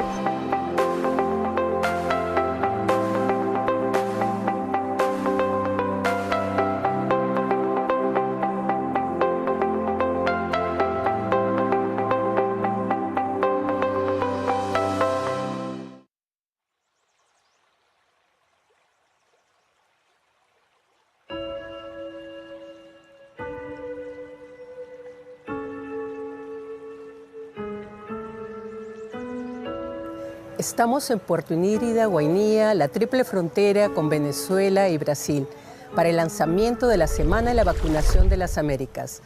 Buscamos reforzar la importancia de las vacunas. Las vacunas son seguras, eficientes y nos ayudan a prevenir enfermedades, así como también a salvar vidas.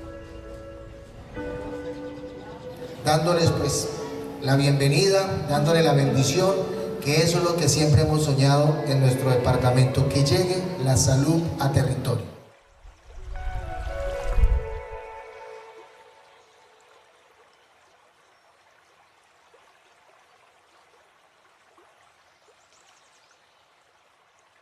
La Organización Panamericana de la Salud, que está conformada por todos los países de la región de las Américas, hace un esfuerzo único para poder incrementar las coberturas de vacunación.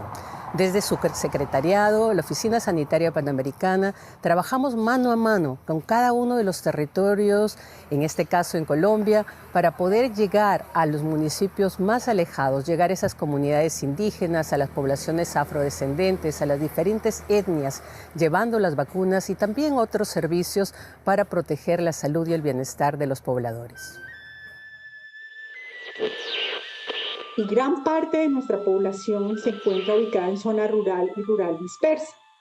Entonces, el acceso ya se ha convertido en una de las cosas más importantes para el programa, y es, así como los niños de las ciudades reciben la vacuna, poder llegar a esos niños tan alejados y que están en una situación, hay veces de vulnerabilidad, en donde hay mayor riesgo de enfermar, ya sea porque no se tienen una mala nutrición. Entonces las vacunas ayudan a ese sistema inmunológico para que se desarrolle y no se enferme, porque la probabilidad de que pueda morir, por ejemplo, por un sarampión y además de una persona desnutrida aumenta la probabilidad. Entonces, vacunar a esa población susceptible y que está alejada y muy vulnerable es de vital importancia para nosotros en esta jornada de Semana de Vacunación en las Américas. Hacemos un mayor énfasis en estos territorios vulnerables para que podamos de alguna manera utilizar estrategias para poder llegar a esta población que está más alejada y, como mencionaba, que vive en zona fronteriza y que vive en zona rural dispersa. Entonces, muchas veces lo que hacen las entidades territoriales y las secretarías de salud y las IPS que realizan estas actividades es realizar recorridos por las comunidades que viven cercanas a los ríos y que además están en frontera. Entonces nosotros debemos hacerles saber a la población que ellos son beneficiados por esto, que deben pedir y deben luchar por ese derecho que tienen hacia vacunar. Es un derecho que tienen los niños y deben exigirlo, deben exigir la vacunación. Y por eso hay que comenzar desde la base. Estos equipos tienen que ir a atender las necesidades de cada una de las comunidades.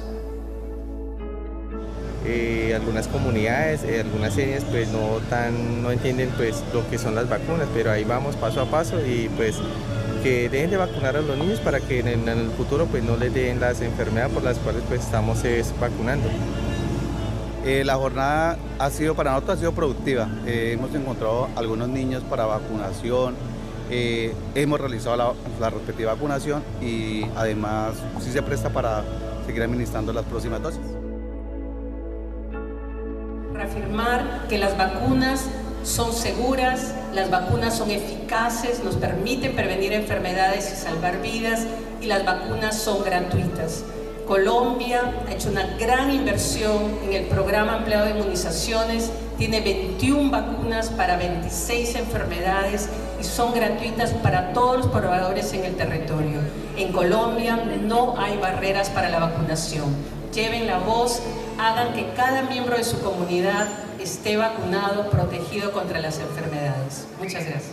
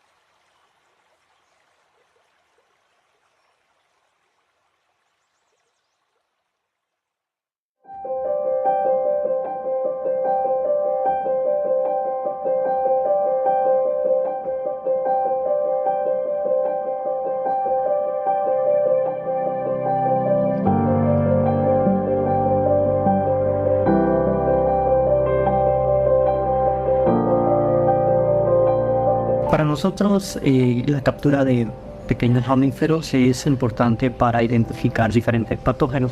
En algunas ocasiones colocamos redes para capturar murciélagos, extraemos muestras de sangre, muestras de tejido para llevarlas al laboratorio y luego entonces identificar estos pequeños mamíferos y sus patógenos que nos pueden causar algún problema de salud.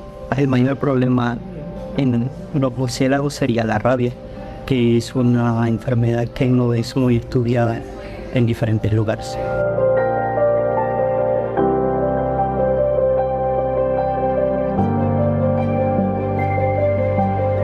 Si hay un caso de alguna persona infectada por Hanca, tenemos que buscar entonces los sitios adecuados para poder colocar las trampas, y principalmente la vivienda de la persona, los sitios donde habitualmente circula la persona, si es un área de cultivo, si es el patio de la casa, para aumentar el interés de poder capturar los animales que queremos.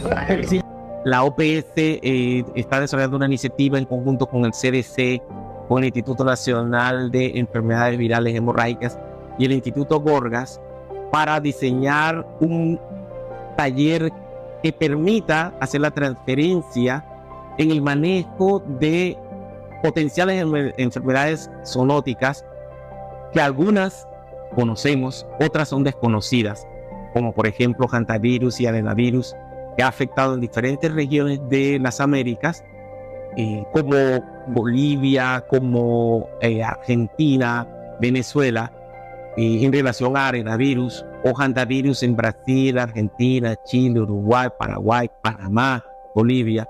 Pero hay otros países que desconocemos esa situación. La pandemia nos ha enseñado que no podemos quedarnos con los brazos cruzados, que debemos estar preparados, y la Organización Mundial de la Salud, la Organización Panamericana de la Salud, tuvo una vital participación y protagonismo en recordarnos de que tenemos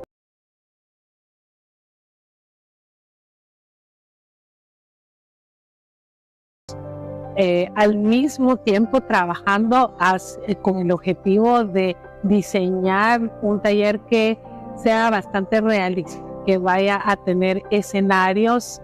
Es un ejercicio tipo tabletop exercise en donde realmente los escenarios se basan en lo que hemos hecho en el pasado, lo que nos ha tocado vivir, tanto de la parte de epidemiología como del laboratorio, como de ecología.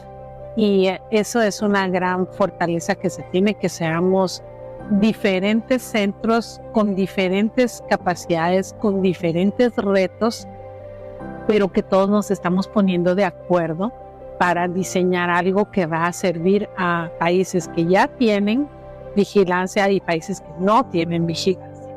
Eso por un lado. Y justamente los retos es que no todos los países son iguales.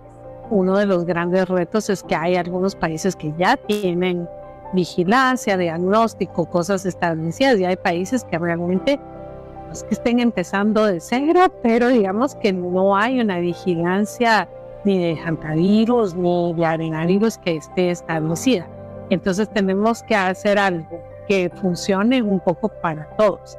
Por eso la idea de tener estos ejercicios con escenarios y con diferentes situaciones que se puedan analizar conjuntamente. El otro reto que se mantiene obviamente es darle sostenibilidad a este tipo de iniciativa, porque nosotros pues hasta la fecha hemos funcionado a través de un acuerdo cooperativo que tenemos con la OPS, y bueno, mientras teníamos la posibilidad de apoyar ese acuerdo cooperativo lo hacemos, pero en realidad ese apoyo es muy pequeño y realmente se necesita más recursos para poder realmente montar este proyecto y desarrollarlo y continuarlo y darle sostenibilidad, porque no vale la pena mandar los ensayos, los primers, las sondas y algunos reactivos a un país y luego ya no lo pueden hacer porque ya no tienen kit. Entonces ese es uno de los retos.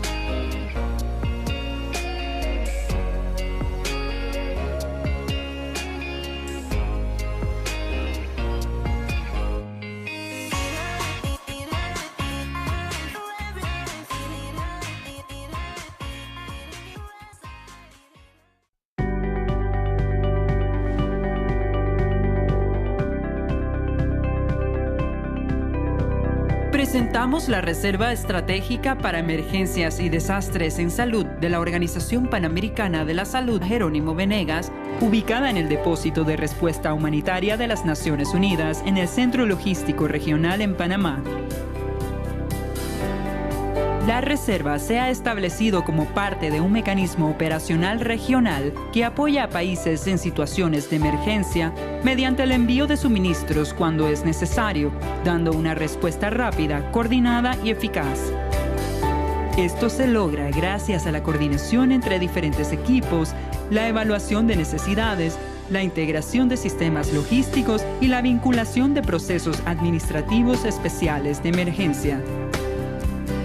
La gestión técnica y operativa de la reserva está a cargo del Departamento de Emergencias en Salud de la Organización Panamericana de la Salud, en estrecha coordinación con áreas técnicas y entidades de apoyo a nivel regional. Los beneficios de este mecanismo incluyen la reducción de los tiempos de entrega, la disminución de los riesgos de retrasos, el almacenamiento seguro, el cumplimiento de los estándares de calidad y una visión integral de la prestación de servicios de salud. La reserva ha brindado apoyo en situaciones de inundaciones, terremotos, erupciones volcánicas, tormentas tropicales, huracanes, brotes de enfermedades y emergencias prolongadas en la región. Además, se cuenta con un inventario identificado y actualizado mediante análisis técnico basado en lecciones aprendidas y la experiencia en eventos previos. Con esto, la Reserva Estratégica para Emergencias y Desastres en Salud Jerónimo Venegas muestra que ante situaciones de emergencia en nuestra región es un mecanismo fundamental de apoyo a los países afectados para proteger a los más vulnerables y salvar vidas.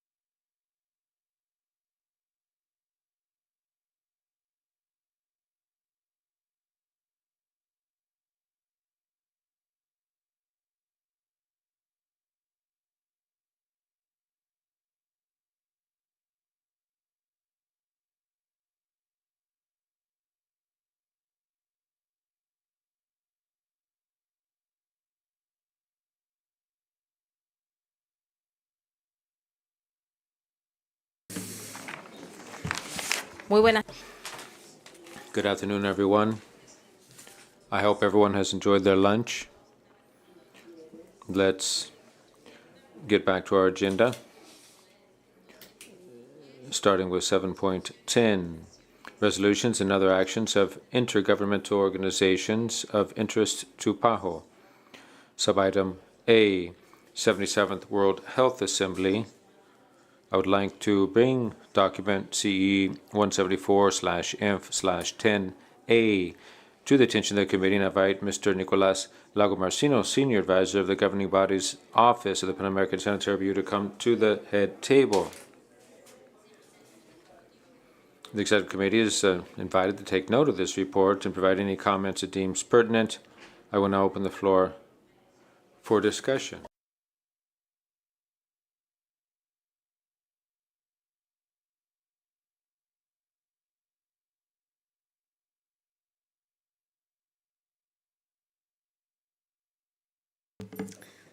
¿Algún comentario, Lagomarsino, que quiera? Is there any comment, Mr. Lagomarsino, you would like to make? Thank you, Madam President. Esteemed members of the Executive Committee, observers. The only thing, Director, I wanted to say is that in the report, you're going to see that there are 3 vacancies next year in the Executive Board of WHO for the Americas. And we have 1 nomination. So please, member states, consider that there are going to be possibly in 2025 3 vacancies. It's in September. The heads of delegation are going to be meeting. That is the Monday before the opening of the Directing Council for the nominations anyone would like to float. Thank you, Mr. Lagomarsino. I would ask if Director Barbosa has a comment. The debate will be reflected in the final report. Continuamos con el punto. Now, 7.10, resolutions and other actions of intergovernmental organizations of interest to PAHO. Subitem B, sub-region organizations.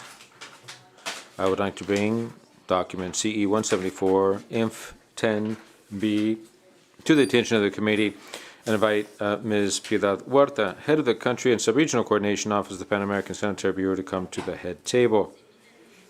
The Executive Committee is invited to take note of this report and provide any comments it deems pertinent. I will now open the floor to the plenary for discussion.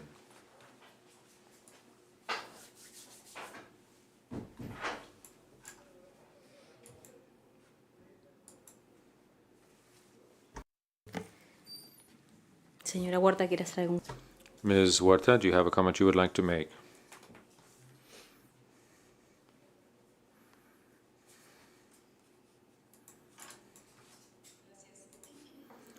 Thank you, Madam President. Regarding this topic, I would like to take this opportunity to reiterate the purpose of strengthening technical cooperation at the sub-regional level in order to position public health priorities of member states at the highest level of our country's policies, agendas. PAHO recognizes and has for a long time now the importance of the integration processes in order to meet the objectives of the strategic plan of PAHO, which you have approved, of the agenda of Health of the Americas and the Sustainable Development Goals, in order to optimize and to make our cooperation with sub-regional cooperation groups more effective. The Director has defined a new modality for management of technical cooperation at the sub-regional level for Central America and South America, starting January 1st of 2024, putting together an institutional working group to hold for the Caribbean our technical cooperation group that is already underway. I would like to underscore, Madam President and members of the Executive Committee, how important it is for us to close ranks around the different levels of work that we have at the country level, regional, sub-regional, and global levels to unify criteria in how we approach public health priorities that have already been established. For this reason, we recognize that those resolutions and decisions made by the sub-regional integration mechanisms, many of which in keeping with the resolutions that you yourselves have approved at PAHO and at WHO, for example, the elimination of disease, the preparation or preparedness for emergencies and potential pandemics, a comprehensive approach to communicable diseases, primary health care, digital transformation, climate change, and its effect on health, strengthening the sustainability of human resources for health, access to medicines, especially high-cost ones, and the benefit brought by the organization's funds to reduce costs through pooling of costs, among others. This aligning enables us to take these priority items to the highest level of the agendas of our countries, along with the concrete or in concrete partnership with sub-regional organizations. So our cooperation with sub-regional organizations in the Caribbean and Central America and South America seeks to strengthen collaboration, to address challenges, to promote sustainable development in these regions. We're very grateful to all of the sub-regional integration mechanisms who were so kind as to invite our Director Barbosa, to speak at their ministerial meetings. We think that this is an ideal partnership to move these priorities forward. We also recognize and appreciate CARICOM, COMISCA, and other sub-regional integration mechanisms, Mercosur, for example, who have availed themselves of the PAHO meetings on the side of these meetings to hold their own meetings, availing themselves of the presence of the presidents, chairman of these organizations. So it's very important that this continue for us to forge ahead. Thank you. Director, do you have any comment you would like to make on this item? Well, the debate will be registered in the final report. Now, 2.2. Representation of the Executive Committee at the 61st Directing Council of the Pan American Health Organization. The 76th session of the Regional Committee of the World Health Organization for the Americas. I would like to call the committee's attention to document CE 174/2. I ask the Secretary to please present this item. Thank you, Madam President. In accordance with Rule 54 of the Rules of Procedure of the Executive Committee, the committee shall be represented at sessions of the Council or the Conference by 2 representatives appointed by the committee from among its members. The committee may designate alternates in the event that either of the representatives is unable to attend the pertinent session of the Council or the Conference. The representatives of the committee shall be responsible for making appropriate reports on the actions and discussions of the committee, containing such information as may be useful to the deliberations of the Council or the Conference. Thank you, Madam President. Muchas gracias, señora Thank you, Madam Secretary. I would ask the committee to nominate 2 candidates to represent the committee in the 61st Directing Council. Bolivia has the floor. Thank you, Madam President. Bolivia would like to nominate Uruguay, taking into account that it presides over the Executive Committee. Thank you, Bolivia. I give the floor to Argentina. Thank you, Madam President. Argentina nominates Chile, given that Chile is in charge of Argentina. Well, thank you, Argentina. Then Uruguay and Chile are candidates. Now, also for Usted tiene la palabra.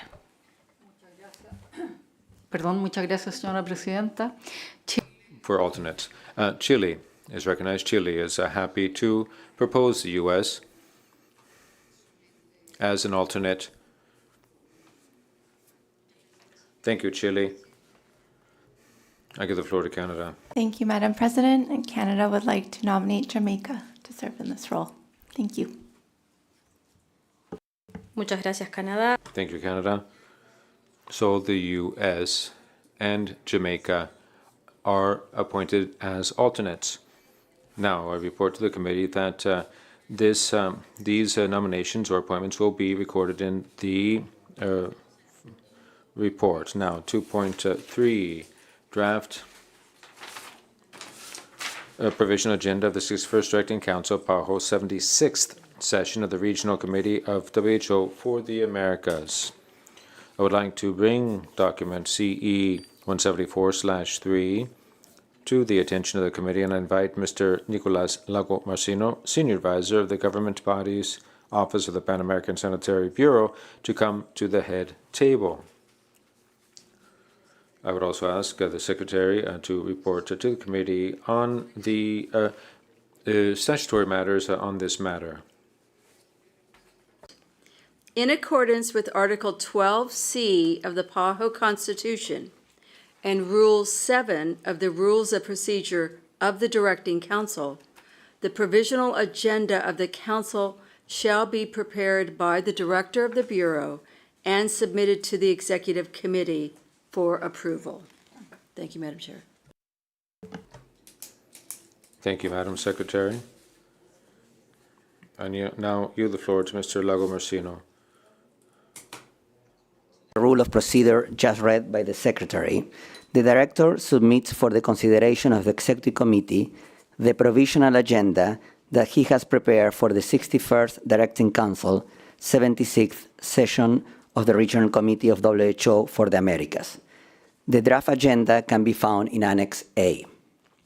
The provisional agenda before you presents the customary agenda items for the Council, which includes procedural matters such as the appointment of the committees and the adoption of the agenda, constitutional matters such as the annual report of the Director and the election of 3 member states for the Executive Committee, administrative and financial matters discussed this week by the Executive Committee and that require approval of the Council. The Council will also review all the program and policy matters and the final and progress report discussed by the Executive Committee in this session. I would also like to highlight here that following the adoption of Resolution C 174/315 yesterday, the climate change resolution, the title will be adjusted to reflect the change in the title that it was agreed yesterday. The Executive Committee is invited to provide the comments it deems pertinent and approve the proposed resolution contained in Annex B. This concludes my presentation. Thank you, Madam President. Thank you, Mr. Lago Marcino. I now open the floor to the plenary for discussion.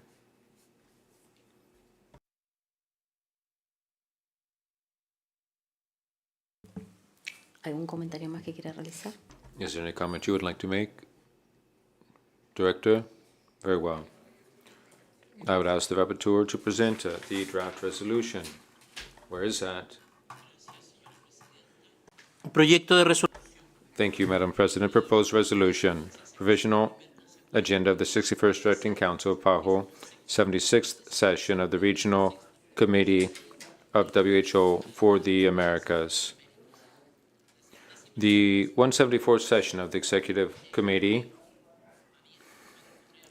PP1, having examined the provisional agenda, document CD 61/1, prepared by the Director of the Pan American Sanitary Bureau for the 61st Directing Council of PAHO, 76th session of the Regional Committee of WHO for the Americas, presented as Annex A to document CE 174/3. Preambular paragraph 2, bearing in mind Article 12C of the Constitution of the Pan American Health Organization and Rule 7 of the Rules of Procedure of the Directing Council resolves, operative paragraph, to approve the provisional agenda, document CD 61/1, prepared by the Director of the Pan American Sanitary Bureau for the 61st Directing Council of PAHO, 76th session of the Regional Committee of WHO for the Americas. Thank you, Madam President. Thank you, Mr. Rapporteur. I open the floor to the plenary for discussion.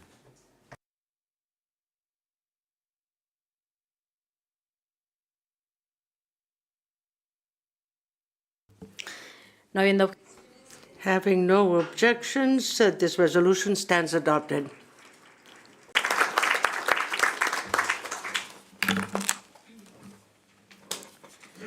Abordamos ahora el punto 8. We now move on to item 8, other matters. Distinguished Director Jarbas Barbosa, are there any other matters you would like to bring to the attention of the committee? I yield now the floor to any delegate who has something to propose under other matters. Bolivia is recognized. Thank you, Madam President, and cordial greetings to our participants in the Executive Committee.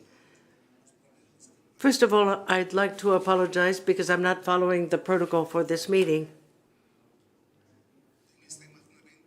In this august assembly, and I address my comments to all delegates before this important event, to raise my voice and denounce that yesterday in Bolivia, we witnessed an attempted coup, an attempt to interrupt the mandate of an elected president with 55% of the votes of the Bolivian people.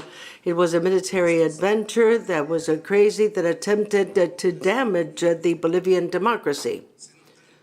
We see that their personal interest at stake and the support of foreign destabilizing intentions that wanted to repeat what happened in 2019 without measuring the serious risk of affecting our people and lacking respect for our Magna Carta, as in the times of the fascist and assassin dictatorships of the last century, cases of militaries that were armed that came into the House of the People.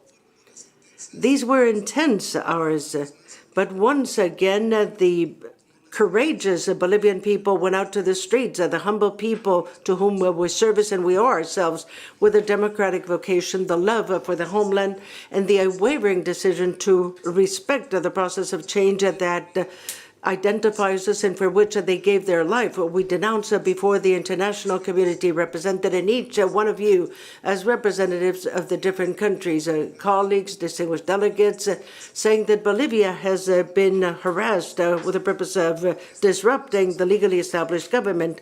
Before these threats, we reaffirm that we will not allow any attempted coups. Our brother, the president, will deal with any attack to the homeland. He did it yesterday, and he will always do it. We're moved by calm in our soul, our democratic vocation, our loyalty to the Bolivian people, and above all, the unwavering struggle in order to improve the living conditions of our people.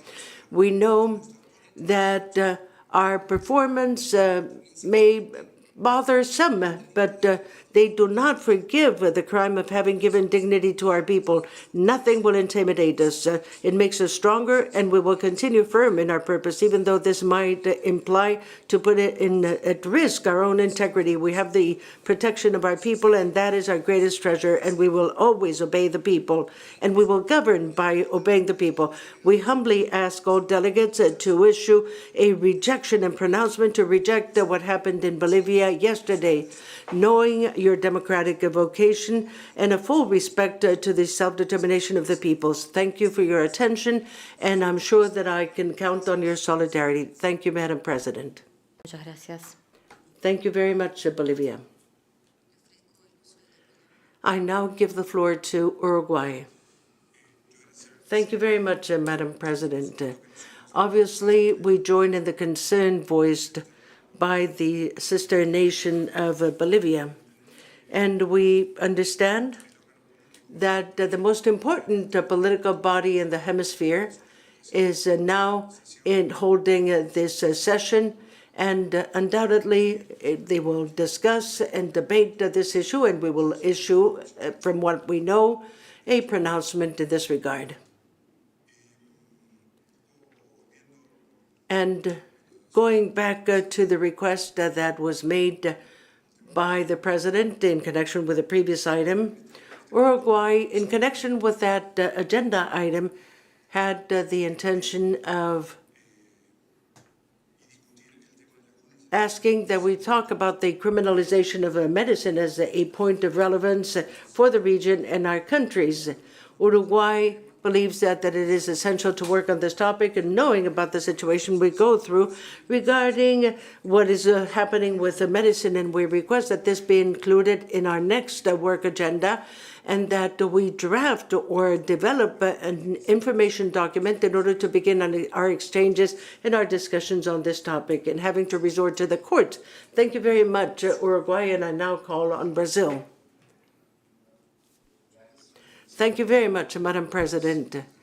Two very quick comments. The first one is that I understand that the General Assembly of the OAS approved today a resolution in connection with what transpired in Bolivia.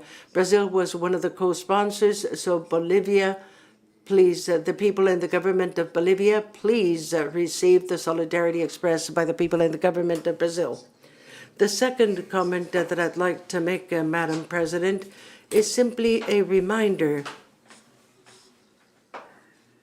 The government of Brazil and PAHO are organizing next week in Brasilia a regional meeting called Addressing Ethnic and Racial Inequalities in Health, which will be held on the 3rd, 4th, and 5th. This regional meeting was conceived with the purpose of sharing the progress, the challenges, the opportunities in order to deal with inequities in the ethnic racial situation in connection with health. We hope to be able to exchange experiences among countries to strengthen the contact networks between strategic partners and together to combat structural racism.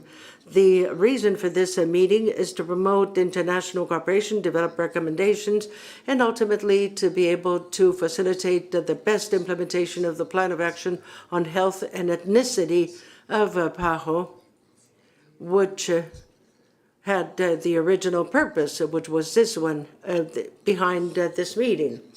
All governments of all member states should have received an invitation, and I simply wish to reiterate that invitation. You're all invited to participate to the extent of your possibilities next week in Brasilia. Thank you very much. Me ha solicitado el uso de la... The rapporteur has asked for the floor. Thank you very much, Madam President.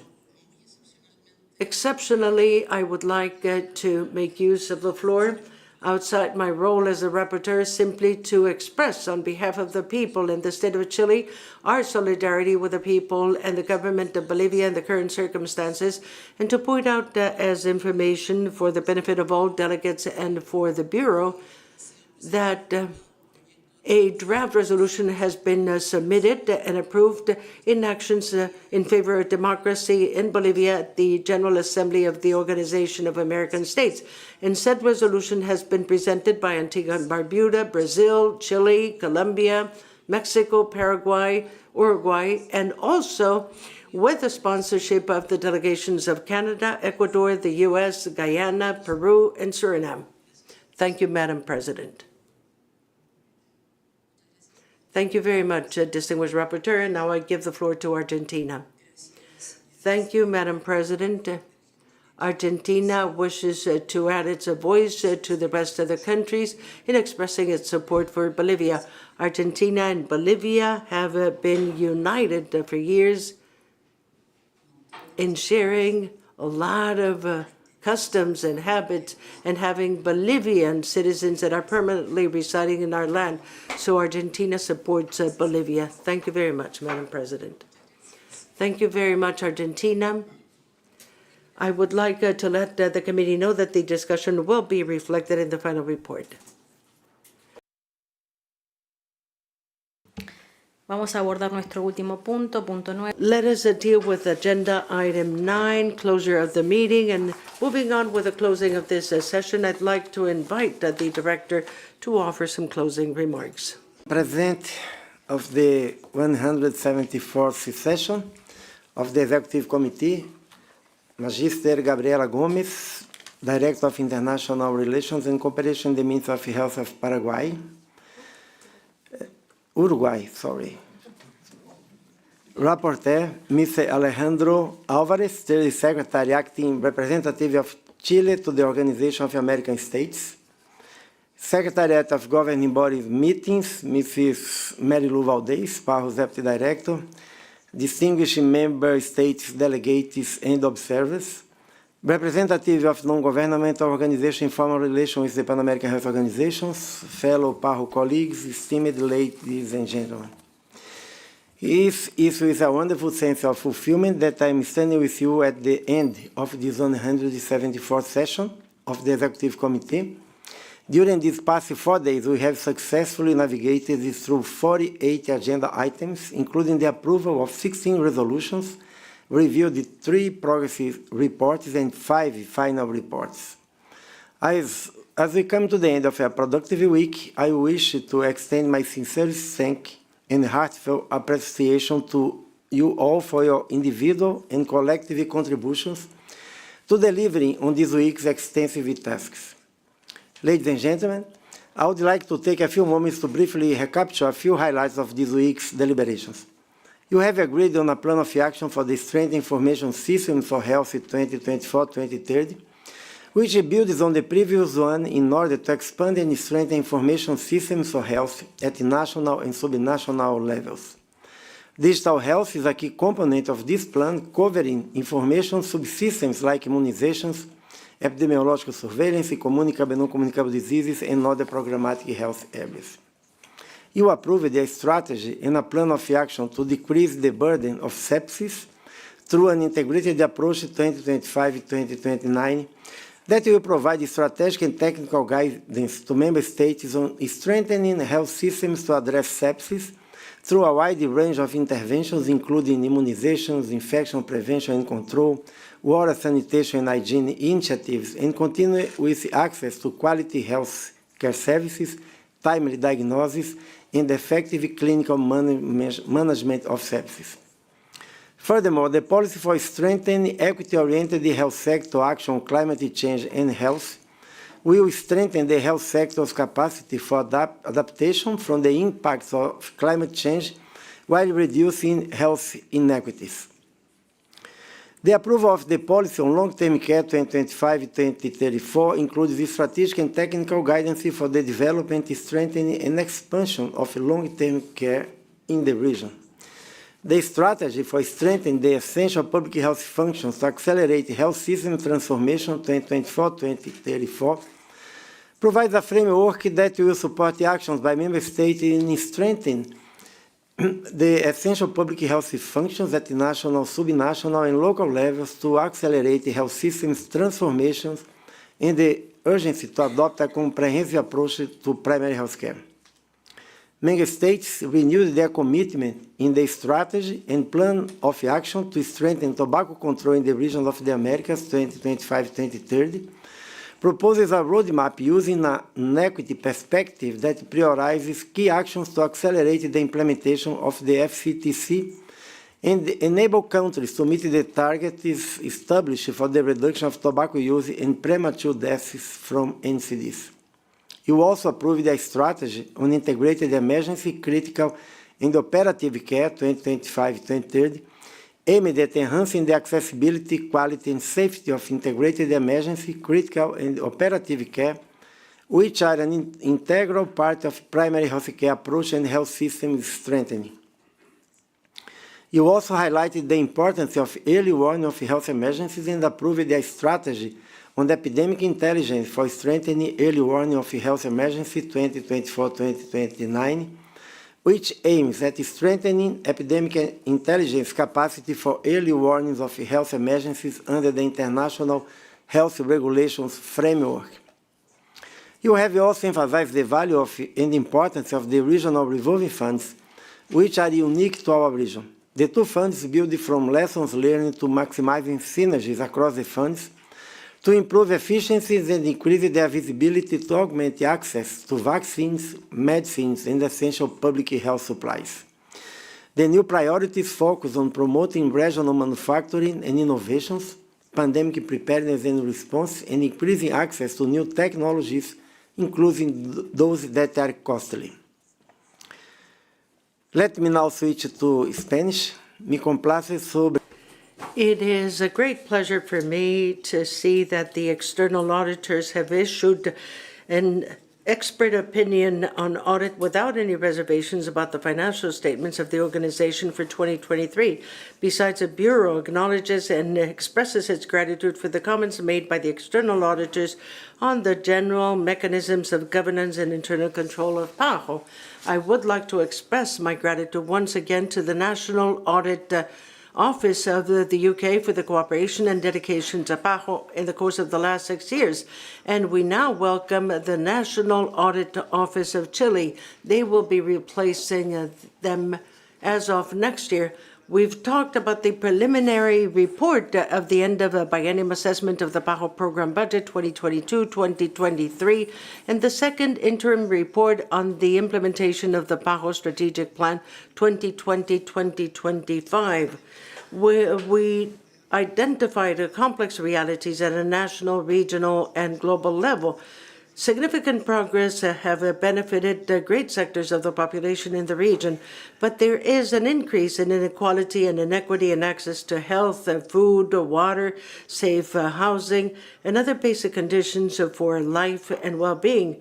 The report includes 33 recommendations in order to accelerate the post-pandemic recovery as well as the progress in our region, and they are based on some important lessons drawn, challenges faced, and perspectives provided by member states.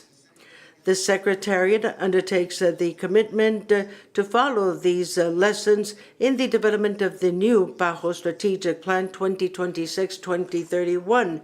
Here we presented the roadmap in order to make sure that this will be a process with wide participation by member states. You received the reports from the various offices, ethics, investigation, internal audit, as well as an update on prevention and response to exploitation and sexual abuse in PAHO. These are extremely important issues for the Secretariat, and we are constantly reviewing and following your recommendations. You also carefully examined the progress reports and final reports on a whole set of strategies and plans of action that are still being carried out or those that have already been completed. We all agree in saying that we have to continue building on the basis of our collective successes. We still have a long way to go in order to address all persistent challenges. You, our member states here, have also made two proposals that I believe are closely linked to the suggestion made by Brazil that was put forth yesterday in order to review the possibility of including for the next cycle of governing bodies a resolution on access to high-cost medicines, and the proposal that was made by Uruguay today in connection with the issue of turning health as an issue that would be taken to court, which is a prevalent issue in all countries in the region. We will review this, hold informal consultations, and when we come to the meeting of the Executive Committee at the end of our directing council, we will approve the proposal, the proposed agenda for next year. But I am certain that all member states will agree because these are issues of extreme importance for all countries. I wish to address my special gratitude and profound recognition to our President, Magister Marila Gomez, for the firmness and how soft she's been able to chair over this 174th session of the Executive Committee And that shows how this organization has history. 174 meetings of the Executive Committee, no less. Thank you for ensuring the successful path in order to complete the agenda of this week with respect, courtesy, and sensitivity. I would also wish to express my most sincere gratitude to the President of the SPBA, Vice Minister Carlos Alvarenga from El Salvador, and to our rapporteur, Mr. Alejandro Alvarez from Chile. I would also wish to express my gratitude to our DD, Mary Lou Valdez, for her dedicated work as Secretary of the Executive Committee, and to all our staff. As you can see, preparing and organizing a meeting such as this one involves all departments, all units of the Bureau, the office, and also country offices that attempt to provide information to each one of the countries. But I would like to express my special gratitude and recognition to the Office of Governing Bodies through Nicolás Lagomersino, Special Advisor, for his excellent contributions and tireless efforts of all our colleagues at PAHO, both during the meeting this week as well as during the previous weeks. I also wish to express my sincere gratitude to our talented interpreters, those who besides have the ability and the capacity to follow the very fast way in which many of us address things during these sessions. Without them, we would not be able to hold our work and to do this in such a fluent way. And also to our translators, who have made it possible to have all the documents that we've examined during this meeting to be available in the different languages of the members of the committee. Today, in bidding you farewell, I would respectfully ask that we commit ourselves with the Pan-American values of equity, excellence, solidarity, respect, and integrity. Once again, I commend each and every one of you for a job well done. May you have a safe return back home to our respective countries. Thank you very much to each and every one of you.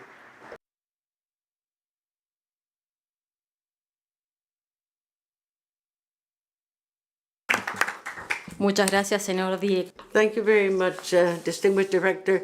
I was scared when you said 174 because I thought you were referring to me. I'd like to thank you, Dr. Jarbas Barbosa. I'd like to thank all the member states, all those who've played a very important role in this committee.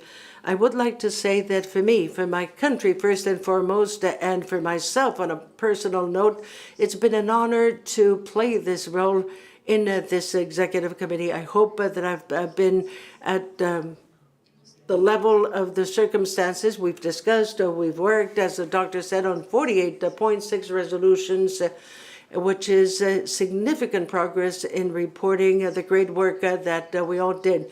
I'd like to thank each and every one of those who make it possible for this to take place, the professionalism, the dedication, and the love that the different professionals that have here, those we trust here at PAHO, the way they work with the documents, they're not heard. They're working behind the lines, and they do make a huge effort so that everything will be ready. I'd like to thank the interpreters. As Dr. Jarbas Barbosa said, we speak very fast in Uruguay. We have expressions and slang like the Uruguayan. So thank you very much for everything. And I would simply wish to express my gratitude for this wonderful opportunity to wish each and every one of you a safe return back home. Those who have to travel and those who stay here, may you have a wonderful end of this day, and we'll meet again soon. Y con estas. And with these words, I formally closed the 174th session of the Executive Committee of the Pan American Health Organization.